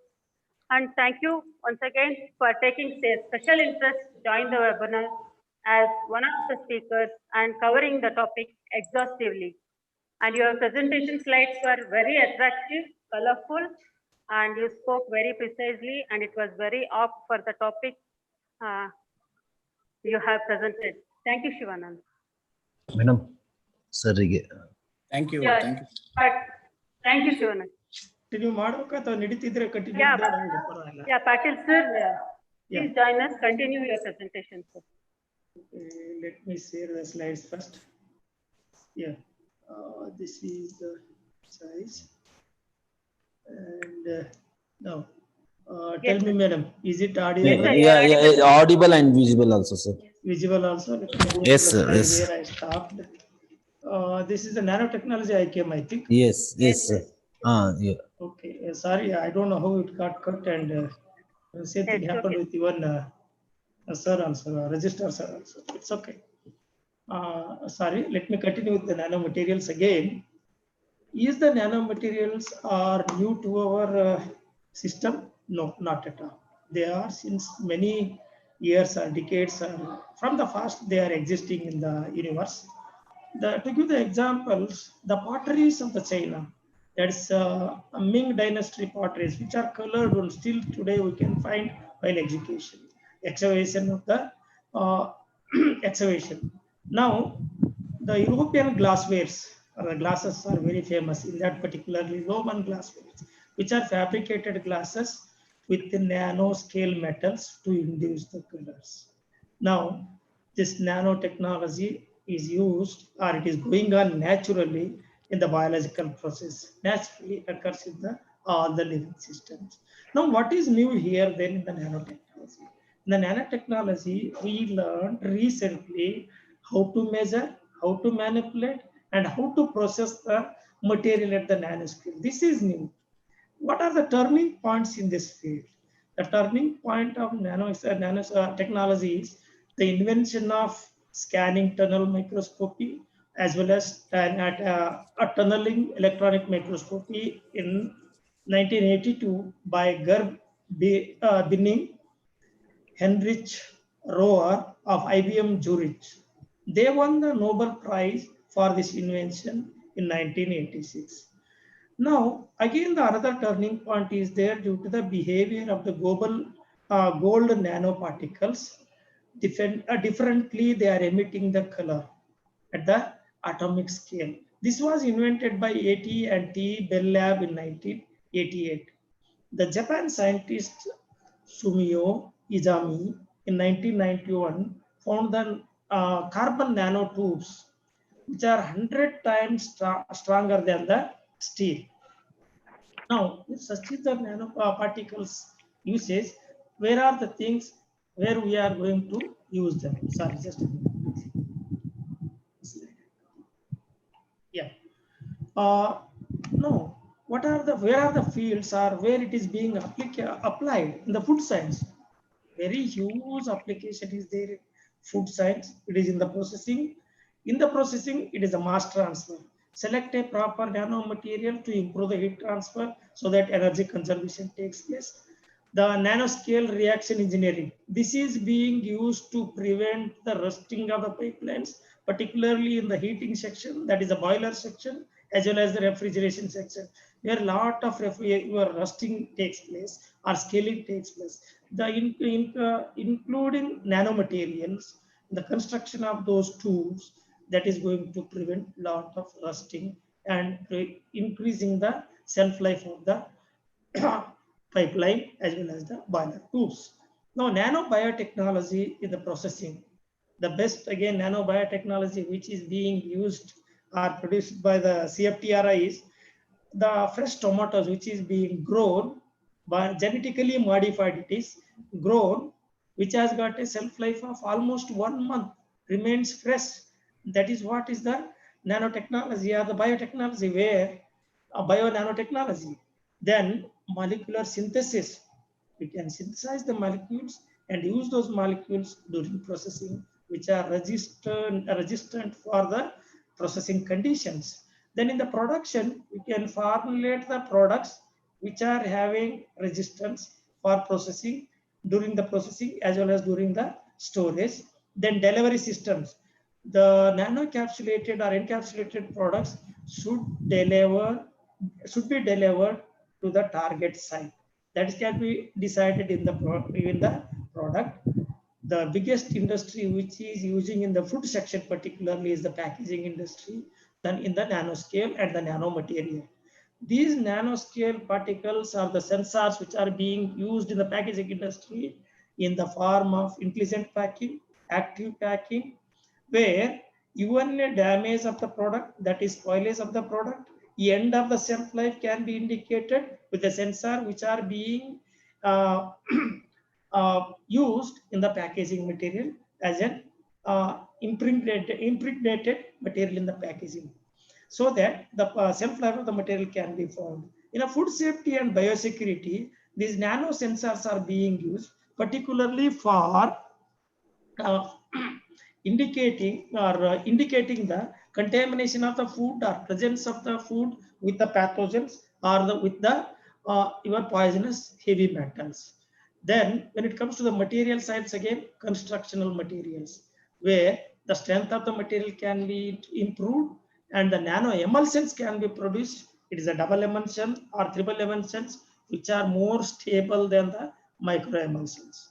Then nano composites can be produced. It is more than 2-3 emulsions which are having 2-3 different nano structures and can be produced. Then nanostructured materials which are having the more strength. That is the, I was giving you the example of the Japan scientist Sumoji, the carbon tubes, nanotubes, which are having 100 times stronger, less weight, less size or less thickness.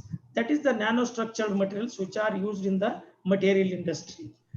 In that way, the nanotechnology can be applied in all the fields. Moving to the types of nano encapsulation techniques, there are mainly 2 types. One is top down, bottom up. The top down means reducing the size, keep on reducing the size from macro to micro to nano. The bottom up is from atomic stage to the micro size or the nano size. This top down is nothing but the first make the macro encapsulations with the emulsions, then you use the solvent evaporation, so the encapsulated material can be collected and to the even the micro scale or the nano scale. The bottom up is the conservation technology, which is being used by binding the atomic level bioactive nanomaterials. Then they are being bind and then they are being precipitated with the nano precipitation. Those are going to be either in the nano scale or in the micro scale. That is from smaller size to the bigger size. That is what the application of the nanotechnology or nano encapsulation system. There are different types of nanoscale delivery systems or encapsulation systems. What you call the gels, microgels. Microgels are the multiple emulsions which are being used in one multiple emulsion system. We can deliver 2 to 3 types of emulsions. It is a water in oil, oil in water, or water in oil in water. Again, this type of emulsions can be held in the multi-emulsion systems. One of the research was going on in the NDRI Karnal, where emulsion, double emulsion system was being used for incorporation of flavors as well as the chitosan. Then the micro encapsulation is being, it is a simple water in oil or oil in water. What it requires is aqueous medium wherein we have a surfactant, active component, a polymerization material, polymer, that is being used in one system. Initially, the polymerization is being induced on the active component. Then the process is continued. After that, the precipitation or the hardening of the polymers which are being deposited in the active component is being taken place with certain process, solid process or any other process. Then they are being collected.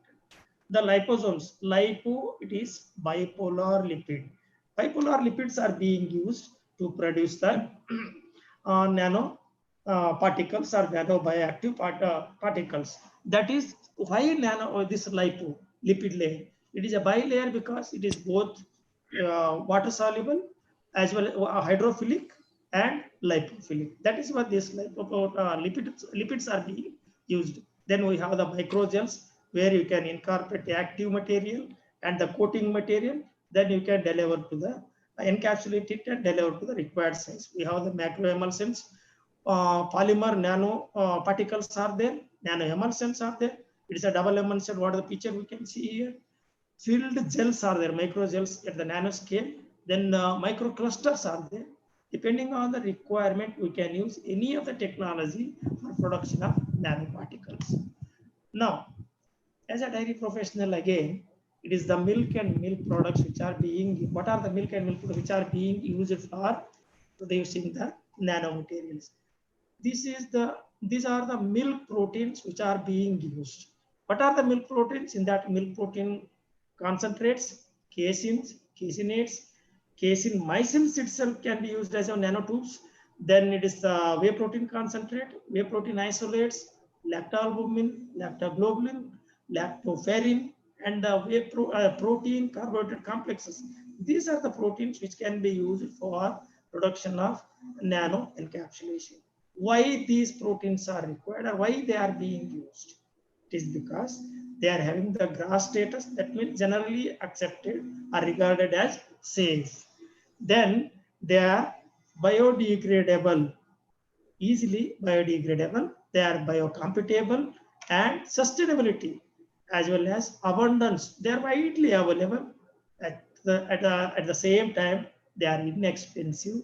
They are also nutrients, high value nutrients, and they have the good sensory properties. They will not induce any off flavor or anything to the system where they are being used. These are the properties, these are the characteristics of the milk proteins which are being utilized for production of use of as a nano encapsulates.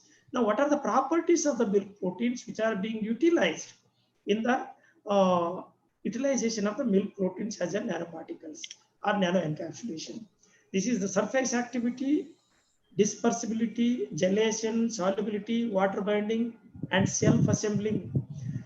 Self-assembling, when you take it, it is the one from the nanoscale proteins are able to assemble themselves to make it a gel or to make it a macromolecule of even like a casein, micellar structure to casein, bigger structures are the self-assembly. Gelation, which is very much required to produce the gels in the certain gel foods, where like a bakery industry or in the ice cream industry, we need the gelation to improve the viscosity to incorporate the air. At that point, the micro level, because if the air particles are bigger in size in the ice cream, we feel the texture is not good. In that sense, if it has a micro small particles of the air bubbles in it, so that we never feel that there is an air, but texture and the taste is going to be very good. There the gelation property is very much used. Water binding, I actually see mentioned earlier in the earlier slides with the microgels. Water binding property of the proteins, that is particularly with the whey proteins and whey protein isolates, where we can have these whey proteins are having a lot of water binding. The milk is going to be converted to dahi because of the best quality of the water binding. This is being used in the bakery industry and other industries where water binding property is very much required. Then upon all this, the proteins are easily digestible. Now, there are the encapsulation strategies which are applied by utilizing their properties, milk protein properties. That is binding of the molecules. It is due to the maybe hydroscopic or hydrophobic, ionic level, covalent level, assembling. I told you self-assembling type, the dissolution and the thermal aggregation. If it comes to the other property, it is the surface activity which is required for the emulsion so that it can be suspended within the aqueous phase. Then it is a gelation, maybe enzymatic gelation or thermal gelation, depending on the situation where exactly we want to use the proteins. Whether we want a cold set gelation, yes, there is a method. Enzymatic induced, yes, we can use the enzyme and produce the gelation system or the gelation gel with the whey proteins to produce the nanoparticles.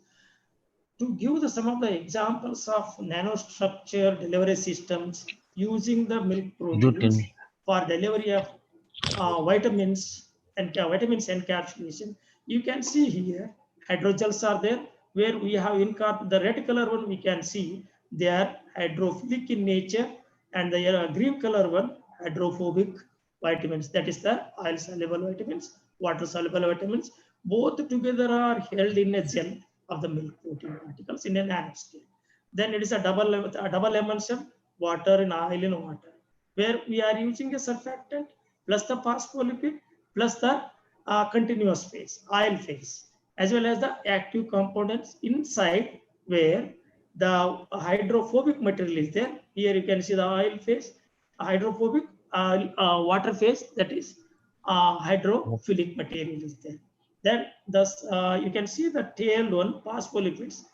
Phospholipids are one which are having the property of both. One side hydrophilic, other side lipophilic. So that component is being used, phospholipids are being used to produce these emulsions. Nanofibers, casein fibers, nanofibers are being used to deliver the same vitamins. Then we have the nanoliposomes, bilayer lipids, which are being used again for delivering both type of vitamins.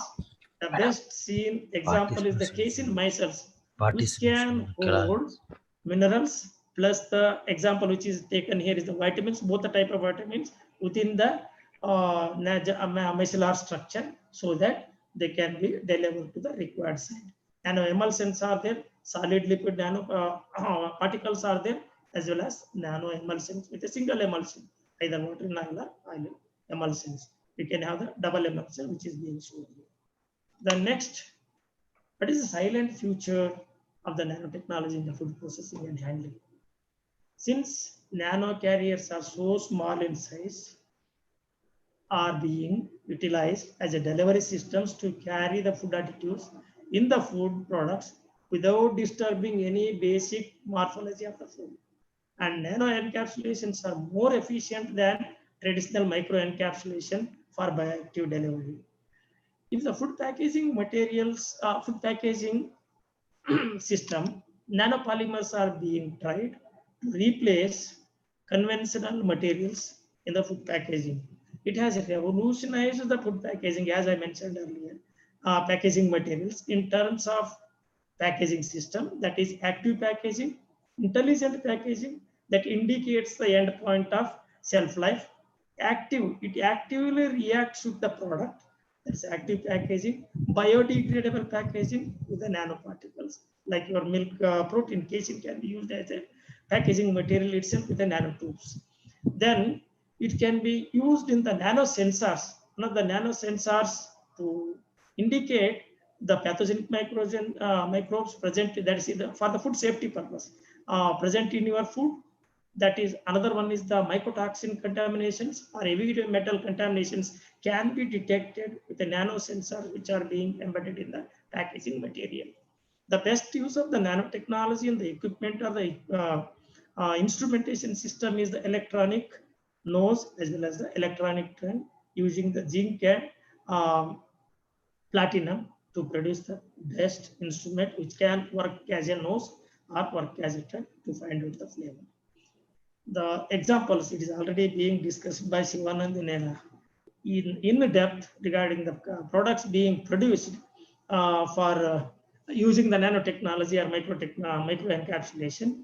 That is, there are different companies in the world which are producing already and selling their products. Nestle and Unilever are selling the beta carotene and vitamin E nano encapsulated based ice creams. RBC Life Science USA, that is Rare Baby Care, that's the system, which is the one company from the US. It is selling beta lactoglobulin nutraceuticals, as well as it has got other products like Slim Shake chocolate nutraceutical and nanoceuticals, as well as limonene, carbocarl, lutein, eugulan, omega-3 fatty acids, whey proteins, essential oils, and liposomes, which are in the nano encapsulated form, which are being sold by the BASF Germany. Then Nano Cova is by RBC, Slim Shake chocolate nanoceuticals from RBC. Then it is the Biorol for nutrients. There are many companies which are being manufacturing and selling all the nanoparticles, encoded, encapsulated products are being sold in the market. Now, what is the limitation with this technology? We can think of more, we are talking about more and more about the advantages. What are the limitations? The biggest limitation is the migration of nanoparticles from packaging materials to into the food. Their impact on the consumer health is not being completely studied, still under the research stage, and it is being proved in some cases, but not totally. And these nanoparticles are so small in size. Of these nanoparticles may increase the risk of bioaccumulation within the body organs and tissues. The best example is anti-caking agents can be a toxic, cytotoxic in human lungs. Since every nanomaterial has its individual property, therefore toxicity will likely to be established on each case by case. That is the most important one, because we does not have the records or basis for this individually. Then furthermore, the regulatory authorities must develop some standards for commercial products to ensure product quality, health, safety, and environment regulations for the nanoparticles. As and now, in India, there are no such standards for this, except the imported standards, what you can see, either FDA or European standards for nano products or any other products are being adopted from there, but still it is going on to develop our own standards for the nanoparticles usage in the food products. But there are the agri standards which are being used for usage of agriculture pesticides or fungicides, as well as the nanoparticle used fertilizers in the agriculture for the growth and control of the pesticides of the plant. Now, one thing I know here, I know only two things that are infinite in the world: the universe and the human stupidity. And I'm not sure about the first, as said by Albert Einstein. Namaskar. Thank you all. Again, I say sorry to all of you, as the webinar got cut and many of you might have lost the interest. Thank you. Okay, sir. Thank you, sir, for completing the. Thank you. So thank you very much, sir, for enlightening us on immunity, immune boosting food, the microencapsulation technique, nanotechnology, the type, their application in several foods, and the advantages. So your presentation was excellent, impressive, and very meticulously delivered, sir. And your subject coverage in the presentation justified to your topic, sir. Thank you, sir. Please join the plenary session. Okay, thank you. Now the session is open for discussion. I request all the speakers to join, and also the participants may put their questions in the chat box, or you can unmute and yourself speaker.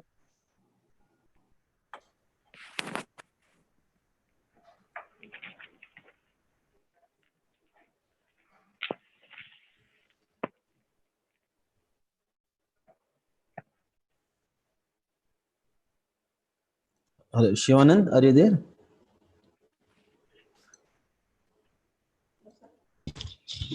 Shivanand, are you there? Okay. He had muted his. Yeah, he's back. Yeah, I'm Okay. there. Very much there. Okay, sure. Okay. Thank you very much. The sessions are open for discussions now.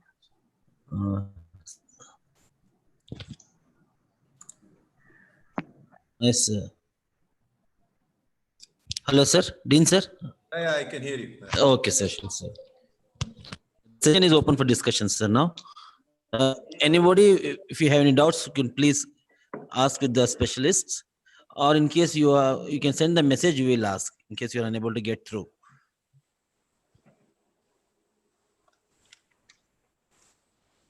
Okay, I will start the first question to Mr. Shivanand. Shivanand, can you hear me? Yeah, I can hear you. Tell me. Shivanand, as you are from the marketing side, I just want to ask you, since there are a lot of advertisements, claims by the food industry that this particular product will do this, that, and things. So, are there any means and mechanisms to actually verify and their performances of the products and counterbalances to all those hype and advertisement the marketing side does for the food industry? Are there any checks and balances? How do we, as a consumer, we check and verify? Are there any mechanism in the industry? Thank you for that wonderful question. I'll just try to answer it because this is more on a regulatory platform based question, because as such it is just a notion, it's a perception which drives the product. When it comes to a probiotic, for an example, if you want to claim any health benefits, the government or the regulation doesn't allow us to go for any hard claims. But yes, soft claims can be like it improves immunity, it improves digestive health, but you cannot make it a hard claim saying that it will improve with respect to the probiotics. So traditional ingredients are already into the system, and people are very much aware that these ingredients will help them to improve the immunity. So I don't think these ingredients will lead to any data validation point, but if for probiotics, it's definitely need to be done. A study need to be done, which is a very expensive and pharma-based application on industrial trials need to be done, on the human trials need to be done. Because globally, there are available data which says that probiotics have a positive impact on boosting the immunity, but on a context, there is yet the studies need to be done. Okay. So okay, thank you very much, sir. I am able to address your question. It's rather subjective rather than objective. The claims are rather subjectively analyzed. Yes, very much. Okay. So there's one question from Miss Deepa Jaina. They asked, what about the shelf life of the recent immunity products, sir? We're talking about the shelf life. So either of the three specialists you can talk. So how do you verify the shelf life? They have asked for the shelf life verification. Okay. So shall I address it, or on what question is being asked? What about the shelf life of the recent immunity products? That's the question. Okay, for with respect to the dairy products, there are, I would say that the shelf life of the product are very subjective, and it's product to product. If you take a milk is from 2 days to 5 days, or even to 1 week, the shelf life has been given. And there are other products like probiotic or curd, which says that 10, 15 or 14 days. And there are high shelf life product, which says UST package for products having 6 months shelf life. So it depends on the product, and is it a cold chain product, or is it a long shelf life products?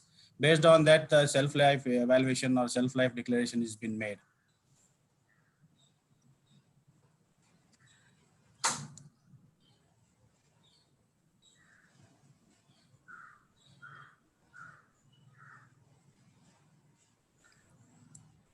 Yes, any questions, please?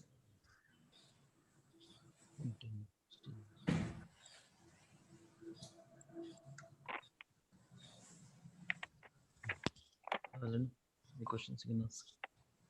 Surendran, sir? Yeah. Yeah, I got a question like nowadays there are one product has launched by Amul. What is that? Sir, Camel are you there? milk? Yeah, I'm there. Yes, sir. Regarding the camel milk only, they The are telling like it's a insulin-like insulin-like protein. Someone is asking about that. Insulin-like protein. Yes, sir. Yeah, actually, some other people also have asked this particular point.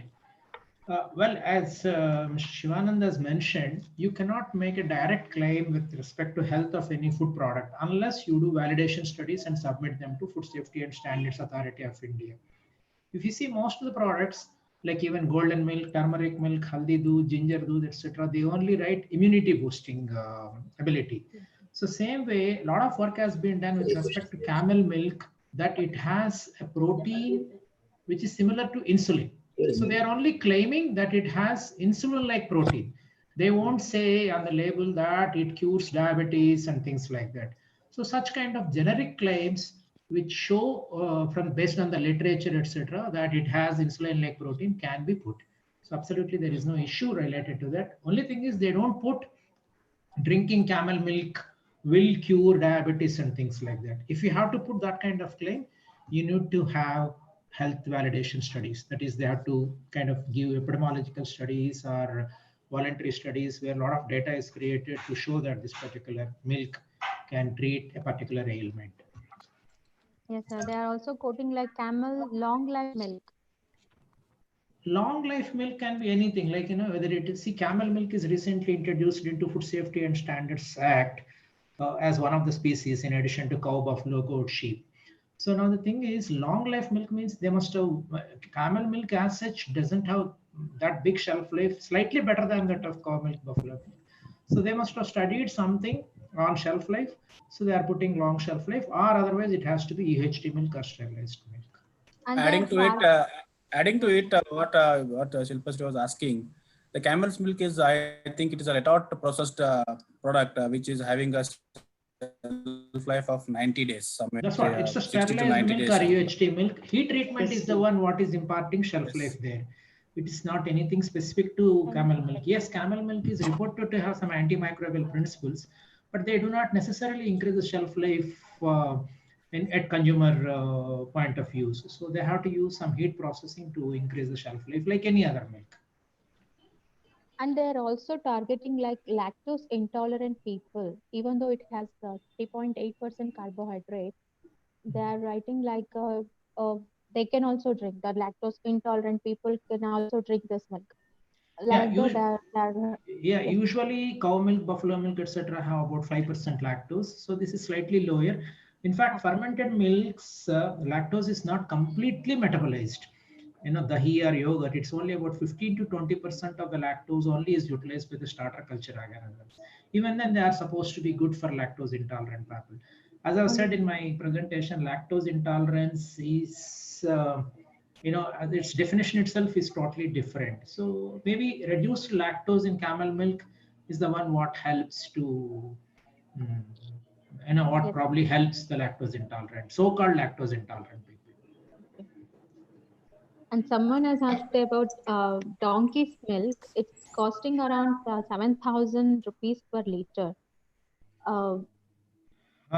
Yeah, donkey's milk is supposed to be nutraceutical or therapeutic. Traditionally, it is known.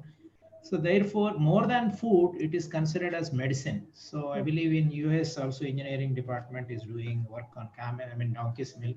So there are some farms where they produce donkey's milk and sell it as a medicine. So even in, I have seen in our areas also, they take the donkeys on the street and keep selling donkey milk, and it is sold not in big quantity like spoons or ounces, etc., at a very high price, because it is known to have some principles, active principles. But again, it is not under FSSA purview. Donkey's milk is not included as regular milk or dairy milk in FSSA regulation. And some of the edible oil, they are fortifying vitamin C, even though it is a water-soluble vitamin. What component they must be used? For encapsulation. So they have. I'm not very sure. I have also seen in paper. Definitely, they are using some kind of emulsion to convert vitamin C into oil soluble. Like, for example, vitamin A and vitamin D, which are fat soluble, are also used to fortify liquid milk. Milk is aqueous basically. So same way they are using some kind of emulsion to you add the vitamin A and vitamin D to aqueous milk, same way vitamin C is being emulsified and added to oils. Because vitamin C now is considered as immunity booster, because vitamin C is expected to increase the resistance. So they are using So all the vitamin C also. consumers are more concentrated on vitamin C. A lot of brands are coming with a lot of immunity boosting components. Somebody adds zinc, somebody adds vitamin C, somebody vitamin D, somebody else, they keep adding different things like turmeric, tulsi, ginger, and different foods they are using to fortify, like oils, as you said rightly, with vitamins, and then milk with certain traditional spices or herbs like tulsi, ginger, turmeric. So lots of such products are coming into market, and everyday paper we see lots of advertisements with different brands, including Ayurvedic medicines and foods for immunity boosting, because that is the buzzword now. Everyone wants to prevent the infection rather than going for treatment. So one question has come on a private question.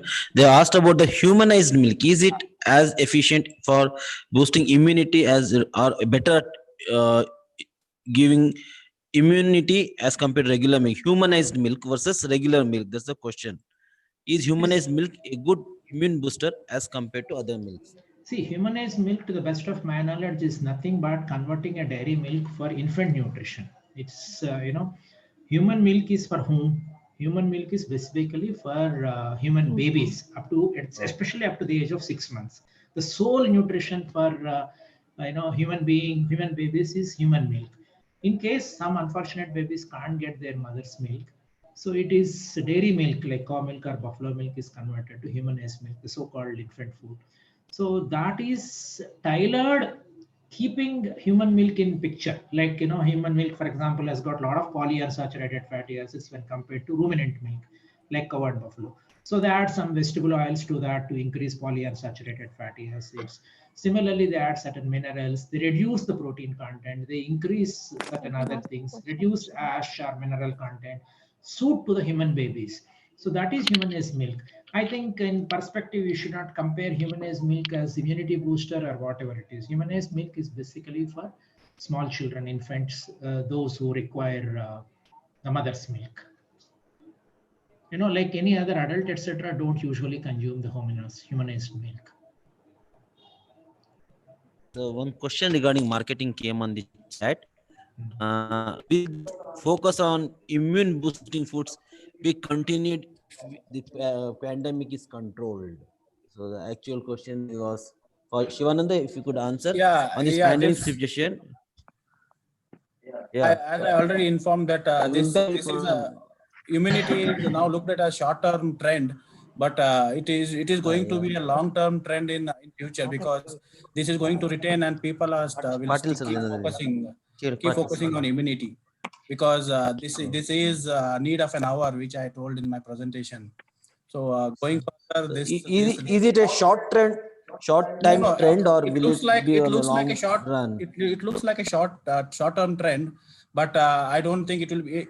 The industry players and also the experts are saying that being a short-term trend, but it is going to extend even for a longer period, for say around 5 years, 10 years. It will be a long-term trend. Okay, thank you very much. Just to support Mr. Sivanand, now everyone is looking food as medicine. So they would like to use all good qualities, health benefiting properties in food. Not only now, Corona, even earlier, people, there's a lot of importance and requirement given for foods which can contribute to health, the so-called functional food segment, and the probiotic foods that were there much before this Corona. So that is a functional food imparting some health. So specific health benefit now, when you talk about immunity boosting, so immunity boosting is now the buzzword, because everyone wants to have immunity to combat the infection with COVID-19. So that is the reason why immunity boosting is taking a big step forward. But as Sivanand said, this trend towards the health food or functional foods or foods that can impart, in addition to nutrition, some specific health benefits or generic health benefits, in my opinion, also will continue to be there. So one question to Patil sir. So this is regarding drying of colostrum. They asked, one of the UG students have asked me to convey this question to you. The question is, how do we dry dry colostrum, it will not get coagulated. That's the question, sir. Sir, your hello, sir. You have to unmute yourself, sir. Okay, okay. Oh yeah, Now you are audible? now. Yeah, yes, Okay. audible. What is rich in colostrum? It is They a whey asked about proteins as well as regular colostrum, sir. yeah, How regular colostrum is converted to dry form or in tablet form? Because Yeah. colostrum is heat sensitive, it may get coagulated, sir. Can you explain that? Yes, exactly. By modifying the drying conditions, that is inlet conditions and the outlet temperature conditions, we have tried in our laboratory, Bangalore, your dairy science college laboratory.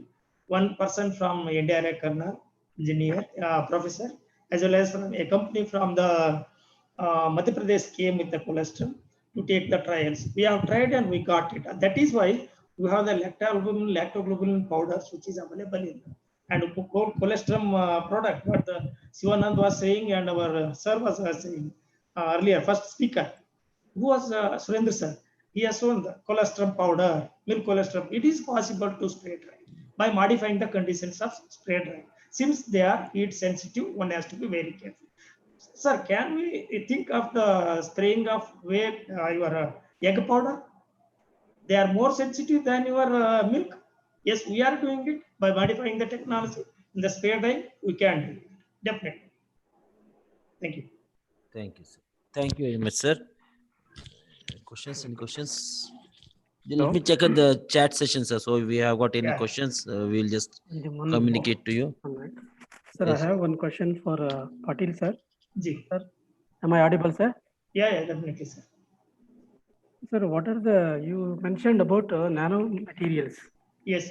That are used for packaging material, right? Yeah. What is the maximum level these materials can be used with packaging material? Any allowable limits is there?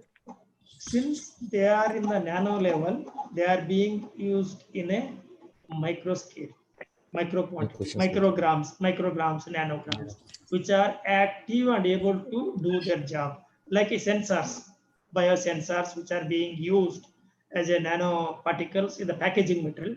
What we want, sense the end life.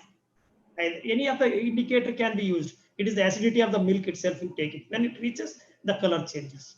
Or else presence of the heavy metals or even pathogenic organisms. Those are with the embedded technology in the packaging material, in the nano quantity. Okay, that can be done. But A lot of work is going on. Any legal specifications are available, sir, on this? Any legal standards?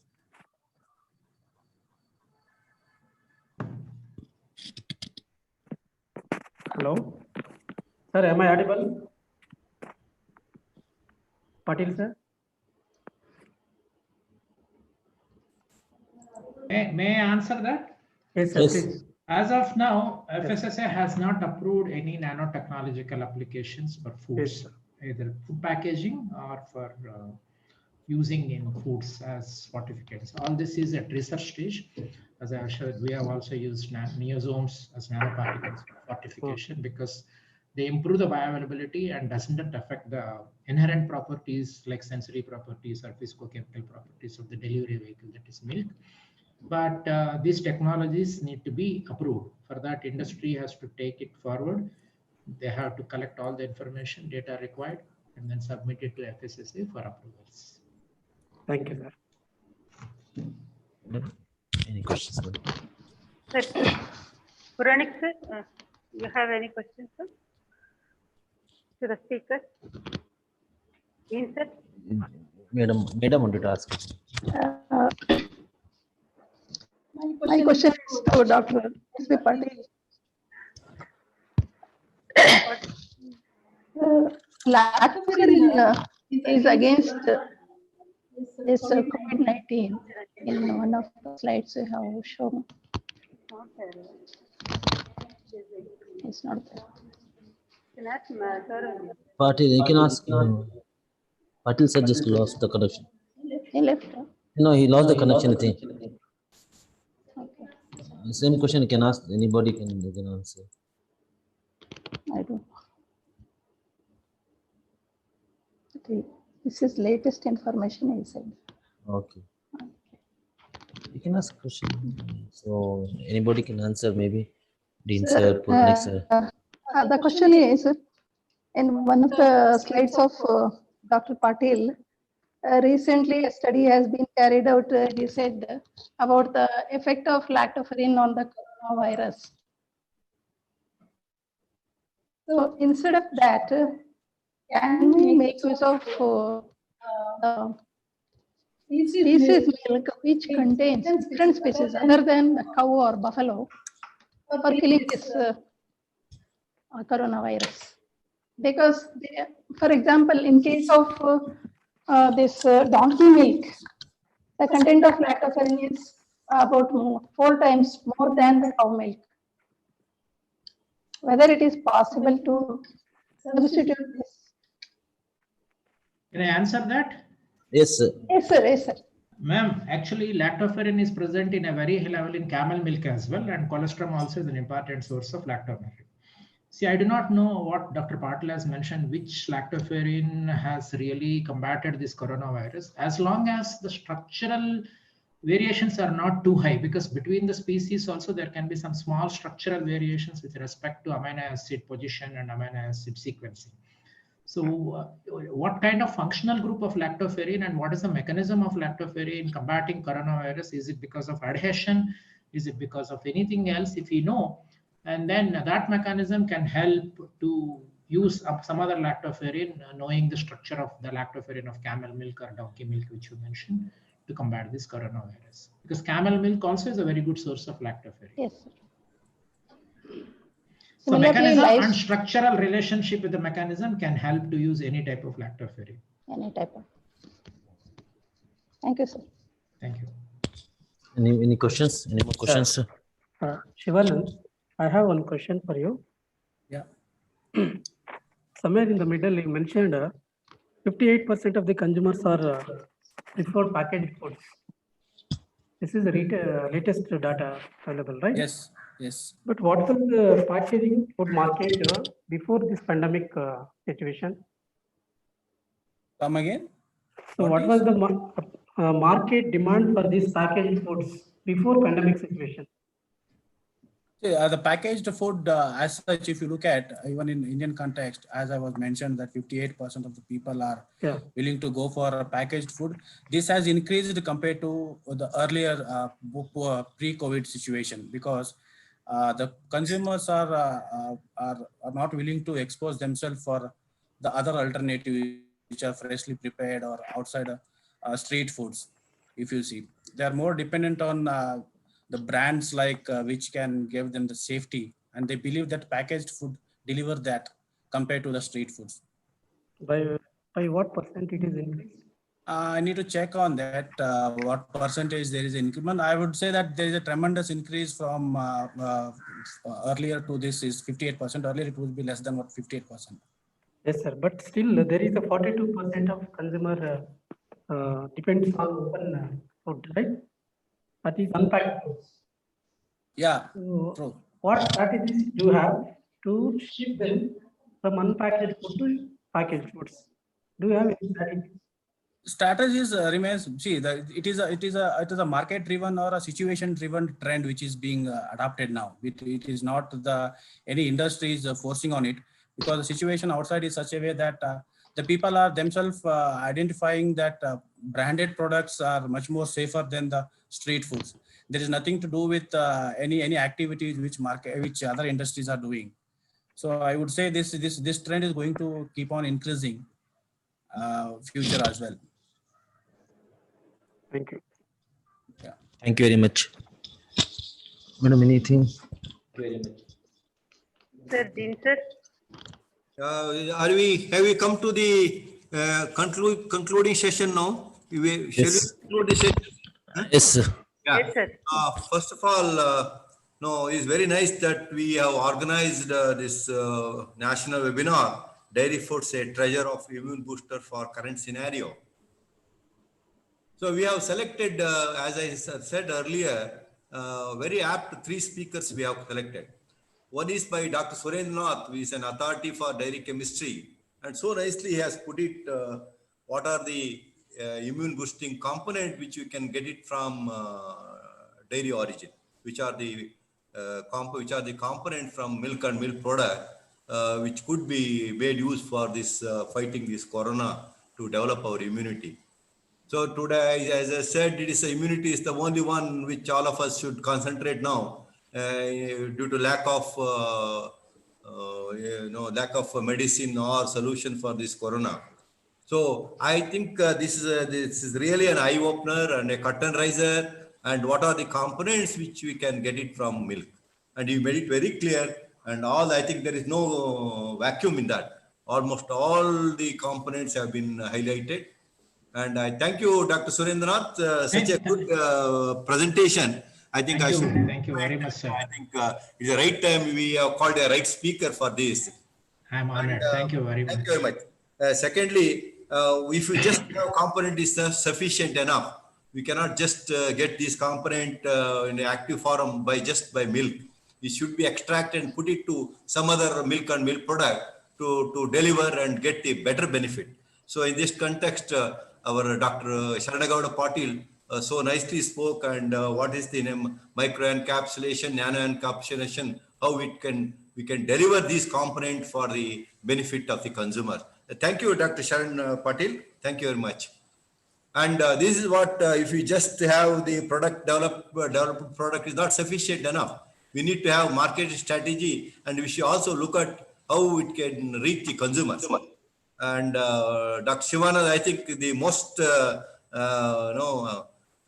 very dynamic speaker we have invited, young and energetic dynamic speaker, who rightly pointed out, rightly covered the aspects of the human psychology, taste, product delivery system, all the aspects you have covered. I think this is a very good topic, and you have put it in a very nice way. And this is how the marketing strategy has told. We may say the product is going to give so many benefit, but how it can reach how we can convince the consumer is very important. I think almost all the points you have covered, how we can put it into our market, especially these immunity boosting products of dairy origin. Thank you, Dr. Shivananda. I think that's how we have covered 3 topics. I think in toto, it's a complete, I can say the seminar is complete. So in all the 3 aspects you have covered. And I think in a short notice, our dairy chemistry department organized have covered this topic and identified good speakers and made good arrangements for this seminar. I thank the organizing secretary, Dr. Jayashree Hiraman, and also the co-organizing secretaries, Dr. Rajanna, Dr. Shilpa Shri, Dr. BP Pushpa, and also Dr. Anjum, who was coordinating all the activities. And also the they registered 187 participants registered. Probably I think Zoom is not permitting more than 100. We could only able to see 80-85 participants.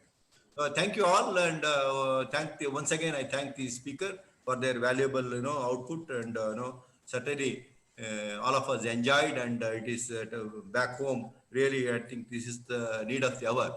We have done our duty, and we are planning to have many more webinars like this in the coming months, so that from the dairy sector, I think dairy is the most important food. I think this is where we have to concentrate, and we have to do that. I think all of you have done a very good job. I congratulate all of you. Thank you very much. Thank you, sir.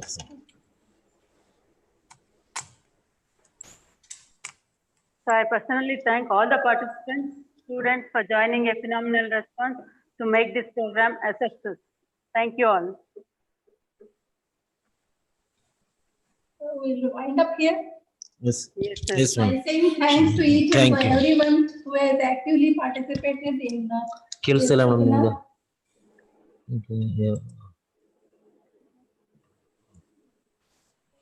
Okay. Thank you. Thank you. Safe. Take care of yourself. Thank you very much. Right.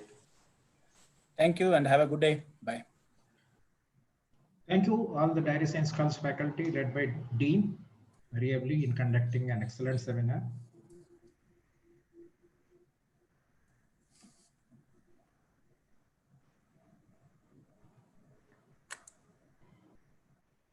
This will just log off, sir. Now, thank you. Thank you very much for your Wonderful presentations. Thank you. And all the participants, please, I thank you very much for your active participation and your cooperation. Things, even if something have happened, please, we will be giving the e-certificates after some time. We need to just verify the participants and then we'll provide the e-certificates.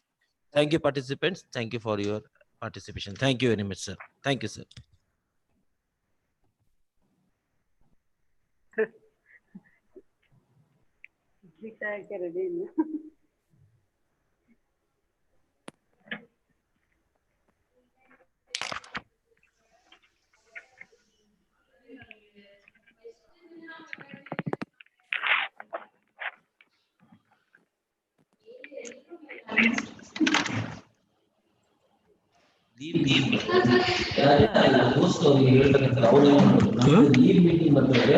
We don't have any meeting.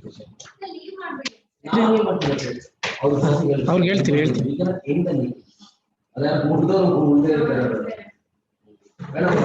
ಹೋಗ್ಬೇಕಾಯ್ತಲ್ಲ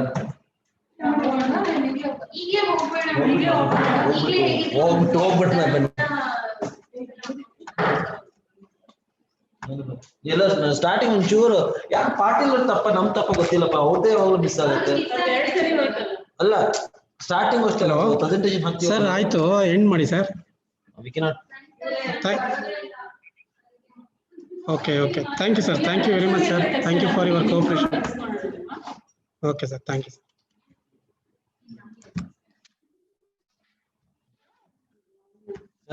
Zoom meeting end. ಚೆನ್ನಾಗಿ ಮಾಡಿದ tension madam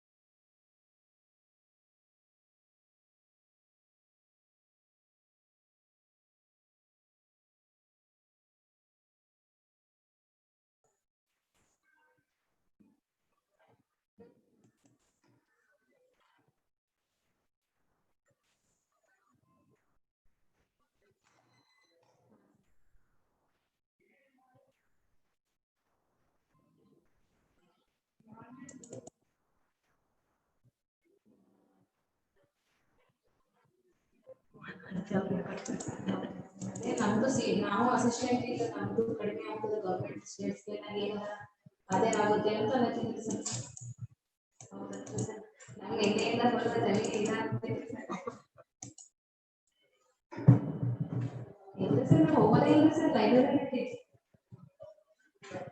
ಇದ್ರಲ್ಲಿ ಇವತ್ತು ಎಷ್ಟು photo ಹೋಗಿದ್ದಾರೆ sir ನಾನು ಗಾಡಿಯಿಂದ ಅವಾಗ ಹೇಳ್ತೀವಿ sir. ಅವಾಗ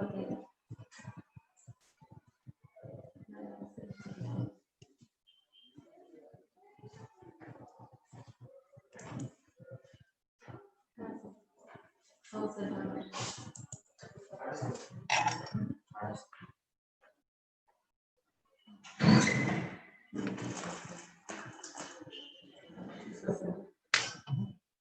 ಈಗ ಎಲ್ಲ ಡೇಟಾ ಒಂದು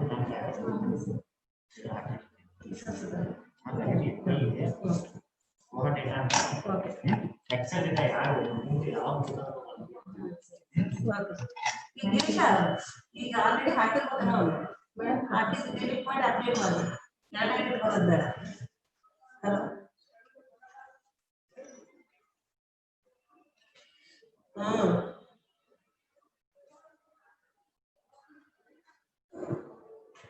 ನಾನು ಅದೇ ಅಂದೇನ್ರಿ.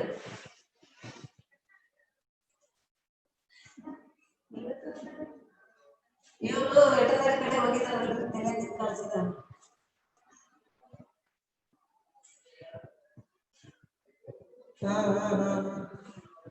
ಅಲ್ಲ ಇವ್ರು ಹೇಳೋದು ಬೀದರ್ನವೇ.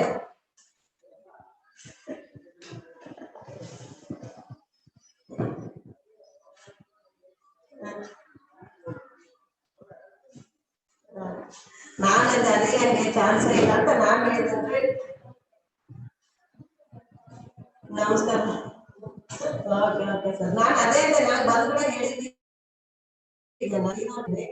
ಮೇಡಮ್, ಈಗ ಅದೇ ಆಗೋ ಚಾನ್ಸ್ ಇಲ್ಲ ಅಂತ ಅಂದೆ ನಾನು. ಅದೇ ಅದೇ ಒಟ್ಟು ಕಿತ್ನೆ ಮಾಡ್ತಾ ಇರ್ತಾರೆ. ಈಗ ನನ್ನ ಮ್ಯಾಗ ಆಟೆ ಹಾಕಿದ ಅವ್ನು ಹೇವಂತನ ಅಂತ ಗೊತ್ತಾಯ್ತು. ಅದೇ ನನ್ನ ಎಜುಕೇಶನ್ ಸರಿ ಇಲ್ಲ ಅಂತ ಫ್ಯಾಮಿಲಿ ಗ್ರೂಪ್ ಇದು ಏನ್ರಿ? ಅದಕ್ಕೆ JPS ಸರ್ ಅಂತ ಗೊತ್ತಾಯ್ತು. ಮೊನ್ನೆ ಹೋಗಿದ್ದೆ, ಸೈಲೆಂಟ್ ಆಯ್ತು ನೋಟ್ ಮೊಬೈಲ್ ಬಿಟ್ಟು ಎಲ್ಲ ಕಡೆ ಕಿತ್ನೆ ಮಾಡಿ ಕಡೆ ಹೊಡ್ಕೊಂಡು ಬಿದ್ದಾರ ಮನ್ಯಾಗ. ಅದಕ್ಕೆ ಗೊತ್ತಾಯ್ತು. Okay sir. ವಿಜಯಲಕ್ಷ್ಮಿ ಏನಂತ ಯಾರು ಬೇಕಾಗುತ್ತೆ? ಯಾರಿಗೆ? ವಿತೌಟ್ ಇನ್ಫಾರ್ಮೇಶನ್ ಕಾಲೇಜಿಗೆ ಬರ್ತಾ ಇಲ್ಲ, ಇವ್ರು ಶಾಲೆ ಹೆಂಡಕ್ ಮಾಡಿದ್ರೆ ಡೇಟ್ ಸರಿ ಹೇಳಕ್ಕಾಗಲ್ಲ. ಡೀನವ್ರು ಹೇಳಲ್ಲ, ನಾವು ಶಾಲೆ ಹೇಳ್ತೀನಿ ಅರ್ಜೆಂಟ್ ಬಂದು ಮೊದಲು ಹೇಳ್ರಿ ಅಂತ. ಅದು ನೋಡಿ ಕೆಲಸ ಅಲ್ಲ, ಗೌರ್ಮೆಂಟ್ ಎಂಪ್ಲಾಯ್ ಅಂದ್ರೆ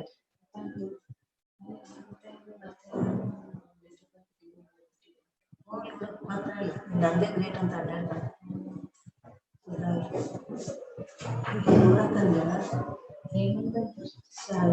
ಡೆವಲಪ್ ಮಾಡಿ ಅಂತ ಬುದ್ಧಿ ಬೇಡ.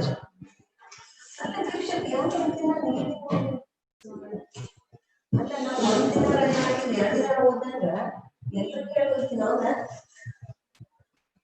ಫೋನ್ ಮಾಡಿದ್ರೆ ಹಿಂಗೆ ಹೇಳ್ರಿ ಅಂತ ಹೇಳಿ ಬ್ಯಾಕಪ್ ಮತ್ತೆಲ್ಲ ಡಾಟಾ ನಮ್ದು ಏನಿಲ್ಲ. ಅದೇ ಹೇಳಿದ್ರು ವಿಜಯಲಕ್ಷ್ಮಣ ಅಲ್ಲಿ ಇವಾಗ ಯಾವತ್ತು ನಮ್ಮವ್ರು ಅಂತ ಹೇಳಿ ಮಾತಾಡಕ್ ಬೇಡ ಅಂದ್ರೆ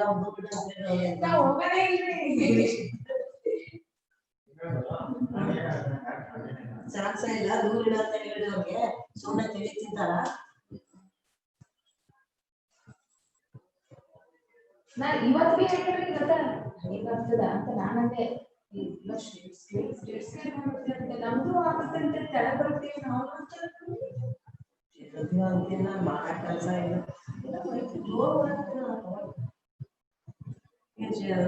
ಶಿವಕುಮಾರ್ ಒಳಗಡೆ ಸೇರ್ಕೋತಾರೆ ಆಟ ಆಡ್ಸೋಕಂತ.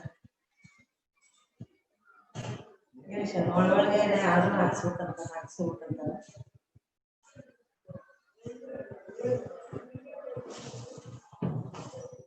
ನೀನು ಪ್ರವಕರ ಹತ್ರ ಇದ್ದ ಮತ್ತೆ ಕೆಳಗಡೆ ನಾವು ಒಳಗೆ ಮಾತಾಡ್ತಿದ್ದ ಒಟ್ಟೆ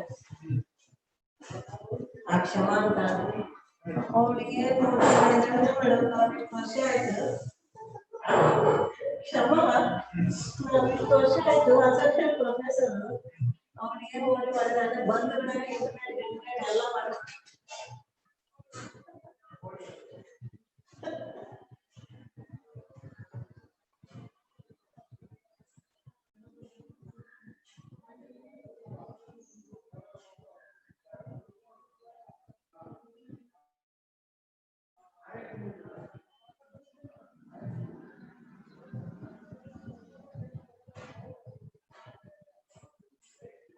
ಏನೇ ಹೊಸ ನೋಡ್ಸ್ಕೊಳಕತ್ತಾರ ವಿಜಯಲಕ್ಷ್ಮಿ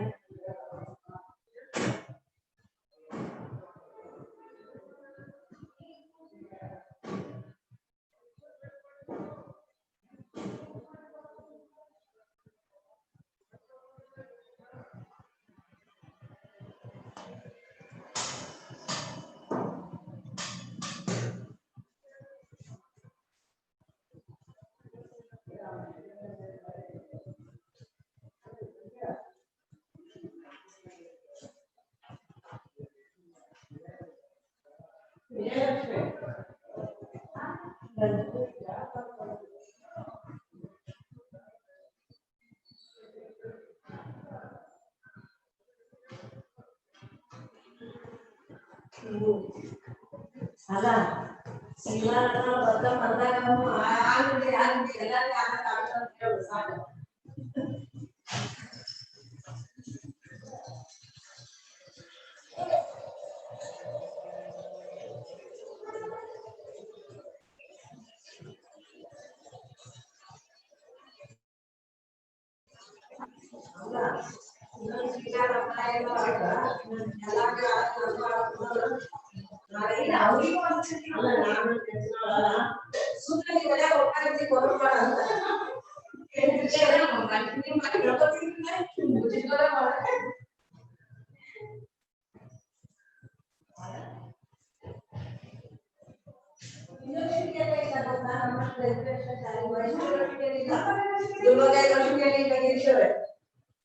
ನಮ್ಗೆ ಮಕ್ಕಳ ನಾನು ಶರಣರಿಗೆ 2 ಸಲ ಫೋನ್ ಮಾಡ್ತೀನಿ ನಮ್ಮದಿಲ್ಲ ನನ್ನ ಬಗ್ಗೆ ಬಾಳೆ ಕೊಡ್ಕೊಂಡು ಯಾಕಂದ್ರೆ ನನಗೂ ಮೈಸೂರು ಯೂನಿವರ್ಸಿಟಿ ಇನ್ಫಾರ್ಮೇಶನ್ ತಗೊಂಡ್ರು ಧಾರವಾಡ ಯೂನಿವರ್ಸಿಟಿ ತಗೊಂಡ್ರು ಇಲ್ಲ ಅಲ್ಲಿಲ್ಲ ನಮ್ದು ಕ್ಲಾಸ್ ಅಮ್ಮ ಯೂನಿವರ್ಸಿಟಿ ನಂದಿಲ್ಲ ನೀ ಹೆಂಗದ ಅಂತ ಹೌದು ಕಡಿಮೆ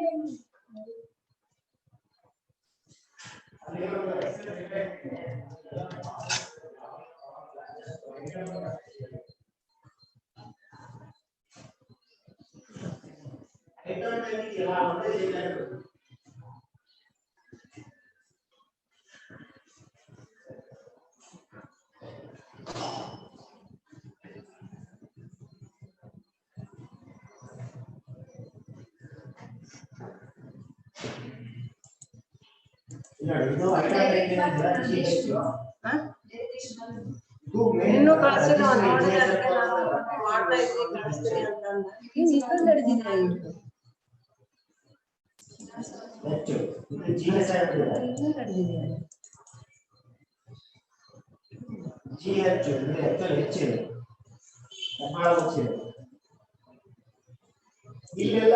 ಇಲ್ಲೆಲ್ಲ ಕರೆಕ್ಟ್ ಇದೆ ಹಾಕೋಡ್ ಕರೆಕ್ಟ್ ಇದೆ ಬ್ರ್ಯಾಂಡ್ ಸೆಲೆಕ್ಟ್ ಮಾಡ್ಕೊಂಡಾಗ